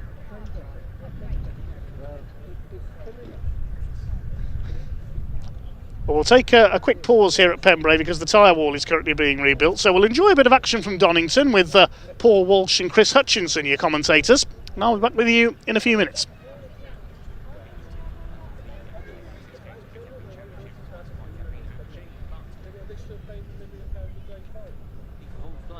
Still Princestone battling with Greenhall and McGovern. McGovern gets to turn his indicator off, but to be fair, that just means he's going fast. As they come down to that braking zone, Princestone goes very defensive here, but really measures it well, putting himself in the middle of the road, and Greenhall doesn't know how to respond other than tuck back in behind. Some smart work there from Princestone. Yeah, really good defensive driving there to carry the momentum on through. The middle of the ground was enough to see him out front. Didn't lose the momentum out the corner easily as they come down, screaming down towards us into Redgate in what is one of the bigger braking zones, but is still very insignificant as they go in, and not really enough time to get a full break. So they'll be experiencing a full break corner a little bit later in the season as they go to different tracks. But as they head round Donington in this 2 mile, 3.1 kilometres, not very long track at all, and very, very fast. We've seen that sort of averaging over 80 miles an hour. So again, think about going over 70 miles an hour on the motorway, and they're going quicker than that, and they're going and negotiating all these corners as well. It really does show what kind of speeds they're doing, and it doesn't necessarily look like they're going that quick when we do these long camera shots, but believe me, when you're in the car, you've got cars in front of you, behind you, left and right, it all gets very exciting. So I think we're going to start our last lap not that long away from now. Oh, indeed, very true. And one thing that's very noticeable, by the way, of Greenhall's, we saw him going to Redgate there. I'm not sure if you spotted how much of the pit lane exit he started to use. He's using more and more of the tarmac. At some point he's going to discover there's no more tarmac to be used, there'll just be grass. But meanwhile, somebody who's using all the tarmac just enough and keeping it well within the limits, it is none other than our 67 driver of Will Mulholland. Right now, 1 lap between him and back-to-back victories in this Donington double-header for the Academy Championship, and right now he's looking very happy in that car.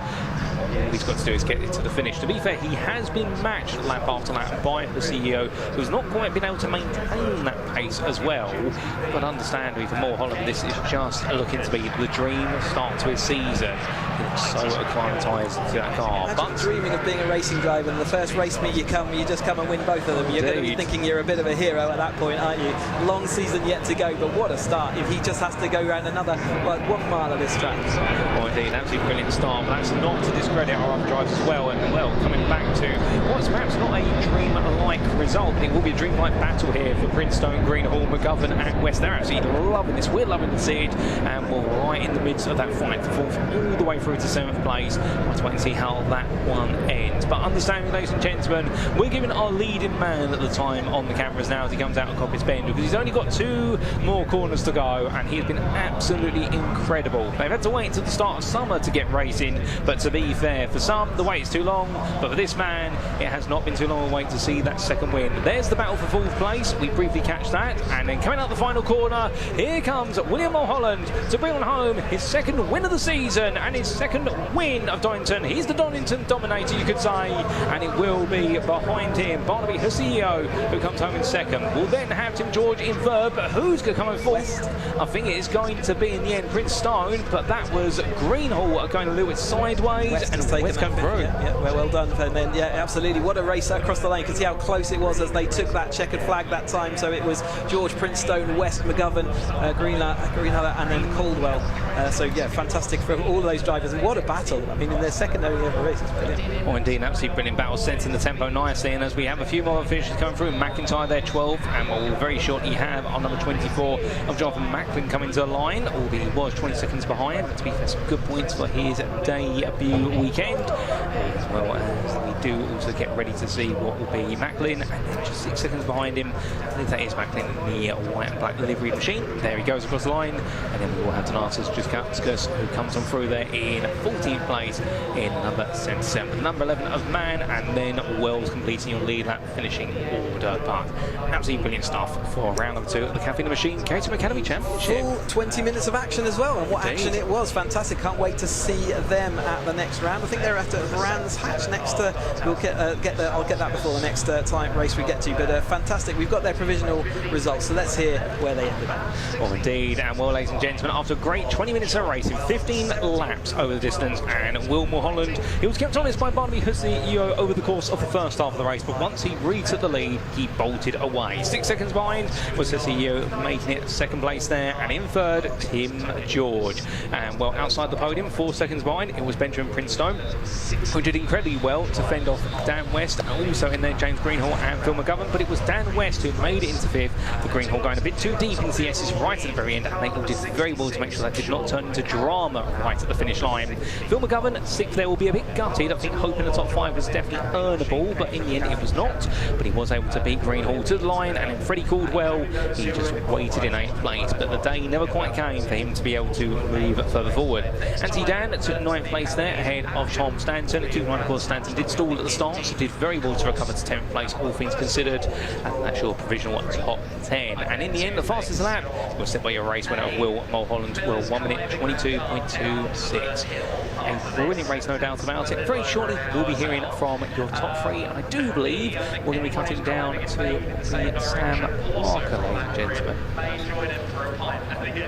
In fact, it won't be Sam Parker. I've just been informed it will be Leah who will be doing the post-race interviews, because Sam Parker's already jumping in the car in preparation for the 310 race, Chris. Yeah, and it's 1st of August down at Brands Hatch Indy, so if you want to be in the banks and go and see them out for their next 20 minutes of action, then Brands Hatch 1st of August is going to be that. So yeah, we have got the cars then arriving down into Parc Fermé, so let's head down to Leah and let's hear from some of our Academy drivers.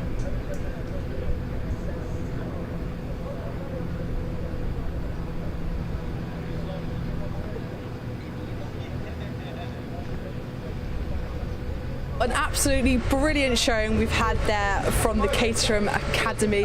Their second race of the day, second race of the season actually, and it is Will Mulholland who did the double at Donington. What a perfect way to open your season here in the sunshine. He's just about to make his way onto the scrutineering weighbridge now. These the scrutineering team have been excellent all day. On it, like a carb on it, you could say, getting them organised through the Parc Fermé area. Obviously, it is important for the podium finishers, especially to get way to make sure their cars fit the regulations. Whilst we wait for those, shall we go and try and find Ben Prince? Shall we try and find him wherever he might be? Just get a quick word, because I know we missed him earlier. Because of a few time constraints, but I know we're eager to speak to him. Where is he? Quick cross, quick cross. Where is he? Where is he? Where is he? There he is. Ben, grab a quick word with you, please. We didn't get to show you earlier. How was the race been? How was that one? Was it a bit more tiring than earlier? It's definitely a little bit hotter, isn't it? Yeah, the conditions were a lot hotter, but they were equally. So much racing going on, it was incredible.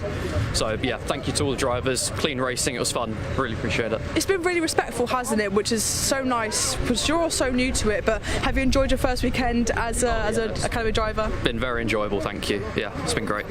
Lovely. Well, best of luck for the rest of the season. Ben Prince, everyone, fan favourite, we know.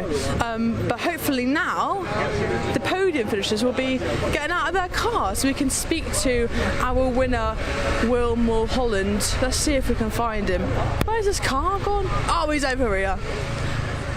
We should make our way. Tom, watch out for the cars. They're coming thick and fast. Such a big grid here in the Caterham Academy. It's lovely to see such support for the championship.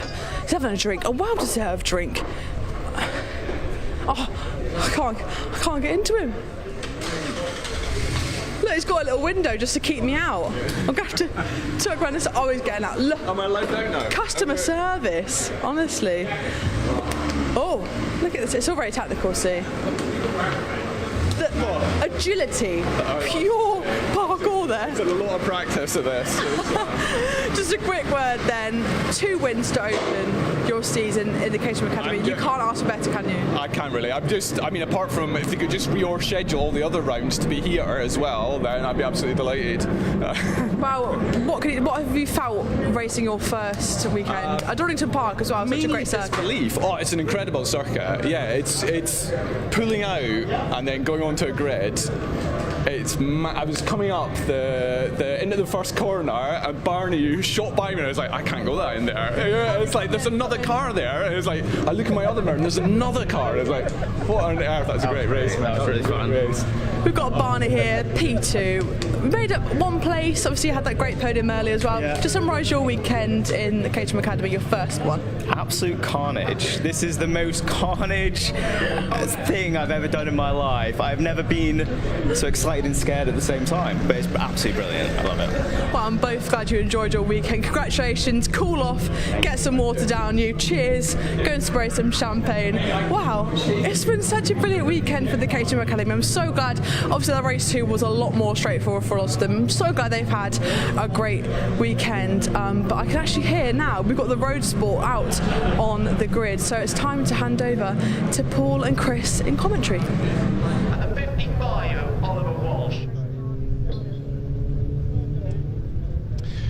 Well, not handing over to Chris and Paul at Donington, because we are back on track here at Pembrey. Thanks to the team at Donington there. A quick interlude while the tyre wall was repaired.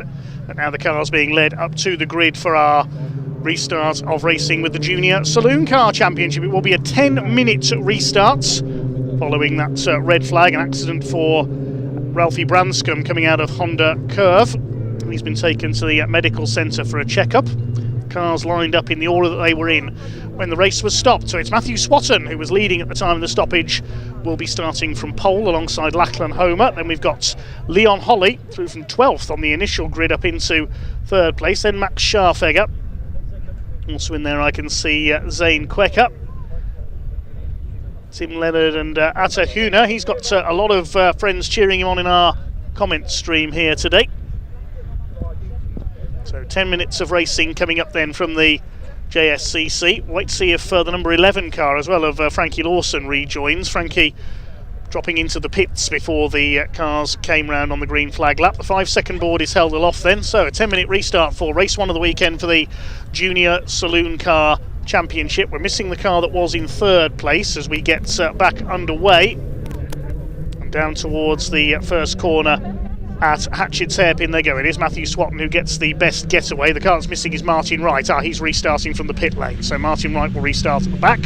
Matthew Swatton leads it then into that first corner there. A little bit more sensible this time than the cars that were scattering everywhere on the first starts. And it is Swatton who's held his lead ahead of Lachlan Homer. Max Scharfegger coming through into 3rd place ahead of Leon Holly. Zane Quecker is in 5th position. Lachlan Homer trying to challenge for the lead. It's been Scharfegger and Ollie Smith who've divided up the wins between them so far this season, with Jake Wardle coming the closest to breaking their dominance. There's Ollie Smith going through into 5th position. Sideways there for Ricky Pittman. Nice little slide coming out of Senna's, and he's got Will Omar on his tail there, going up the inside and takes the place at Brooklands. Tim Leonard in behind them in the 29 car, dropped back on the first lap of the first running. Side by side, Atta Huna up the inside on another of our newcomers, number 18 of Hasnain Khan. You get one from South Yorkshire. Tim Leonard fighting back on the inside of Ricky Pittman. It's Matthew Swatton who leads them over the line, looking for his first win in the championship. Will Omar runs wide there, coming out of Honda Curve. Max Scharfegger now up into 3rd place. First 4 breaking away very slightly, but not for much longer, I would wager, because Ollie Smith is starting to close in on them after he was caught up in the melee at the hairpin on the opening lap of the first start, dropped him down the order. Ollie Smith, the championship leader, already starting to tow up onto the back of Leon Holly, the man from Devon.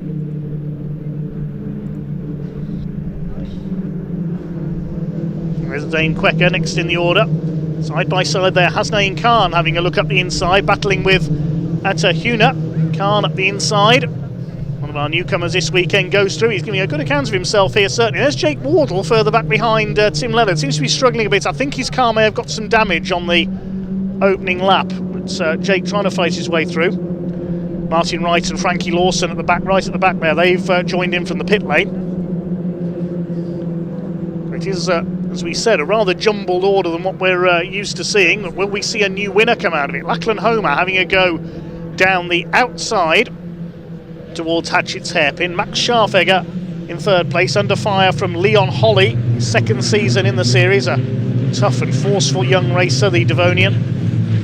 There's Ollie Smith, we've already seen his brother Harry racing in the Mini Challenge Trophy. And it's the Kersley Motorsport car of Matthew Swatton who leads the way, run by Alex Kersley, who we've seen in the Hyundai Coupe Cup in the last few years, and his son Harvey as well. Lachlan Homer on his tail, and Scharfegger, Holly, Smith. There's Zane Quecker still going well in 6th. Khan in 7th place. Will Omar is now up to 8th. 9th is Atahuna.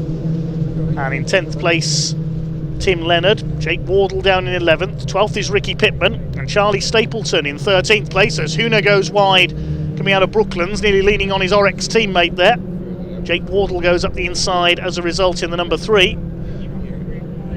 Normally see Jake scrapping for podiums, but a tough day so far for him. The leaders, 5 of them together now, come out of Honda Curve. 3 laps completed.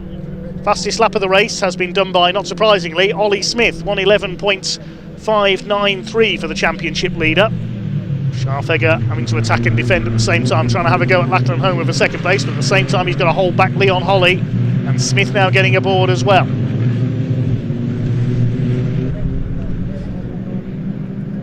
Through DeBenny. This lap for Ollie Smith, 73.82 miles an hour average around the Pembrey circuit. All these drivers, of course, under 17 years of age.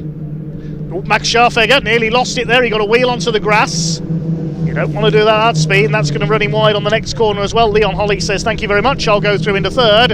And Ollie Smith also goes through up into 4th. That's how greatly a small mistake can cost you in such close one-mate racing. Saw Scharfegger get a wheel onto the grass as he moved wide to take the line for Senna, and the resultant loss of momentum means he loses 2 places. So Leon Holly up into a podium spot now from 12th on the initial grid. Now he can go after Lachlan Homer for second place. Lachlan hasn't had a lot of luck so far this year. Matthew Swatton hanging on in front. Great driving from all 5 of them on this restart. Through the right-hander at Hatchett's. Can Ollie Smith get himself onto the podium here, having gone off on the first lap? All over the back of Leon Holly. Leaders head past the rallycross course.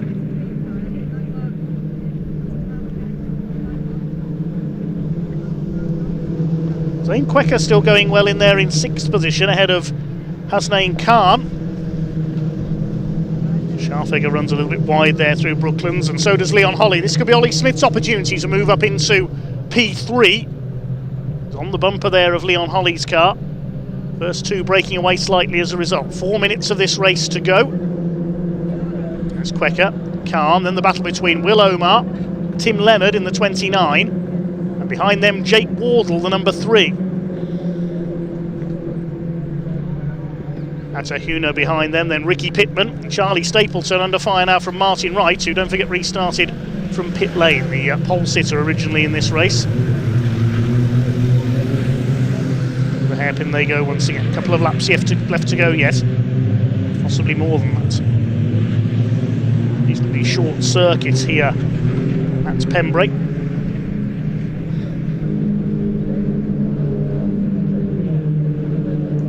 See, Will Omar's had some damage as well. The front bumper held on by a bit of tape on the left front corner. Jake Wardle now going to challenge him. He's got ahead of Tim Leonard. Still your leader is Matthew Swatton. Can he hang on to take his maiden win? Wild celebrations from Kersley Motorsport if he does so. Leon Holly and Ollie Smith in particular are not finished yet. First they've got to get past Lachlan Homer. This is the best Lachlan's run this year. Could he snatch his first win? Across the line they go to complete 6 laps. 1.6 seconds covers the first 5. Lead is just under half a second. Somebody running wide there in the background, one of the Orex cars. That was Atahuna, I think. Here's Zane Quecker. Under under fire from Hasnain Khan. 44 of Quecker has been very strong indeed so far this year. As to the inside goes Leon Holly, defending from Ollie Smith, trying to force him to go the long way round. They're still side by side through the crossing, and Leon Holly does defend the line as they come towards Senna. Now Smith has got to defend from Scharfegger. And all that after they shuffled Lachlan Homer back. That must have happened up at the hairpin. So all change for second place. Leon Holly now P2, Smith P3. And all that has allowed Matthew Swatton to get away. All this fighting behind him is music to his ears, because he can get his head down and charge clear. Now side by side between Smith and Scharfegger. I don't think Scharfegger will get round the outside there.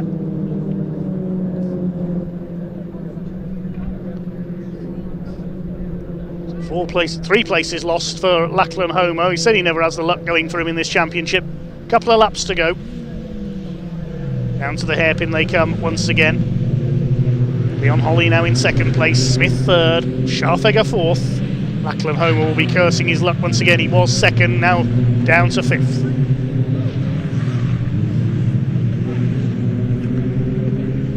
Lead is now 2 seconds for Matthew Swatton. Is he heading towards an overdue first victory in the Junior Saloon Car Championship? Lachlan Homer must have run wide. You can see his front bumpers at a slightly skewed angle. Take a look again. You can see up there down the inside went Leon Holly, and then Smith tried to follow, so that's what forced Lachlan Homer to go wide onto the edge of the grass there. So it was an opportunistic dive really by Leon Holly. We said he's a pretty forceful driver, and that's won him second place. 1 lap to go. Can they catch Matthew Swatton? I'd say it doesn't look too likely at the moment. We'll wait and see. The gap's down by a couple of tenths, but they might run out of time here.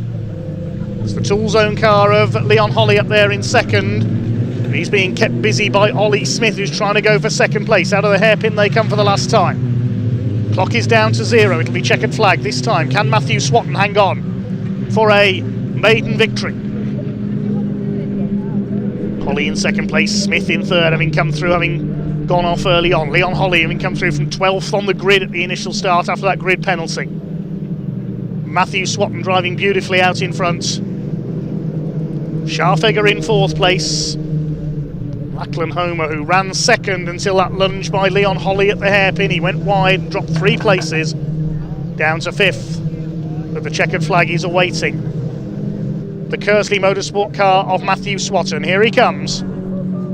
Fight is still on for the final podium place between Smith and Scharfegger. It looks like it's Holly safe in second, but it's going to be a win for Matthew Swatton for Kersley Motorsport. There's the checkered flag. He weaves across the line to take his first win in the Junior Saloon Car Championship. Holly second, Smith third, Scharfegger fourth, and Homer is fifth.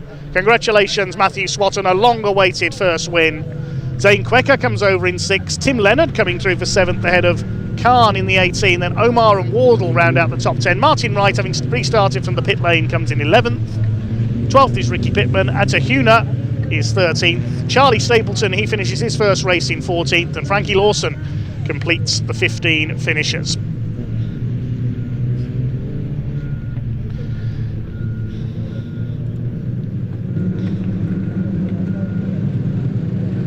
Plenty of celebrations in our comments for Matthew Swatton. I know he's got a lot of fans watching today. Congratulations to Matthew in the number 27 Kersley Motorsport car, the man from Buckingham, hanging on the restart to take his first ever Junior Saloon Car Championship victory. There'll be plenty of celebrations down in Parc Fermé as well. He beats Leon Holly by 1.8 seconds, who just held off Ollie Smith for second place, with Max Scharfegger and Lachlan Homer not far behind. The next group headed up by Zane Quecker in 6th place. Tim Leonard coming through for 7th ahead of a good ride by Hasnain Khan for 8th place. Will Omar and Jake Wardle round out the top 10. The other finishers, Martin Wright in his slightly damaged car, restarted from the pits. 12th for Ricky Pittman, 13th Atahuna, Charlie Stapleton, the newcomer, in 14th, and Frankie Lawson 15th. Let's head down to Ian in Parc Fermé to celebrate with Matthew Swatton.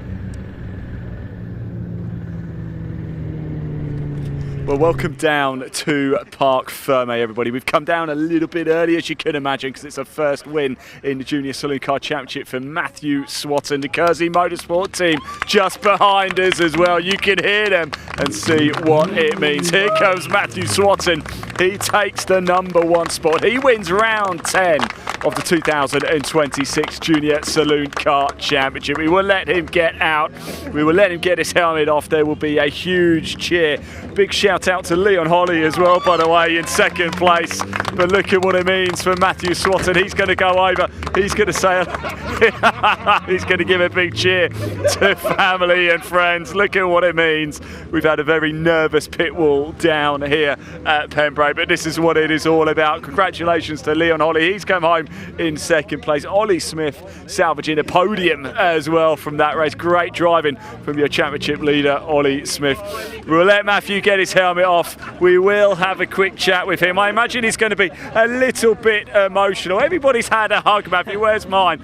Congratulations, a first win in JSCC. How are you feeling? I'm feeling excited. It just makes me think I can go to the front now, never give up. So yeah, it's been great. Well, we've always known that. Now you've got it over the line. Listen, we obviously had the red flag. Ralphie's okay. We saw him get out of the car. Did catch up with him as well. He's fine. But you had a bit of a wait, and you were sat there, nobody in front of you, staring down into that first corner. You looked calm and composed though. Did you feel it inside the car? Yeah, obviously I'm just trying to be as natural as possible. I don't want to get the nerves to go ahead of me, otherwise obviously Lachlan would have won. But yeah, it's been I don't really have a lot of words. My stomach's a bit over the moon. We'll catch up later when it's settled in a little bit. Congratulations, so happy for you, Matthew Swatton, your race winner. Let's go grab Leon Holly. He's over here as well. A great race to come home in second place. He's just going to have a bit of a shake the hand there. Leon, can we grab you for a chat as well? Congratulations. Yeah, shake hands. I want to shake your hand as well. Second place. You must be delighted, are you? Oh, absolutely amazed considering we start 12th. What a result, what a result. You had to work for that as well. You're under a lot of pressure in the closing laps there. Oh, definitely, but we managed to make it stick. Yeah, that's what that matters, really. Excellent. Leon, I'm going to let you crack on. Next race, almost about to get going. Well done. Congratulations. I just want to find Ollie Smith. Oh, sorry, guys. Sorry. Can I just skip over? Sorry. I really want to speak to Ollie Smith as well. Ollie, brilliant podium for you, salvaging it right at the end there. Oh, my God, what a race, eh? Coming from the back of the grid after lap one, I'm very happy to walk over the podium. Yeah. Excellent, well done. Look, I'm going to let you crack on because right now, as you can see, it is time for our next race. It is the Pickup Truck Racing Championship. We did catch up with some of the drivers. Not going to be able to hear from them just yet because we're about to go racing. So let's hand straight to your commentator, Dave Goddard, to take you through the action. No! Yes, thanks very much indeed, Ian. The pickup's already on track then for their first of 3 races this weekend. It will be a rolling start, 14 laps of the Pembrey circuit for the Pickup Truck Racing Championship. As we said earlier, these very different to any pickups you will see on the roads near your house. These pickup trucks powered by either 2.3 litre Vauxhall or 2.5 litre Ford race-tuned engines, developing some 260 brake horsepower. They are immensely quick machines. Let's have a look at the grid then. It is number 41 Aaron Thompson in the Lightning McQueen lookalike, who was qualified on pole alongside joint championship leader number 72 Alan Cooper. They both had race wins at the recent American Speedfest event at Brands Hatch. Reigning champion Ryan Hadfield in the gold number 1 truck on row 2 alongside 89 of Chris Brockhurst. Row 3 is another winner from American Speedfest, the other joint championship leader with Alan Cooper, Dale Gent in the Kyle Larson lookalike number 83. If you follow your NASCAR, you'll know who Kyle is. Alongside 65 Mark Willis, one of the most experienced men on this grid. Another vastly experienced pickup truck racer and former champion Michael Smith in number 93 on row 4, alongside the 29 of Tom Hutchins. Row 5, Mel Collins. We hope Mel's there, the number 27, after picking up some damage in qualifying. Starts alongside the 52 of James Goldstraw. He's in the Cole Trickle lookalike, the yellow and green. And then on the final row of the grid, 85 Mark Chalmers, the blue and pink truck, alongside 42 of Jonathan Hadfield. He missed qualifying, so have to start at the back of the grid. Brother of Ryan, the defending champion in number 1.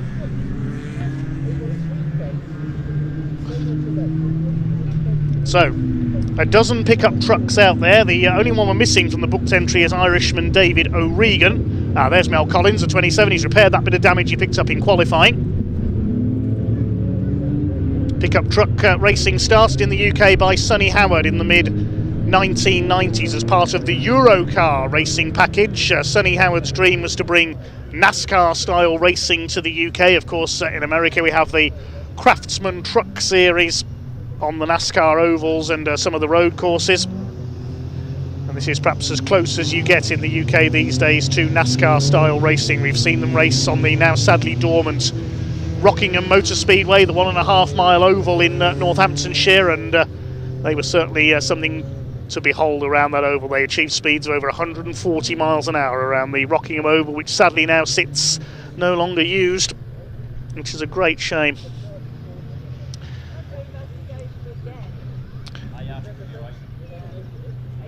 Well, the clock showing is 15 minutes on the screen, but on the timetable it says 14 laps. So we'll wait and see what happens here. Timing screen now says 15 minutes, so I think we'll go with that. It's either a 15-minute or 14-lap race for the Pickup Truck Racing Championship, their first of 3 races this weekend. The pace car is in pit lane. Aaron Thompson in the red truck alongside the green of number 72, Alan Cooper, the joint championship leader, alongside him. And away they go. Let's go racing, boys, as Darrell Waltrip would have said a few years ago on NASCAR commentary. And it is Aaron Thompson who will lead down towards Hatchett's hairpin for the first time. Up on the curb is Hadfield. Thompson runs out wide onto the grass. He's lost the lead, and it is Ryan Hadfield in the gold number 1 who goes in the lead. What a start by Dale Gent, through into second place in the 83. 72 Alan Cooper is third. Somebody's gone off in the background. I thought I saw a couple of trucks running wide. There's somebody off at it's Tom Hutchins, number 29 at Spitfires. He rejoins in the Dines recovery truck at the back of the field. Thought I saw a few trucks running wide on the exit of there. Well, Aaron Thompson has got it all to do then. The pole sitter ran wide out of the hairpin. He's down to 7th place, and it is Hadfield who leads from Gent. Side by side for third, Mark Willis in the 65 alongside Alan Cooper in the 72. The big winner off the line there was Dale Gent from the third row of the grid in the Kyle Larson lookalike, number 83, up into second place. Used to race the Dale Earnhardt lookalike, the Intimidator. Running wide there is Alan Cooper. It's Ryan Hadfield who leads the way in the gold number 1. Began his career on the short oval at Buxton Raceway in the Peak District alongside his dad Rob and brother Jonathan. Aaron Thompson getting elbowed wide on the hairpin there by Cole Trickle, aka James Goldstraw in the 52. Where else in motorsport can you see the liveries of Kyle Larson, Cole Trickle and Lightning McQueen racing together? It's what makes this championship so much fun. Big winner on the first lap, Mark Chalmers. He's well up in 85, 5th position for the newcomer this year, and Jonathan Hadfield from the back of the grid is up into 6th as well. This is a replay of the first couple of corners. Thompson got muscled wide, and then further back in the order, 4 into 1 didn't go. Chris Brockhurst got spun out, Tom Hutchins went off, so that's how the back of the grid were able to make up a few places. Thompson's on the grass again, meanwhile, coming through Carter's. Maybe he's trying to do what Lightning McQueen did and drive up the wall. You can't do that here, I'm afraid, Aaron. He's having a go at Jonathan Hadfield here, trying to get down the inside. There's not a lot of room there, goodness me. Gets up the inside and then probably completely misses his braking point. Mel Collins goes spinning off. We said this is closest to NASCAR style racing. You go, this is just like a NASCAR race, isn't it? Cars sliding, spinning everywhere. Off goes Mel Collins in pursuit of the field. Ryan Hadfield still leads. Beyond that, I'm not sure because the order's changed so much. Michael Smith now under fire from an increasingly frustrated, I think, Aaron Thompson. After his couple of offs early on, these trucks fishtailing about all over the place. Gets past the veteran from the northeast of England, a former champion. Meanwhile, there's a challenge on for the lead from Dale Gent on the back of Ryan Hadfield. Here comes the Kyle Larson lookalike. Cooper third, Willis fourth, and Mark Chalmers loving this up there in 5th position. Could be on for his best result so far. Dale Gent all over the back of the defending champion, has a look down the inside. He's done the fastest lap of the race, 1 minute 2.996. That's the fastest lap we've had from anything this weekend. 84.5 miles an hour average. On this fairly short circuit, I would say Pembrey is almost the equivalent of the Sonoma race circuit in California in NASCAR terms. Not quite the elevation changes though, because it's a former airfield site, so it's flat. Anyway, here come our leaders. Dale Gent all over Ryan Hadfield here for the lead. Swing their way into the right-hander at Brooklands. First two starting to pull clear slightly of Alan Cooper, so if it stays like this, Dale Gent provisionally is going to take the lead of the championship. Won the title 2 years ago in his Dale Earnhardt lookalike. It's Ryan Hadfield who took the crown last season. Mark Willis up there in 4th place. Unfortunately, Cole Trickle has pulled into pit road, aka James Goldstraw. So he could be out of the race. There's Jonathan Hadfield. It's all about these two up front. Cooper still 3rd ahead of Willis in 4th position. Look at the tail slides as they come through the infield section. Throwing these spectacular rear-wheel drive machines around. Hadfield moves to the right to try and take the line for Senna. Gent now moves to the inside and hoping that Ryan Hadfield will lose the tail slightly on this back section of the circuit, but again Hadfield covers off the line, still allowing Alan Cooper to close in the 72, the ex-Formula 2 stock car racer. Dale Gent almost bump drafting Ryan Hadfield now. This really is NASCAR style racing. Cooper closing up. There's a squeal of tyres in the background. I think someone's had a spin, but never mind that because Gent moves to the inside. He got the tighter line coming through Honda curve. Moves across now. Ryan Hadfield moves across now to hold the line. Gent goes to the outside. Cooper's right on them. Bash! There's contact between them and Gent's going to spin round. Got a wheel onto the grass. There was no way he was saving that one. He does gather it up very quickly, and that was a good save from that spin. He's only lost 2 places. Mark Willis coming through into the top 3 now, and he's challenging Alan Cooper. Veteran campaigner Mark Willis, been in the pickup truck championship almost since it started. He's never won the title though, and now defending from Gent, who made that masterly recovery at the hairpin, and he's back into 3rd place. Hadfield still leads. These 4 have broken away from Mark Chalmers, still up there in 5th place. He's having a great run ahead of Jonathan Hadfield, who started from the back. He didn't make it out in qualifying. Specific target in this race, haven't you? Yeah, I'm aiming for 20th, obviously. Here's a replay. Dale Gent just bounced off the side of Ryan Hadfield's truck there, got a wheel onto the grass, and it wasn't coming back from there, but he gathered up the pirouette superbly. Here come your leaders. Completes their 6th lap. Jonathan Hadfield and a certain Aaron Thompson are closing up on Mark Chalmers now for P5. Beyond that, Michael Smith is in 8th place. Chris Brockhurst, who spun on the first lap, is 9th, as did Tom Hutchins, he's 10th. Mel Collins 11th, he had a spin as well at the hairpin. In fact, nearly everybody's had a spin so far in this race. And James Goldstraw, unfortunately, has retired into the pits.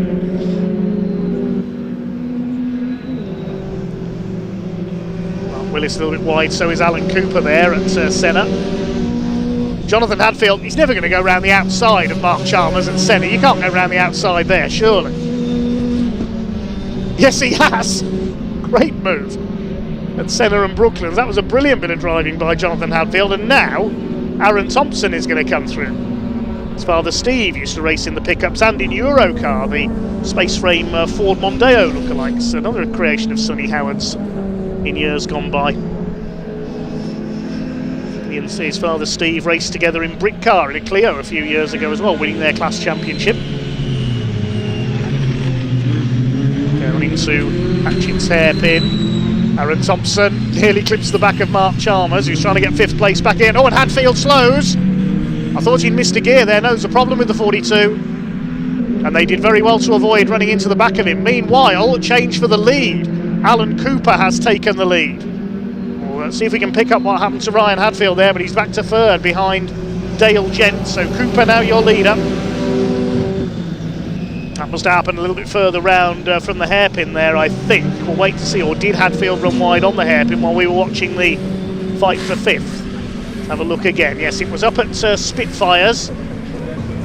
It's a little bit sideways, Ryan Hadfield, and Cooper didn't need asking twice, then runs wide at DeBenny, and through goes Cooper into the lead, followed swiftly by Dale Gent in the second place.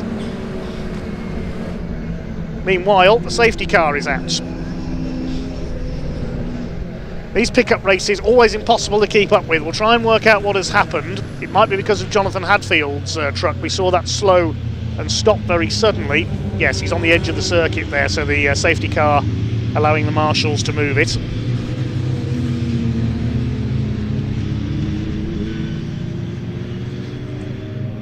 Whether that's a reoccurrence of the problem that saw Jonathan Hadfield miss qualifying, maybe he just suddenly slowed there coming out of the hairpin, and Chalmers and Thompson did well to avoid him. And this is going to bunch everybody up. First four trucks rather had pulled away, but this is going to close the rest of the field onto their tails, and this is going to play into the hands of the number 41 of Aaron Thompson, driver who qualified on pole but dropped back down the order with a couple of offs, because he's right on the tail of this top four group now. Mark Chalmers still up there in 6th. He's got Michael Smith in the white truck on his tail. Then Chris Brockhurst, Tom Hutchins, we saw him go off at the start of the race. Mel Collins, he's had a spin as well. This is allowing everybody to recover. It's going to be 10 trucks in a line for the restarts. The timing screen is still... The timing screen is now saying lap 9 of 14. But the clock continues to count down on our graphics, so I'm going to go with the timing screen in my commentary box, which now says lap 9 of 14. There was a bit of confusion at the start of this race over whether it was a timed race or on number of laps. But we're on lap 9, according to TSL timing.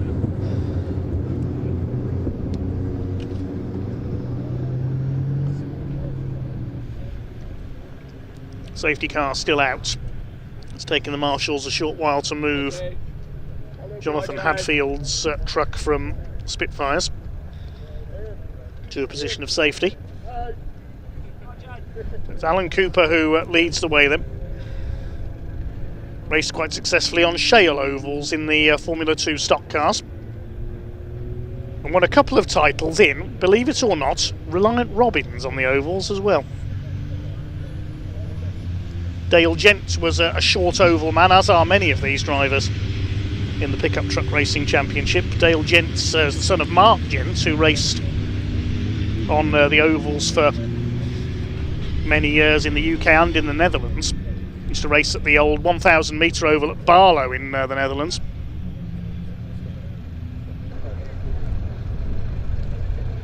And Dale competed in the Lightning Rods formula in Ford Sierras. His father raced Super Rods as well, I think V6 Ford engined hot rods. And the Hadfields, a short oval family as well. Rob Hadfield began his career in bangers and hot rods at Buxton Raceway. His two sons followed him into the sport. They run a haulage company based up in Derbyshire.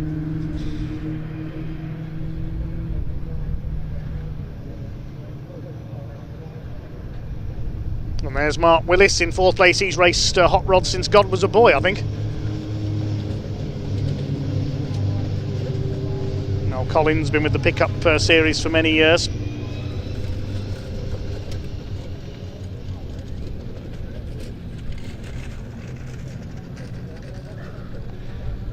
Chris Brockhurst, another ex-hot rod man in the 89, began his career at Ringwood in Hampshire. The lights are still on atop the safety car at the moment, so the hazard not quite clear. We may do another lap here.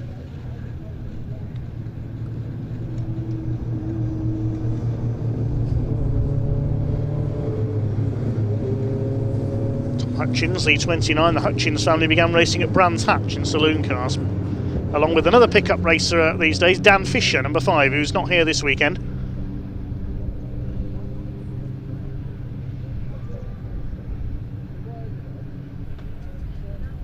Safety car still out at the moment.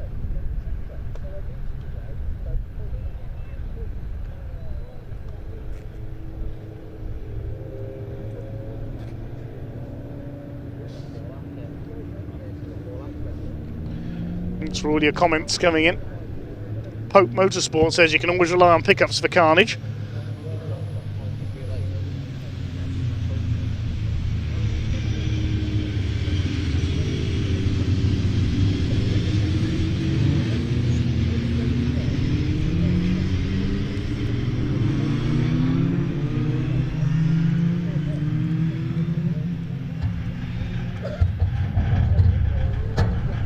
Hopefully we'll go back to green flag racing this time.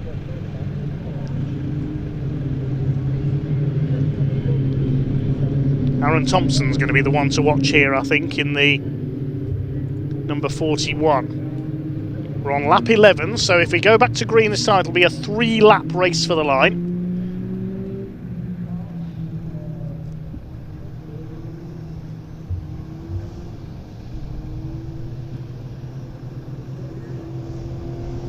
Alan Cooper, race winner last time out at Brands Hatch, won the second race at American Speedfest. Aaron Thompson, won the first race, but Dale Gent won the slightly longer race 3. Lights go out atop the Porsche safety car. That's going to pull into the pit lane this time. We're about to go back racing. It's going to be a 3-lap sprint in our first pickup truck championship race of the weekend. Alan Cooper backs the pack up. Tension mounts. This is going to be very interesting into Hatchett's hairpin for the first time, because of course the tyres will be slightly colder. They've been weaving to try and keep them warm. Keeping it steady at the moment. They can't pass until the timing line. Dale Gent's positioned himself to the inside. We're back underway, and Gent's going to get the run into Hatchett's hairpin. He's surely going to take the lead. Under braking, Mark Willis in the middle, further back. It's 3 wide for 4th place. Willis locks up slightly. Gent, has he got the lead? Yes, he has. Going for second on the inside is Ryan Hadfield. Mark Willis in 4th place. And Aaron Thompson didn't get the restart he wanted there. Cooper on the grass as they come out of Spitfires. The back end steps out. Aaron Thompson gets past Mark Chalmers, who could lose another place here to Michael Smith. There's contact between Cooper and Willis there. Alan Cooper gets it sideways, but he's held it together. Goodness gracious, what a restart. Aaron Thompson could lose out to Michael Smithy. He's got around the outside of the 41, who's on the brakes straight back up the inside. Mark Chalmers has run wide as well, 3 wide through Brooklyn. You don't see that very often. And Aaron Thompson makes up the place. Mark Chalmers has lost out on the restart in the 85. He's dropped back slightly. Okay, so what's the order going to be as they cross the line to begin their penultimate lap? Dale Gent in the lead, ahead of the number 1 of Ryan Hadfield. Alan Cooper is in 3rd place. Mark Willis is 4th. Then it's Aaron Thompson, where he was on the restart, in P5. Here comes Chalmers trying to fight back on the tail of Michael Smith down the inside into the hairpin. Don't overshoot. He's got the move done, I think, but Smith trying to cut back on the inside. Brockhurst behind them, then it's Collins chasing Tom Hutchins. 10 trucks together as they go out towards the back of the circuit once again. Cooper under fire from Mark Willis. That's for P3. The first 2 getting away slightly. Gent ahead of Hadfield. Gent judged it perfectly on the restart to get down the inside of Alan Cooper and take the lead. Now Mark Willis trying to take away P3. Aaron Thompson looking on behind them. Willis will force his way up the inside into Brooklands. Cooper locks up on the curb goes Thompson. Doesn't make any headway on the inside line. Got to be mindful that Chalmers is still there behind him. This is brilliant stuff coming round to start there. Final lap this time, and it's Dale Gent out front in the number 83. 2nd place the number 1, and it's anybody's race for 3rd. Mark Willis getting through at Honda there up into 3rd. Here's Thompson having a look on the inside. Cooper moves to cover. Cooper's going for 3rd on the inside of Mark Willis. Nearly gets forced into the barrier on the inside there. Willis nearly put the squeeze on him. But Cooper holds that 3rd place somehow. Here comes Thompson. Willis moves to cover again. First 2 breaking away as a result. It looks like it's going to be a win for Dale Gent as Thompson at the inside of the crossing takes P4. Now he'll go for a podium place in the last few corners. Checkered flag is awaiting Dale Gent. He's going to take his 2nd win in succession. He won the 3rd race at Brands Hatch in the Kyle Larson lookalike number 83.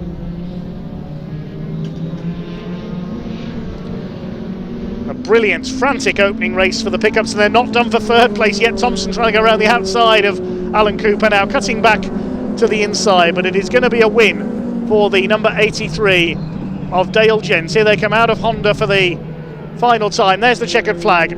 Hadfield comes over in second. Cooper, I think, just held off Willis for third. Then Thompson, Chalmers and the rest of them. We'll confirm the order in a second. I'm out of breath just watching that one. So Dale Gent has won it. We know that, ahead of Ryan Hadfield by 0.7 of a second. It was Alan Cooper who crossed the line in third place, so that means that Gent goes to the top of the championship with that victory. It was Mark Willis in fourth place, contact with Cooper over the line. I noticed he knocked bodywork onto his tyre. Aaron Thompson was fifth, and Mark Chalmers gets his best ever result, well I think it's his best ever result, in sixth place. Well done indeed to Dale Gent. Takes the win by less than a second over Ryan Hadfield and gets the fastest lap as well. Alan Cooper in third place, then Willis, Thompson, Chalmers, Brockhurst, Smith, Hutchins and Collins, almost as quickly as I could read them out. What a brilliant race for the pickups. They're always hugely entertaining here at Pembrey. Bad luck to Jonathan Hadfield and James Goldstraw, who failed to finish that race. And I can't wait for race 2 tomorrow morning.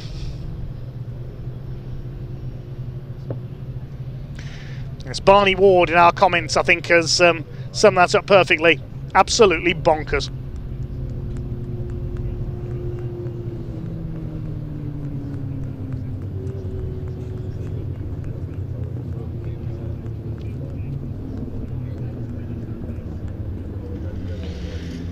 So while I get my breath back, we'll await the pickups to come into Parc Fermé. 2 races to go here at Pembrey today. Next up it will be first race of the weekend for the Civic Cup,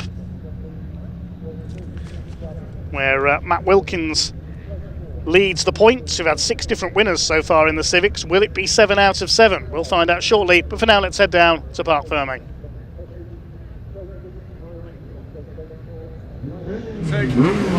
Hello everybody. Hello everybody. Sorry, I was just going to log back into the call so I could hear them shouting down to me. What a race! What an absolute race! I tell you, that's one thing I love about the pickup trucks. You just cannot predict what's going to happen. We had grass action, we had overtakes, we had overtaking around the outside. The position change in the top 3 was out of this world, but to see that Dale not only went off on one of those laps, but then managed to crawl it back to finally win the race, that is a seriously impressive outcome. Just get his helmet off and we'll interview him before he even has a chance to get out. It was obviously my professional fanning earlier on, wasn't it? Yeah, you can do that every race, and if that's how it goes. Run us through a quick kind of blow by blow of what you just drove then, because I couldn't keep track of it. It's big improvement from qualifying though on the truck, so the changes we made were better. So we've got a couple of little changes to make, go a little bit quicker hopefully. No, having a good battle there with Ryan, and then I don't really know what happened as we come down into hairpin. He was just slowing me through there, so I thought, I'll have a look to the outside. Al, give me a push down the straight. I was like, yes, push, come on, just push me out. And then I don't know if Ryan come over and slapped me or just touched me, which made me touch the grass. The next minute I'm going backwards into the hairpin spinning. I was like, well, that's it, that's game over. That's it, yeah, we all thought, well, he's not going to get it back from now. And then, yeah, we come out like 4th and that, and I was like, right, just go, just get your head down and go. So, and yeah, it was a bloody good race. It was a bloody good race. I mean, it was, yeah, I'm still trying to get over. I'm like, hold on a minute, I blinked, I missed 2 laps, and all of a sudden Dale Gent's come from effectively 5th, 6th all the way into first place. Yeah. Incredible drive. I'm not sure you need to make any more adjustments. I'll just leave it as it is, really. Just don't, if it ain't broke, you know. Well, I know, that's the same. If it ain't broke, don't fix it. But I know, it's just a little bit, just to make it a little bit more drivable, nice. Just maybe get a fan next time. We might need to hoover it up, a bit of grass in here. Got a little bit of grass, yeah. Well ventilated in here, obviously. Whilst you're rolling, Well, congratulations, Dale Gent. What a result! My goodness me, the heat in these cabs is something else. Ryan. Hi, I'm so sorry about that. We've got to have a chat with let's say predominant race leader Ryan Hadfield, as you were doing so well for so long. And then all of a sudden it's like someone took the circuit in a cup of dice, just shook it and threw it back out across the table. How did you see that? I don't know, it rained halfway through and the car just started sliding all over the place. I don't think you were the only person out there that was struggling to keep it on the tarmac. I mean, we had a couple of drivers with issues out there. But yeah, I mean, still, fantastic result. What a battle. You had a lot of challenges through that race, I think. There was a lot of people that ride on you, a few opportunities where you could have ended up a lot further back than you did. So, you know, second overall, happy with that? Yeah, definitely. After missing a full meeting, and it's always nice to come back and have a reasonable result. Yeah, I hope you won't be not missing any more meetings this year, no? Not unless it breaks. Not unless it breaks. Well, don't break it then, Ryan. No promises. Okay. No promises. What on earth is going on there? You're not Alan Cooper. Where's Alan Cooper gone? Someone else I was helping fan earlier on. Alan Cooper, my goodness.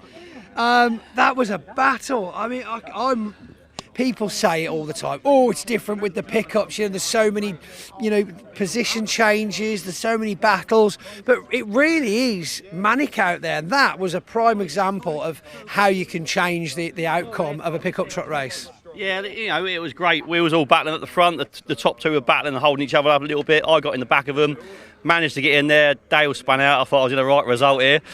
By the next corner, he was behind me again, so I don't know how he was saved that one. I really don't.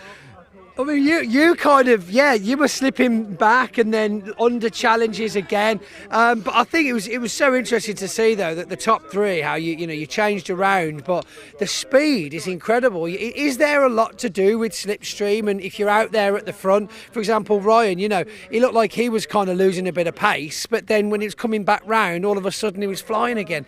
Is there that a lot to do with it? They are like aerodynamic bricks, really. So, so if you can get in the back of someone and you can give them a little push or a little tow, it makes a big difference. Like two cars together than one on their own. Oh, right. So there we go. You see, we are talking aerodynamics now with the pickups. Yeah, you're going to probably a good 5 mile an hour. You can gain on the car in front if you get in within 2 to 3 cars of him. You're on him. So you've just got to pray that you brake before they do. Yeah, just keep looking in your mirror and make sure they don't come up the inside of you. That's it, my goodness. So how interesting. Well, fantastic result, Alan. Great start to the weekend, and I suppose we'll get you some silverware sorted out after the truck race, because I'm a busy little boy, I am, with all these race interviews. Yeah, we're getting silver every single race, so yeah, we're well happy with this meeting, this season. Great result, great result. Where are you in the championship now? We spoke to you earlier on, because you were exactly equal. where I am. You were equal points with Dale, and now you're not. You could probably, if you went on my onboard when he was spinning across the track, you could hear me cheering in the background. But unfortunately, he's in front at the minute. 2 points, I can't believe it. Well, we've still got tomorrow to go yet. 2 more, but you still got the rest of the season to go. I've got to be finishing the end of this weekend. Win it this weekend. As long as I can beat him every weekend, I'm happy. Okay, I like it. Right then, we've got the Honda Civic Cup out on track now, so I'm going to throw it back to our commentator, Dave Goddard, to see who's out on circuit next.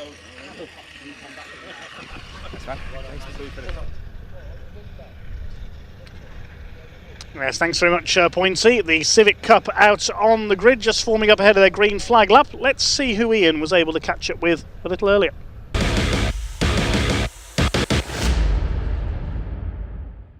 Well, welcome back to the assembly area. It's time for round 7 of the Miltech Civic Cup. There are 25 runners and riders in this race, and we've come down to have a chat with Adam Parker, who starts 25th. But there is a reason for it, isn't there, Adam? Bit of a clutch issue. Yeah, the pipe that goes from the clutch to the brake, the pedal, had gone and given in and leaked all the hydraulic fluid out. So you had to go out at lunchtime, a couple of cars behind the safety car to get you 3 laps in. How quick are you round here, though? How far up do you think you can get in this race? I've never done it in this car before, another Civic. I did it in Saxo back in juniors. Yeah. And I was fairly quick then, so I'm fairly confident, but we'll have to see what it's like in this car. You're going to put a show on for us, Adam, yeah? I'll give it a go. Yes, good luck, mate. Really appreciate it. Enjoy it as well. Adam Parker goes from 25th. Let's just grab Callum for a quick. Callum, I want to have a quick chat with you. That's right. I know we spoke off camera, didn't we, as well? But you've got a specific target in this race, haven't you? Yeah, I'm aiming for 20th. Obviously, big ask, but we'll give it a go. Do you mean ambitious? Got to be ambitious in this game. But you're a bit happier with the car, you said as well. Yeah, it's handling so much better. I feel a lot more comfortable. I'm happy to push it. And if it goes wrong, I'm able to correct it. So there's less risk. So I'm happy with that. Top man, Callum, best of luck out there. Thank you. Thank you so much. This is going to be a cracker. This man right here walking towards us, Wilf Butler, he goes from pole position. Can he convert it into victory? There's only one way to find out. Round 7 of the Milltec Civic Cup about to get underway. Let's hand it over to your commentator, Dave Goddard, to take you through the action. Enjoy.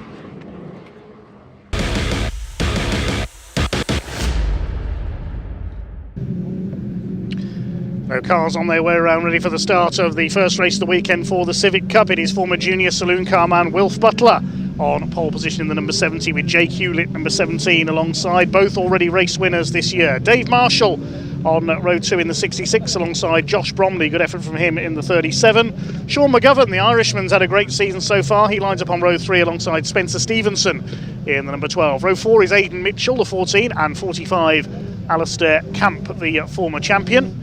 Row 5, Louis Austin and Dan Petters. Then Jake Renshaw alongside Wesley Swain.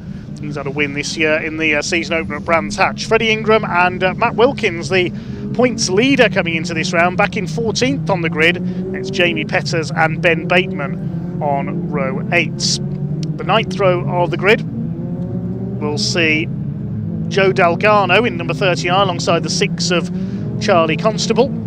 10th row, 50, Francisco Howitt alongside treble 3, Harry England.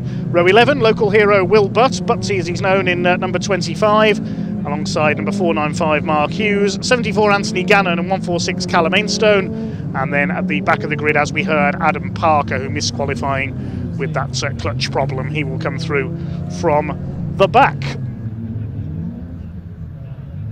So it is Matt Wilkins who had a win at Thruxton. Just one win so far this year. Leads the points. 2 meetings held so far at Brands Hatch and Thruxton. Wilf Butler had a win at Brands Hatch, as did Wesley Swain, with Jake Hewlett, who's on the outside of the front row, taking race 3.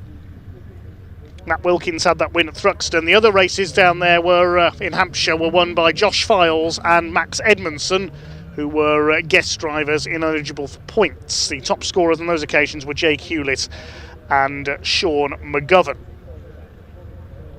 Other awards to look out for include the Goodyear Diamond Award for the senior drivers on the grid. Anthony Gannon currently leading that, he's towards the back of the grid, and the Paul Winfield Trophy for the highest placed either rookie or who has not finished in the top 10 positions in the championship. Sean McGovern currently leads that. So ready for a start then. This will be a 15-minute race for the Civic Cup. The green flag has been waved at the back of the grid, and away they go. Down towards the first corner it is. Wilf Butler, the former junior saloon car man, tries to keep the lead, but Jake Hewlett has outpaced him into the first corner. It's Dave Marshall in the grey car in 3rd position, 3 wide behind them. Alistair Camp trying to go around the outside in the pink and white car. Ben Bateman bouncing over the curbs on the inside. They've all made it round okay, I think. Adam Parker in the black car trying to make his way up the inside early on. On in sight they make these Honda Civic Type R's, either the EP3 body shape, the bread van as some call it, or the later FN2, which is all a single class. There's no separate class for different models of Civic Type R. It's the separate awards, the Diamond Award and the Paul Winfield Trophy in there as well.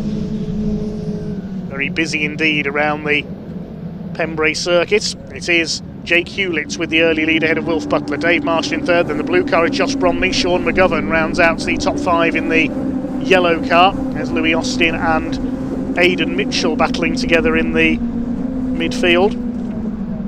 Somebody running wide, that was Butsy, Will Butt in the number 25. The man from South Wales running wide onto the grass there. Comes from Pontypool, not all that far from Pembrey. Spencer Stevenson in the silver number 12 car under fire from Alistair Camp. Seen him in TCR UK in the past in his Hyundai, but he's sold that car. I believe that's the car Rick Kerry now races in TCR UK, if memory serves me correctly. Aidan Mitchell under fire from Charlie Constable in the number 6 car, and in behind them is Matt Wilkins, the points leader in the number 84. It's all about consistency. Success ballast is a factor in this series as well. Wide there, the number 90, that's Jake Renshaw going out wide. They're side by side up the speedway straight there with Wesley Swain. Alistair Camp being chased by one of the Petters boys, that's Dan Petters in the number 86. Jamie just behind him in the yellow and blue machine. But it's Jake Hewlett who leads the way in the number 17, looking for his second race win of the season, as is Wilf Butler, the man behind him, won in only his second appearance in the championship in that opening round at Brands Hatch. Dave Marshall up there in third place in the number 66, the man from the northeast, always an entertainer. Been having a number of gremlins with that car though, sadly, this year. Josh Bromley in fourth, then it's McGovern, Stevenson, Camp, the Petters boys, and Aidan Mitchell is next. Matt Wilkins running wide there, the number 84 drops back a bit. He's got Wesley Swain chasing him down. In behind them is Francisco Howitt, I think that is, in the number 50 car. Next in the order, one of a few junior saloon car alumni. It's almost like a class reunion this weekend for junior saloon car drivers, isn't it? As Jake Renshaw nearly goes into the back of Charlie Constable there. Just about managed to get the car stopped before he ended up on the grass. There's the Petters boys. Short oval men, we've seen them in the pickups as well. And in GT racing with Porsche, as Dan Petters has appeared. Everybody running wide onto the grass in the background. We'll pick up who that was in a second. I think that might have been Adam Parker. Yes, the 192 car, in his haste to come through from the back. He ran wide there, side by side with Butsy in the number 25 as they chase Ben Bateman, another ex-short oval man, the number 93, former mini-stock star. Appeared in Formula 2 stock cars as well. Just in front of them is, I think that's the number treble 3 of Harry England. Sean McGovern, the leading contender for the Paul Winfield Trophy, in number 67 in 5th place, who gave onlookers a bit of a shock at the end of the final race at Brands Hatch on Easter weekend when a tyre exploded on his car as he crossed the finish line. Hewlett continues to set the pace then. There's Matt Wilkins, who led the points coming into this round ahead of Jake Hewlett. Jake Hewlett will have picked up bonus points for qualifying. There's points awarded to the top 6 in the qualifying session.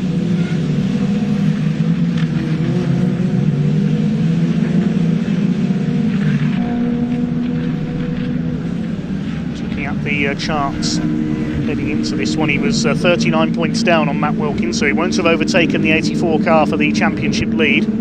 Jake was just 2 points clear of Spencer Stevenson and Alistair Camp in the standings heading into this race. There is Alistair Camp, the black and pink car. Dave Marshall with the fastest lap of the race, winning 4.39. It's under 82 miles an hour average.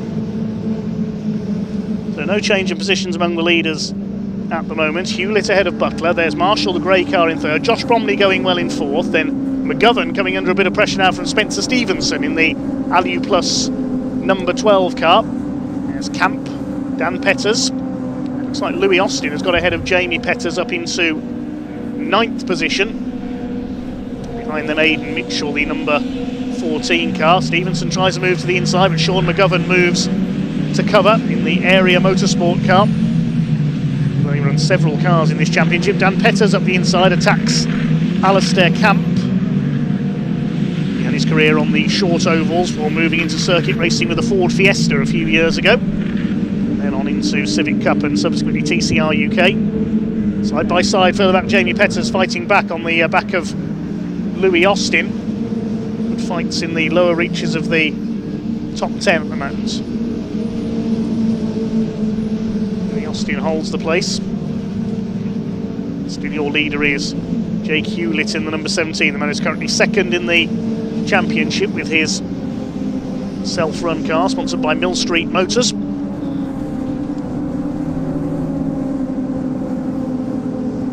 Great sight the Civics make. It's a fantastic championship. Liam McGill, the Scotsman, won it last season but not back to defend his title this year. This car's so evenly matched. If you look further down the order, we know McGovern's leading the Paul Winfield Memorial Trophy. It's 495 Mark Hughes, who's the leader of the Goodyear Diamond Award for the senior drivers, just ahead of Anthony Gannon towards the back of the field. Louis Austin continues his scrap with Jamie Petters, lifting a wheel there through the crossing. Aidan Mitchell, number 14, in behind. Still your leader is Hewlett from Wilf Butler. Dave Marshall in third place. Josh Bromley still going well in fourth. There's a scrap further back, the number 57 machine. That's Freddie Ingram, teenager, just holding off Joe Dalgarno in his very impressively liveried number 39 car. Sponsored by Doodle Signs. Has a look on the inside as they go out towards the end of the lap.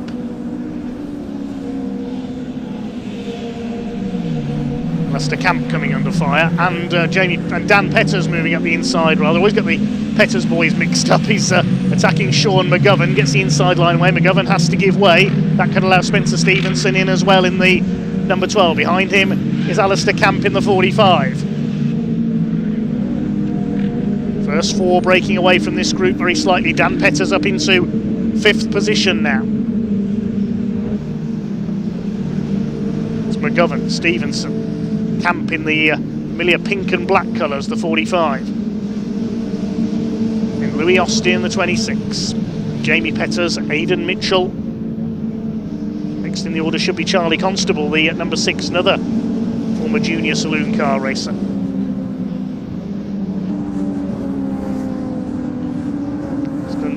Just over 6 minutes of this race still to go. And Alistair Camp under fire from Louis Austin. Jamie Petters in there as well. Jamie Petters has been providing a lot of the entertainment in this race. Alistair Camp being shuffled back. He's not having the happiest of seasons, it has to be said, Alistair Camp. He's been relegated to 10th place there. Normally we see him over the last couple of years up at the front fighting for wins. Side by side there between Charlie Constable and Jake Renshaw. Two Ben Sharp racing machines, I think they are. Through goes Constable. Renshaw we saw nearly run off track at Brooklands earlier on. They've got Matt Wilkins in behind them. Quiet run for Matt Wilkins, but he's just quietly racking up the points as he tries to keep his championship lead. There's a big lock up there. Who's that? That was Louis Austin, the 26. He goes onto the grass. That's down at Brooklands Hairpin. Rally crosses his way back on. Well, the Civic Type R EP3 has been proved as a rallycross car in the BTRDA Clubman's Championship. Alex Fletcher has won the title in the last 2 seasons in one of those.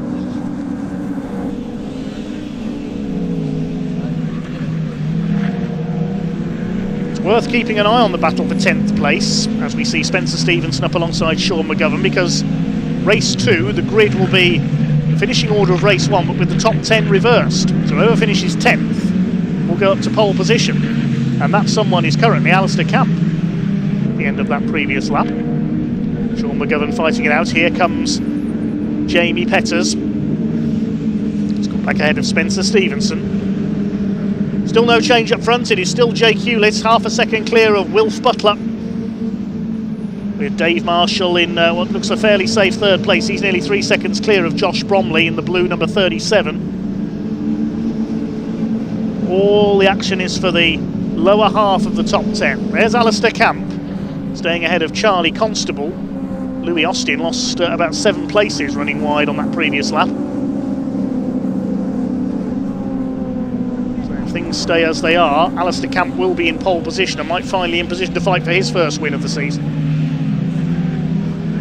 Here comes Spencer Stevenson, the silver number 12. Moving to the inside there, Aidan Mitchell in the number 14 as well. He's going to have a go into the hairpin. Sean McGovern is losing ground here in the 67, the yellow car. Aidan Mitchell has to go wide on the hairpin. Charlie Constable's in there as well. Aidan Mitchell could cut ahead of Alistair Camp here. He gets the line right through DeBenny. Yes, he's got him. Good move there by Aidan Mitchell, and here comes Constable as well. An opportune move there up the inside at the crossing, as Camp is still on the wrong line. He'll be on the right line for the right-hander at centre, but Charlie Constable gets the move done. Jake Renshaw in there as well. Has Camp's jinx this season struck again? Matt Wilkins in just behind them. He wants to get into the top 10 here to improve his grid position. 3 minutes of the race to go, and it's looking good for Jake Hewlett up front. We've been concentrating on the midfield because that's where all the action has been in this first race of the weekend for the Civic Cup.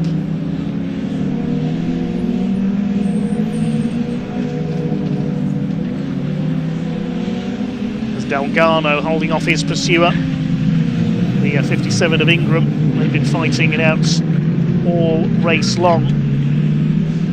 Sean McGovern, the championship leader, as you mentioned, in the Paul Winfield Trophy, but the current top man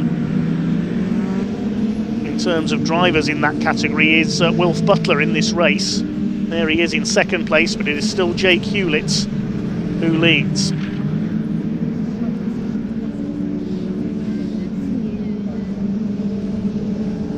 Second in the championship, he'll consolidate that here. I don't think he'll overhaul Matt Wilkins.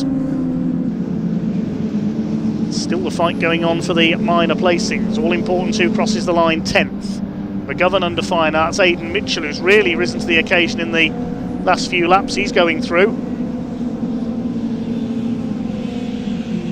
Couple more laps to go. There's the top 5 through. Petters in 5th and 6th now. Stevenson 7th, and everybody else is going for 8th place. McGovern's dropping back quite dramatically here. Has he got a problem, I wonder?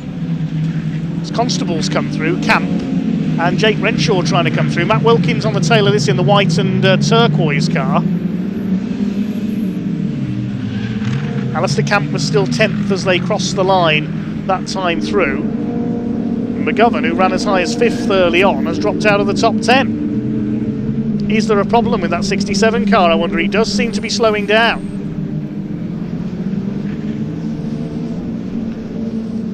Got Matt Wilkins behind him and the recovering Louis Austin. Just in behind them is Wesley Swain. It's been a subdued race for the 92. Had a win at Brands Hatch and the opening weekend at Easter.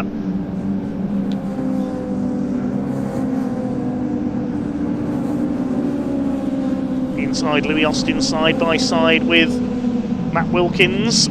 Puff of smoke there as somebody run wide. Doesn't look like it. Leaders going into their final lap this time. Still Hewlett by 3/4 of a second from Butler. Dave Marshall in 3rd place. They pretty much held station all the way. And Wilf Butler, a fantastic debut season. He's going to have to give best to Jake Hewlett here as Matt Wilkins runs wide. Wesley Swain could get through. Meanwhile, here are the leaders going through towards Brooklands for the last time. It is the black and green 17 of Jake Hewlett. He's held off Wilf Butler all the way. He's controlled the pace out in front. And it's going to be a win for the man from Hertfordshire in the number 17. I don't think Wilf Butler's going to catch him in the last couple of corners of Civic Cup Race 1 this weekend. Here he comes through Honda for the last time at the wheel of his Honda Civic Type R. It is going to be a win for Jake Hewlett. Takes the win ahead of Wilf Butler in second. Dave Marshall is third. Josh Bromley comes over in 4th place. The Petters are 5th and 6th. 7th is Spencer Stevenson. Who's going to cross the line in 10th? It is Alistair Camp, so provisionally he'll get pole position for race 2 alongside Charlie Constable. Poor old Sean McGovern, after such a strong start, ends up 12th.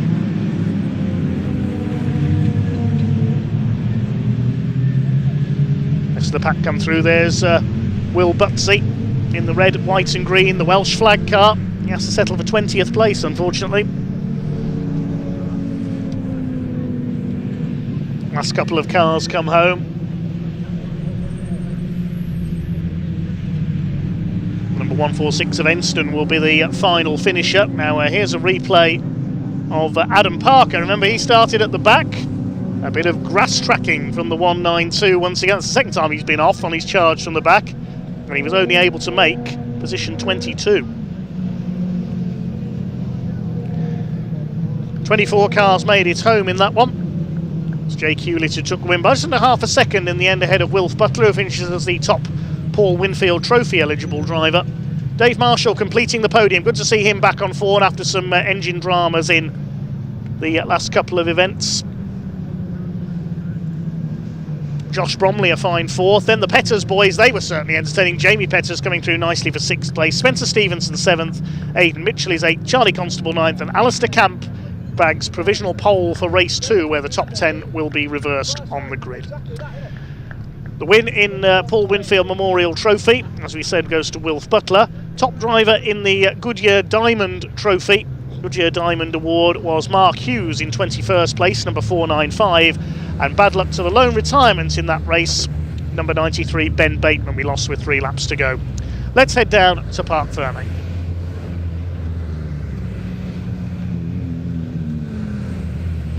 Yeah, welcome down to Park Fermé, everybody. I've got the Milltec Civic Cup cars coming through, as you can see. We're still waiting for our leading trio to come on down so we can have a quick word with them. But it is Jake Hewlett who wins round 7 of the 2026 Milltec Civic Cup. Wilf Butler, who started on pole position, he comes home in 2nd place, and Dave Marshall on the podium. It's been a familiar position for him over the years in the Milltec Civic Cup. Still waiting for the cars to come round. It is a short lap here, so I think it was just because actually the checkered flag might have been missed for the first few cars, but now they're making their way down.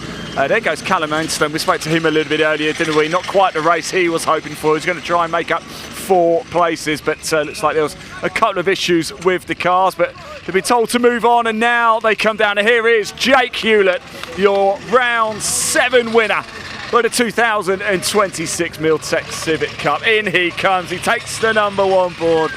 Yeah, there he goes, a little fist pump there. Dave Marshall off to his right, Wilf Butler in 2nd place off to his left. Let's let him get out of the car. We'll have another chat. We spoke to him, of course, at Brands Hatch when he picked up a win earlier in the season. I know it means an awful lot to him. I'm going to move myself around. He's just going to go have a bit of a handshake. Good sportsmanship there between Wilf Butler and Jake. Jake, I'll let you get your helmet off, mate. I'd like to see the whites of your eyes and see the big beaming smile. Oh, I need to get the gloves off. Too excited. He's too excited. I'm not surprised indeed. Up goes the bootlet. That's my lift home later in his boot. Sure. Yeah. It's nice and warm in there now, actually, though, isn't it? Jake, this number 1 spot is becoming a nice little habit. Yeah, 100%. Look, yeah, it's been a tough season so far, you know, like we showed really strong pace back at Brands Hatch, and then we had some issues since then. We're still fettling some little bits here and there, but yeah, I think that was much more of what the car can do, and hopefully we can keep that moving forward. Well, it looked like once you got your nose in front, you kind of maintained a bit of a gap. I'd like to say I did, but Wilf is obviously absolutely rapid. No, I wouldn't say it was maintained. It was we were certainly pushing on the whole way there. I couldn't let up a bit, so fair play to Wilf and obviously Marshall here in P3. They've done a fantastic job. But yeah, so grateful to the team, of course, making all this happen. Mill Street Motors and Europa Crash Centre, our title sponsors here, just impossible without them, of course, and just really thrilled to get them a result after everything we've had the last month or so. Jake, well done. I'm so happy for you, mate. Thanks Great so stuff. much. They're always smiling. That's what we like. Where's Dave Marshall? He's over there. He's just going to have a handshake there with Jake as well. Dave Marshall, back on that podium again. That's where it should be, right? It is, yeah. Car's back working where it belongs, isn't it? Yeah, ongoing issue from Brands Hatch. I'm sure bored people with it now, but thermostat went with a new Morgan Bailey engine. Brand new thermostat is what it is.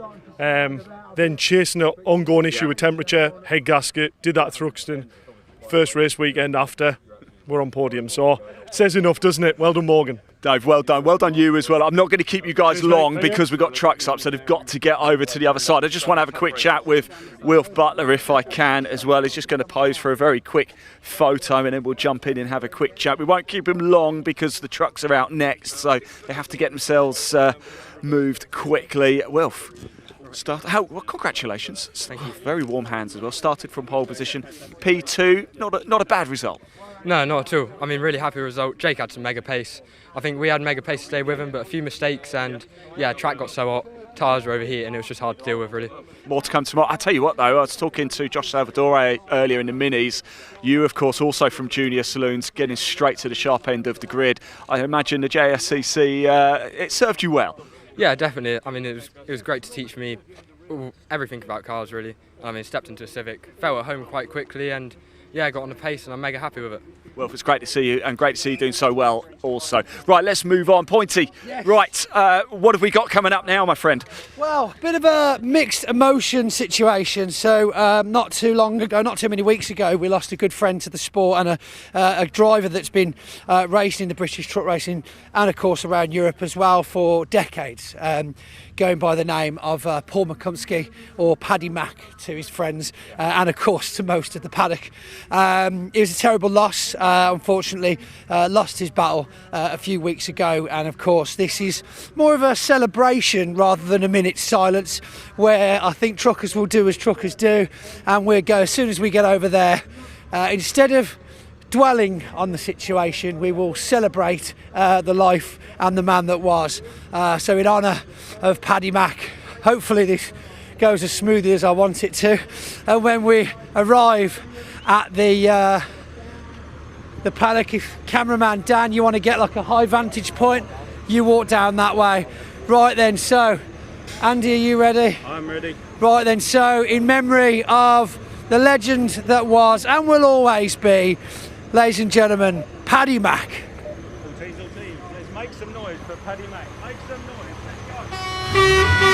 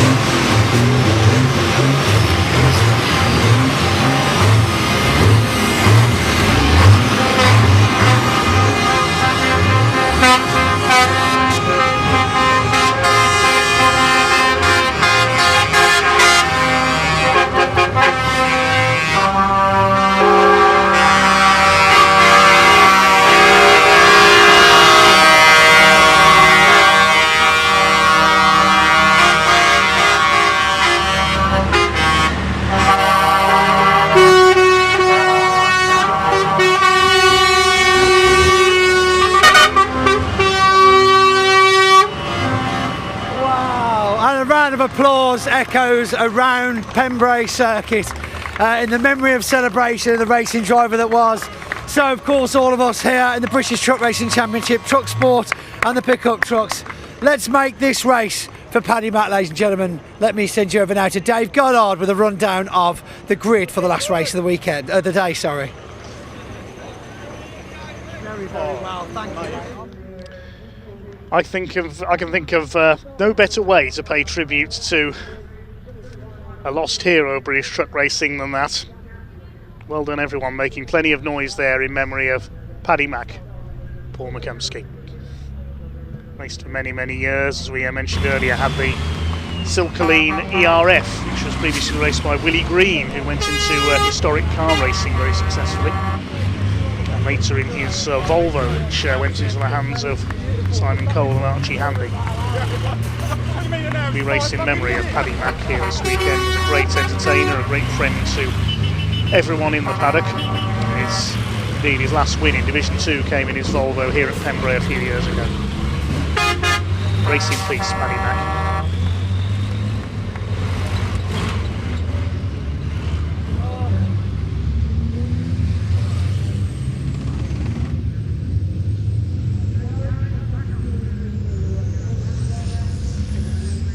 Before we get underway with this last race, I want to dedicate this weekend's live stream on a personal note to a very good friend of mine by the name of Liv Bell, who was very sadly and very suddenly taken from us at a young age fairly recently.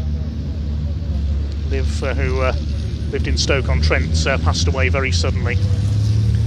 She was primarily a Formula 1 fan, but I know she watched our streams on BARC TV when she was able. And she will be greatly missed by myself and many others. So my commentary this weekend and this stream is dedicated to the memory of Liv Bell. Rest in peace, Liv.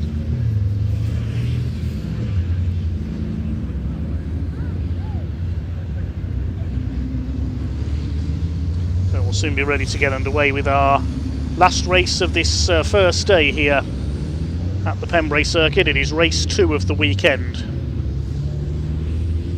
for the British Truck Racing Championship. The grid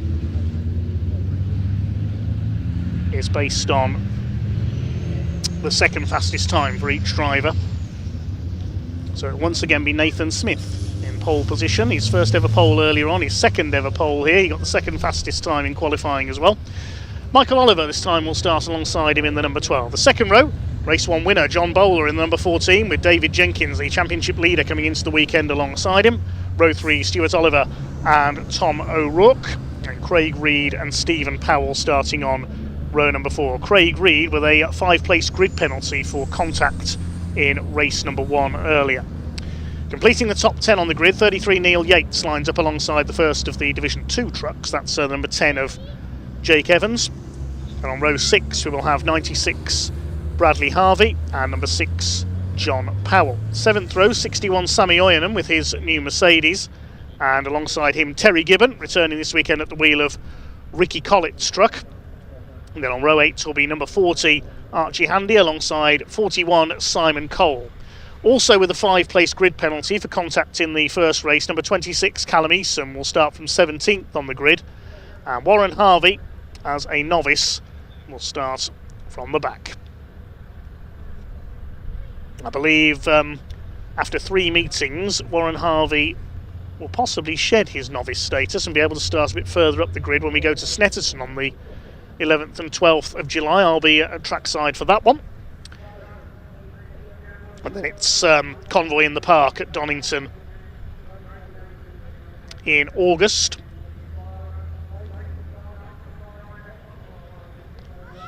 Of course, there's the trip to Le Mans coming up as well for the truck racers on the Bugatti circuit. That's at the end of September. And then the final round, October the 31st and November the 1st at Brands Hatch, with the season-ending firework display on the Sunday. Ready for fireworks one last time today here at Pembrey as well.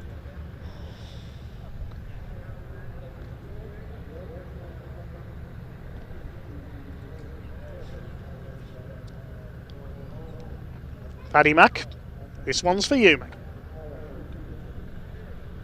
Can Nathan Smith hang on in front in the number 11? Saw him take a win on his debut at Brands Hatch at the end of last year, where he took over from his father David in the number 11 truck ahead of his first full season this year. Michael Oliver this time starting alongside him. A grid penalty in race 1 saw him stuck in the pack. As John Bowler went on to his first win of the season. Let's see what John can do from the inside of the second row. Just making sure at the moment that all the marshals have moved safely back off their posts in the interests of safety.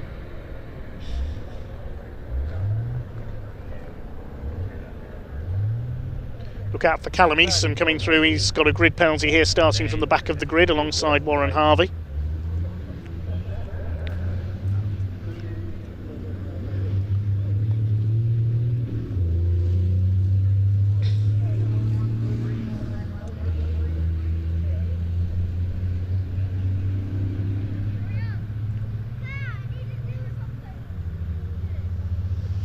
Don't forget we go racing bright and early at 9 AM tomorrow with our first race for the Mini Challenge Trophy. A full day of racing, all the qualifying has been done. That's who we were waiting for.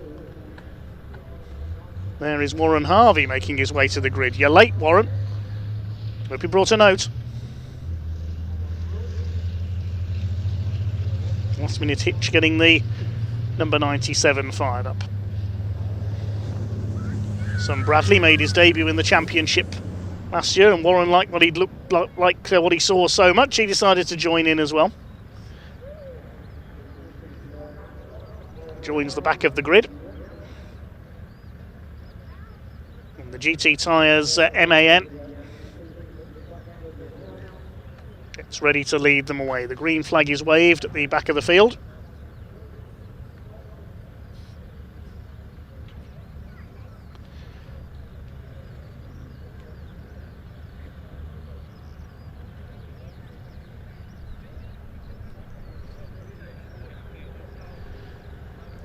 As the pace truck gets ready to lead the way. Big thanks to all the partner sponsors of the championship. GT Tyres, I just mentioned, MB Energy, Sylvie Fleet Management, Freyhouse Trailers, MV Commercials, that's Tom O'Rourke's company, Total Care Workshop Equipment, BWOC, suppliers of HVO fuel to the championship, all the trucks running on environmentally friendly HVO fuel, Dines Recovery, Commercial Motor, Rydam Universal, they supply wheels for these trucks, LTS Global Solutions, Milwaukee Tools and Fleet Safe AI, all partner sponsors of the 2026 British Truck Racing Championship.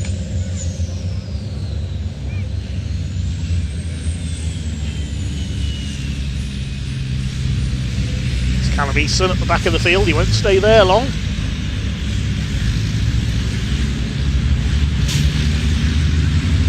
Jimmy Easton in our comments cheering him on.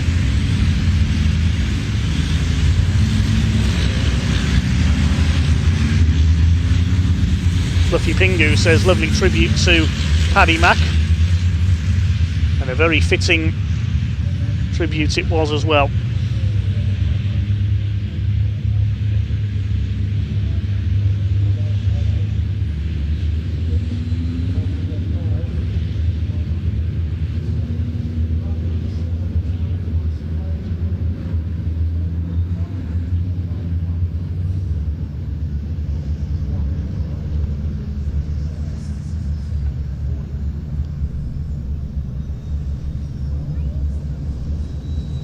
Nathan Smith, Michael Oliver, John Bowler, David Jenkins lead them round. Jake Evans leads Division 2 ahead of Bradley Harvey and John Powell.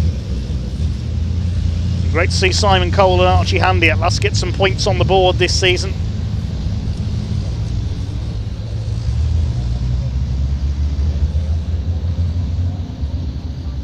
All 18 trucks out there. Simon Reed, a late withdrawal from this weekend.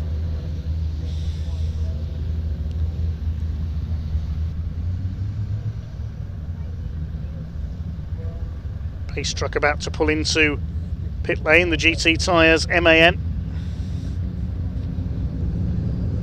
Nathan Smith, can he hang on in front this time?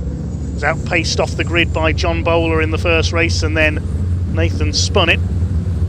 Red lights are on the gantry. 15 minutes of racing to close out day one here at the Pembrey circuits.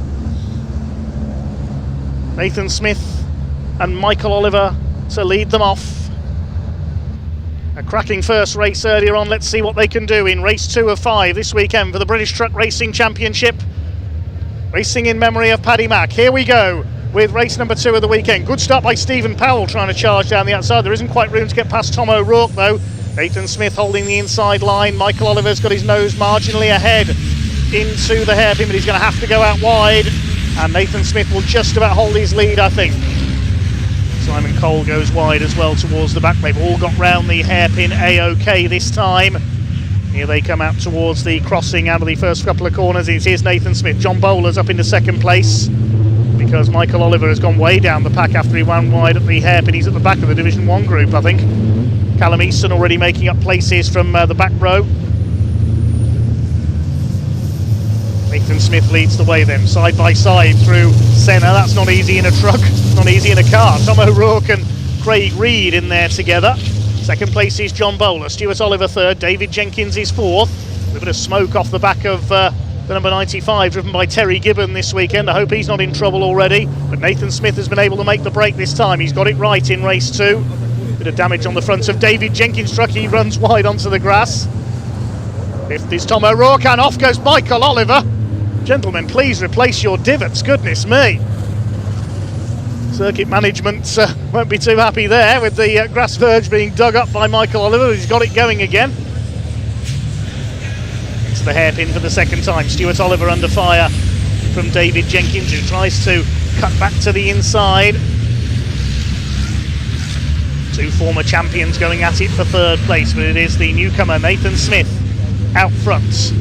Bit of smoke and steam out of the back of the number 3 there of Stephen Powell. I think he's in trouble. There's damage to the back of his truck. He's been hit going into the hairpin. Look at the state of that. Not slowing him down though. Bits falling off it as he attacks Jake Evans, but Stephen Powell, he's going to have to pull over. Show you, look at the smoke. Blinding everybody behind him. It might be leaking fluid as well, the number 3, but he doesn't care. He's not slowing down. He might get flagged in here, Stephen Powell. I didn't see who hit him. I heard some contacts at the hairpin. Powell smokes on. Here's the battle between Tom O'Rourke and Craig Reed. This is for 5th position. Chased by Neil Yates in the 33. Smith continues to lead from Bowler, Oliver, Jenkins, then O'Rourke, Reed, Yates, and then Smokey and the Bandit, aka Stephen Powell and Jake Evans. There's Michael Oliver running down among the Division 2 trucks at the moment after his off earlier on. Stephen Powell, it's not been his day so far. It's not been Stephen Powell's year so far in 2026.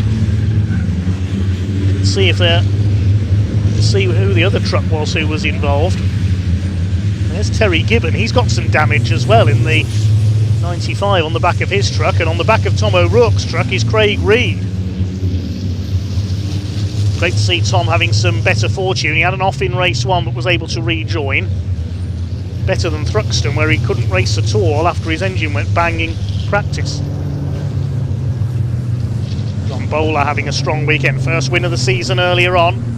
Chased here by Stuart Oliver for 2nd place, but all the time Nathan Smith is getting away.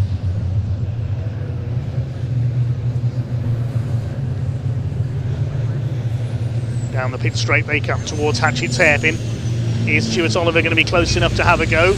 Don't think David Jenkins is either. Around the hairpin for what is the 4th time in this race. Still Craig Reed all over the back of Tom O'Rourke, and Neil Yates is closing up as well. This is great stuff.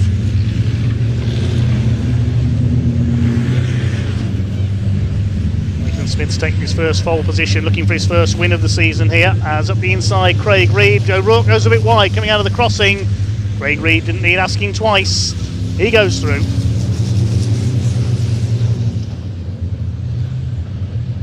And now here comes Neil Yates having a go at the Scotsman as well. A few of the lesser lights of the championship shining today at Pembrey.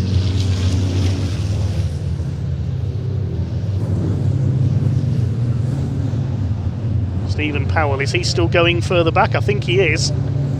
Just looking into the background, yes, there's the number 3. Smoke's lessened a bit. I don't know where that's it. I don't think that's engine smoke. Yeah, it was bodywork rubbing on that tyre. David Jenkins goes down the outside into the hairpin. Nathan Smith had 1 win last season at Brands Hatch. He's looking for his first win of the 2026, his first full season in the championship.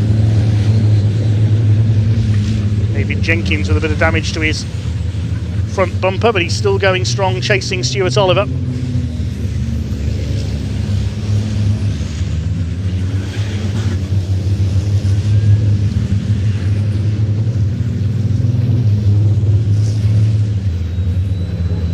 Michael Oliver recovering from his off at Carter's Curve earlier on.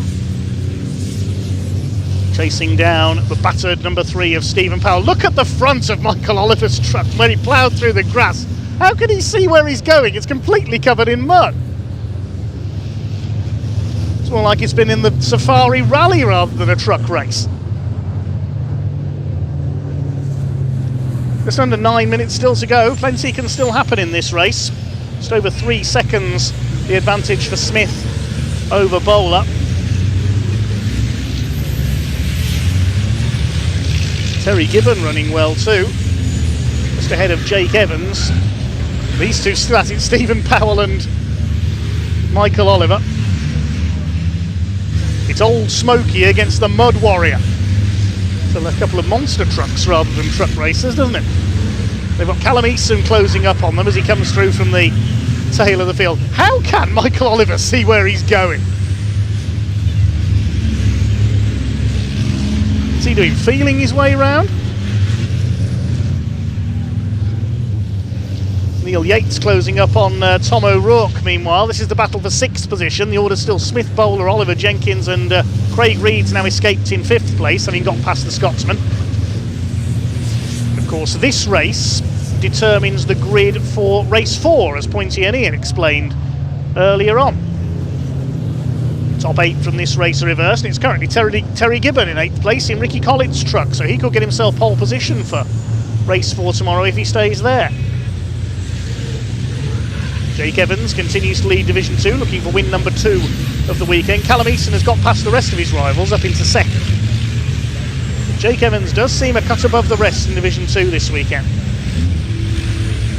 Bradley Harvey 3rd in the class, then it's John Powell in the DAF, Sammy Oyenen's new Mercedes, and Archie Handy, Warren Harvey and Simon Cole, unfortunately we've lost into the pits.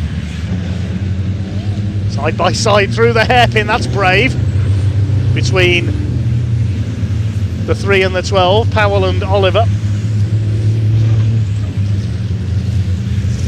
Callum Easton must be fancying his chances of getting past these two.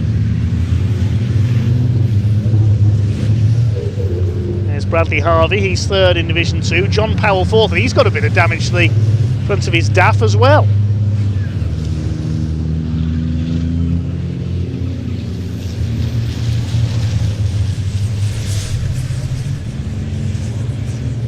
Stephen Powell holds the inside line through the right-hander at Brooklands. Meantime, here's the battle for 2nd place. They're just over 3 seconds down on Nathan Smith, who continues to lead. There's the white MAN in the background. John Bowler still holding 2nd place, chased by Stuart Oliver. 10 times champion, 1-time European champion.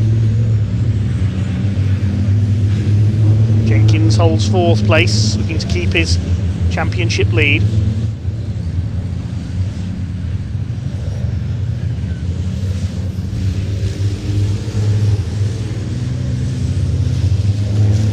Apparently it was Michael Oliver who was involved in that contact with Stephen Powell earlier on. Now they're back battling each other once again. I missed the initial contact on the side of Powell's truck, but apparently it was the 12. Thanks to our comments. David Jenkins closing on Stuart Oliver. Jenkins looking for his 2nd British title this year. Could Nathan Smith be a contender with form like this?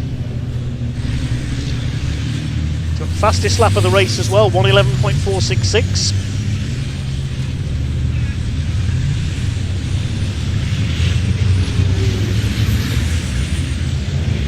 David Jenkins closes right up on Oliver there out of the hairpin. We've got 5 minutes of the race to go. Craig Reed lurking behind them in 5th position, then it's O'Rourke, Yates and Terry Gibbon still in 8th place, so the championship returnee is on to take pole for race 4 tomorrow provisionally. That truck has already had a win this year at Brands Hatch in the hands of its owner, Ricky Collins, who's still recovering from major surgery at the moment. So if you're watching Ricky, get well soon. See you back on track soon, hopefully.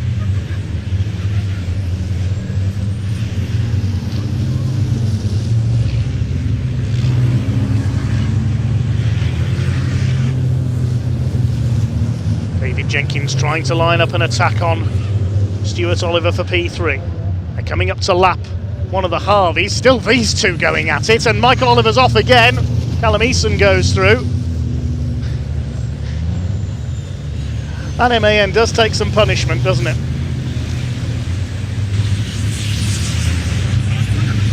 Battle for 2nd getting closer and closer. They've lapped Warren Harvey, trying to keep out of the way. There's another truck about to be lapped as well. I would imagine that's Archie Handy, the number 40 in the Iveco that the leader has caught there in the background. Yes, it is.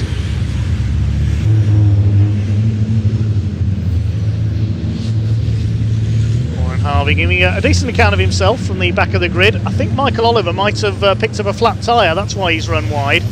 No great surprise given the battering his truck's taken in this race. And perhaps not surprisingly, Michael Oliver has stopped.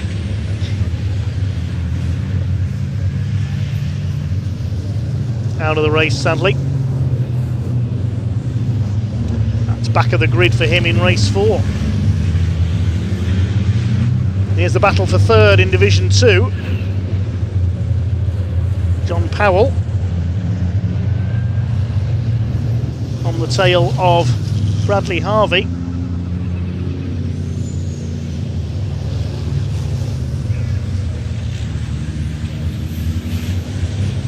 Still leading Division 2 is Jake Evans. I've hardly seen him in this race. He's well ahead of his Division 2 rivals. There's Callum Eason in second place. This is the fight for third.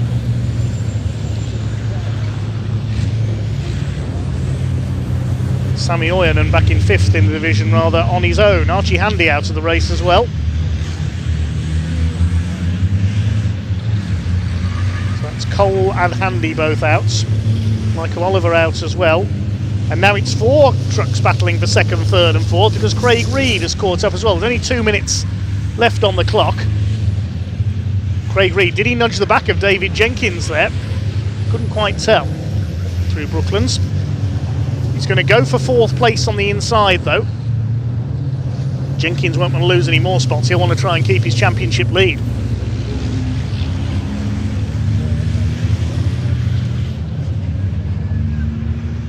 Nathan Smith continues to keep a cool head out in front, looking for his first win of his first full season. 4 seconds clear of this lot. They scrap for second place. This is exactly what Nathan wants. As long as they're scrapping with each other, he can pull away. There's Jake Evans, dominating Division 2 this weekend.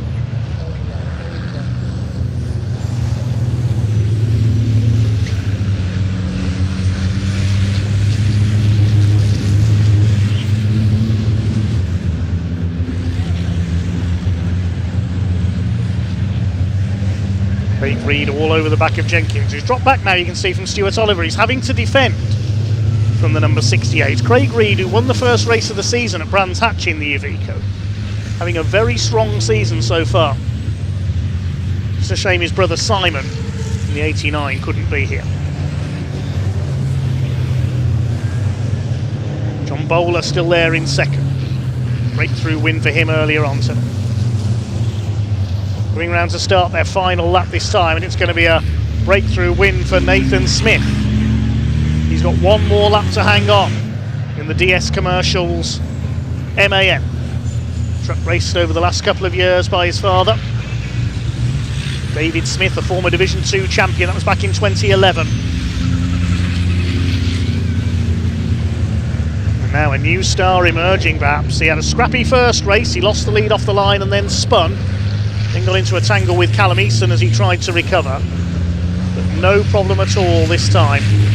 Stuart Oliver will know it's the last lap. He's going for John Bowler. They're not going to catch the number 11.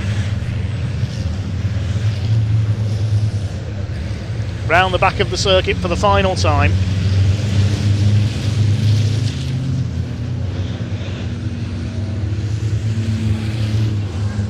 It's going to be a win for Nathan Smith, the man from Kent. Up towards Honda Curve for the final time. Looks as though John Bowler has done enough to hold second. But it is going to be a first win of the season for number 11. Nathan Smith takes the checkered flag. Well done, Nathan Smith. John Bowler will come over in second, then Stuart Oliver, David Jenkins and Craig Reed as quickly as that. Great fight for second place. But Nathan Smith is the hero of the hour. He wins race 2 of the weekend here at Pembrey. We'll pick up the Division 2 leader as well. Another dominant performance by Jake Evans. Tom O'Rourke just holding off Neil Yates for 6th place I should say there, and Terry Gibbon 8th, the provisional pole for race 4. Here's Jake Evans, 9th overall. He wins Division 2. And it will be Callum Eason in second place, Warren Harvey coming in a lap down. As Callum Eason comes in to complete the overall top 10, second in Division 2 for him. Bradley Harvey takes third in Division 2. Then it's John Powell and the battered remains of Stephen Powell's MAN who comes in behind them. Sammy Oyen and Warren Harvey will complete the finishers, but Nathan Smith power slides the MAN in celebration. There's Sammy Oyenen's new Merc. We didn't see much of it in that race, sadly. He makes it over the line in 14th place. But a very happy Nathan Smith. He won on his debut at Brands Hatch at the end of last year. Pole position for both races today. A spin stymied him in race 1, but he takes the win this time. Well done, Nathan Smith, taking the win 4 seconds clear of John Bowler. Just held off Stuart Oliver, David Jenkins and Craig Reed in the battle for second place. Behind them, Tom O'Rourke held off pressure from Neil Yates to take 6th, and Terry Gibbon a fine 8th on his return at the wheel of Ricky Collett's truck. Jake Evans in 9th wins Division 2 ahead of Callum Easton. Then behind them were Bradley Harvey, John Powell, Stephen Powell, the last of the Division 1 runners, and then Sammy Oyanen and Warren Harvey completed the finishers. We lost Archie Handy, Michael Oliver and Simon Cole pull into the pits early on.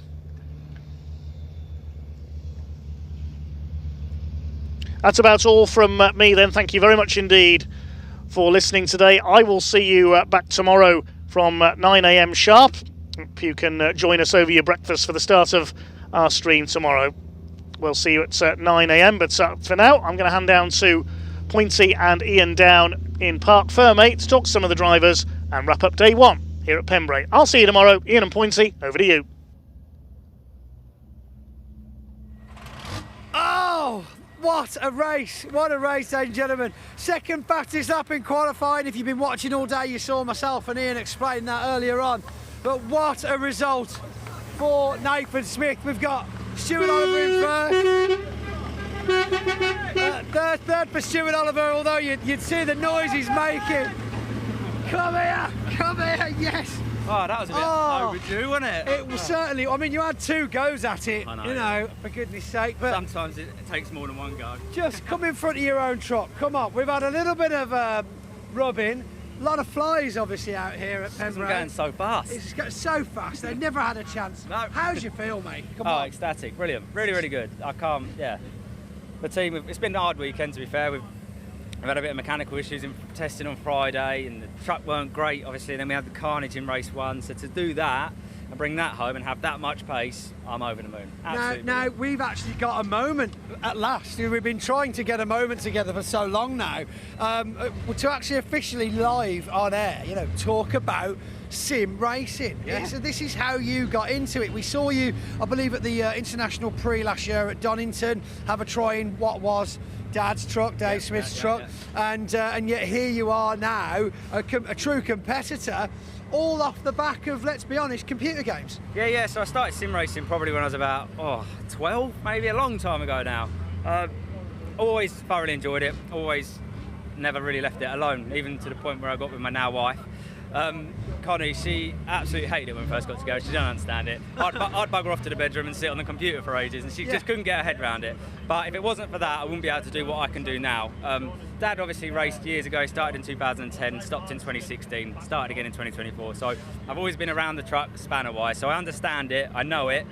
So all I had to really get in and do was drive it. And to be honest with you, what sims can do nowadays is amazing. So realistic, I take it. All of my racecraft, although a lot of people don't respect it because they think I have none because I've only done this. Of course.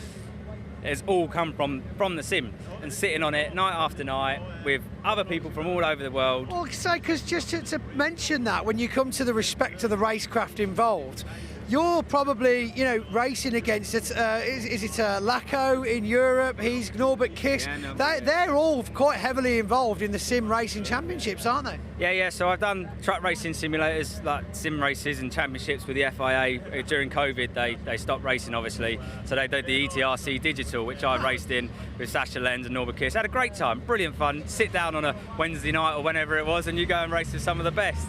But I've also done a lot of car championships in amongst that, so I've always kept myself very much on the computer and on the sim, because to not lose that. Yeah, absolutely. And when you can learn to drive with your eyes and your hands, because that's all you got on the sim, you get no feeling from anything else, just a 4-speed back wheel and your eyes. You got no feeling through your body. So when you learn to drive through your eyes and your hands, to have all the other feelings in, it makes it easier, if anything. Haptic feedback, 5.5-ton bodysuit. Yes, yeah, that's what it is. I'll tell you what, it's a missile when it all goes wrong as well. You're a passenger, you just hold on.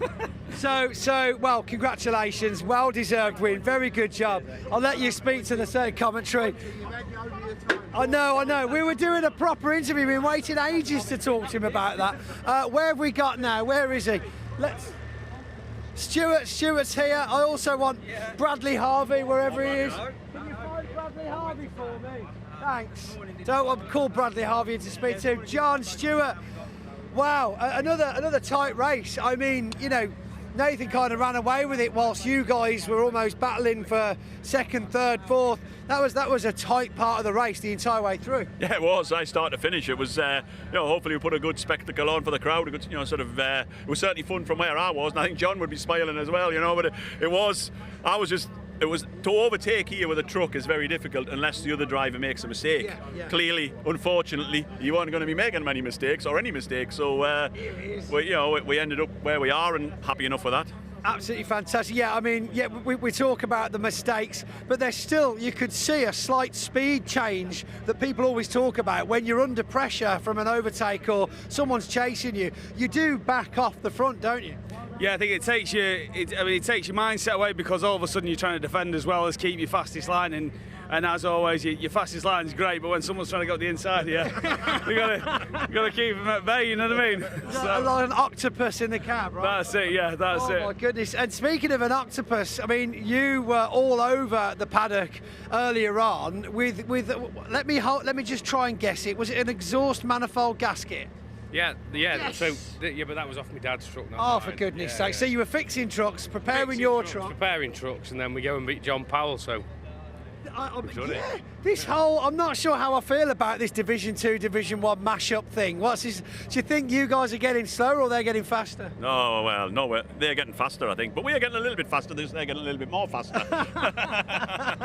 John? I had mine on rest halfway through, so. Afternoon nap, right. And Division 1's getting older. Division 1's getting older. New blood. Guys, thank you very much. Bradley, fantastic result. Well done. Silverware incoming. We'll hopefully get some footage out to you for that tomorrow. And I'm getting rescued from a truck later on by the fantastic volunteers, the BARC rescue team. So keep an eye out for that.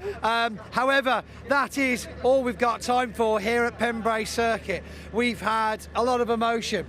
Hello, Ian. It has been emotional. It has been. We've had excitement. We've had anger. We've had the memorial, the celebration of a life for the late passing of Paddy Mack. And yeah, you know what? I think it's been a pretty incredible day. We've had some close shaves with the other championships as well. Pickup trucks have done well. Audis. Civics, Junior Saloons, Minis galore. Lots of minis. We've had it all, and guess what? We get to do it all again tomorrow. We've got to go because you've got to film a special feature. I've got to go film a penalty shootout World Cup special feature. Come on, wait, it's coming home. Come on, England. We'll see you tomorrow. We'll see you tomorrow. All the action live tomorrow. First race gets underway at 9 o'clock. We are pretty much wall-to-wall racing. We'll see you all tomorrow. Thanks for watching, everybody. Bye-bye. Thanks, guys. See you tomorrow.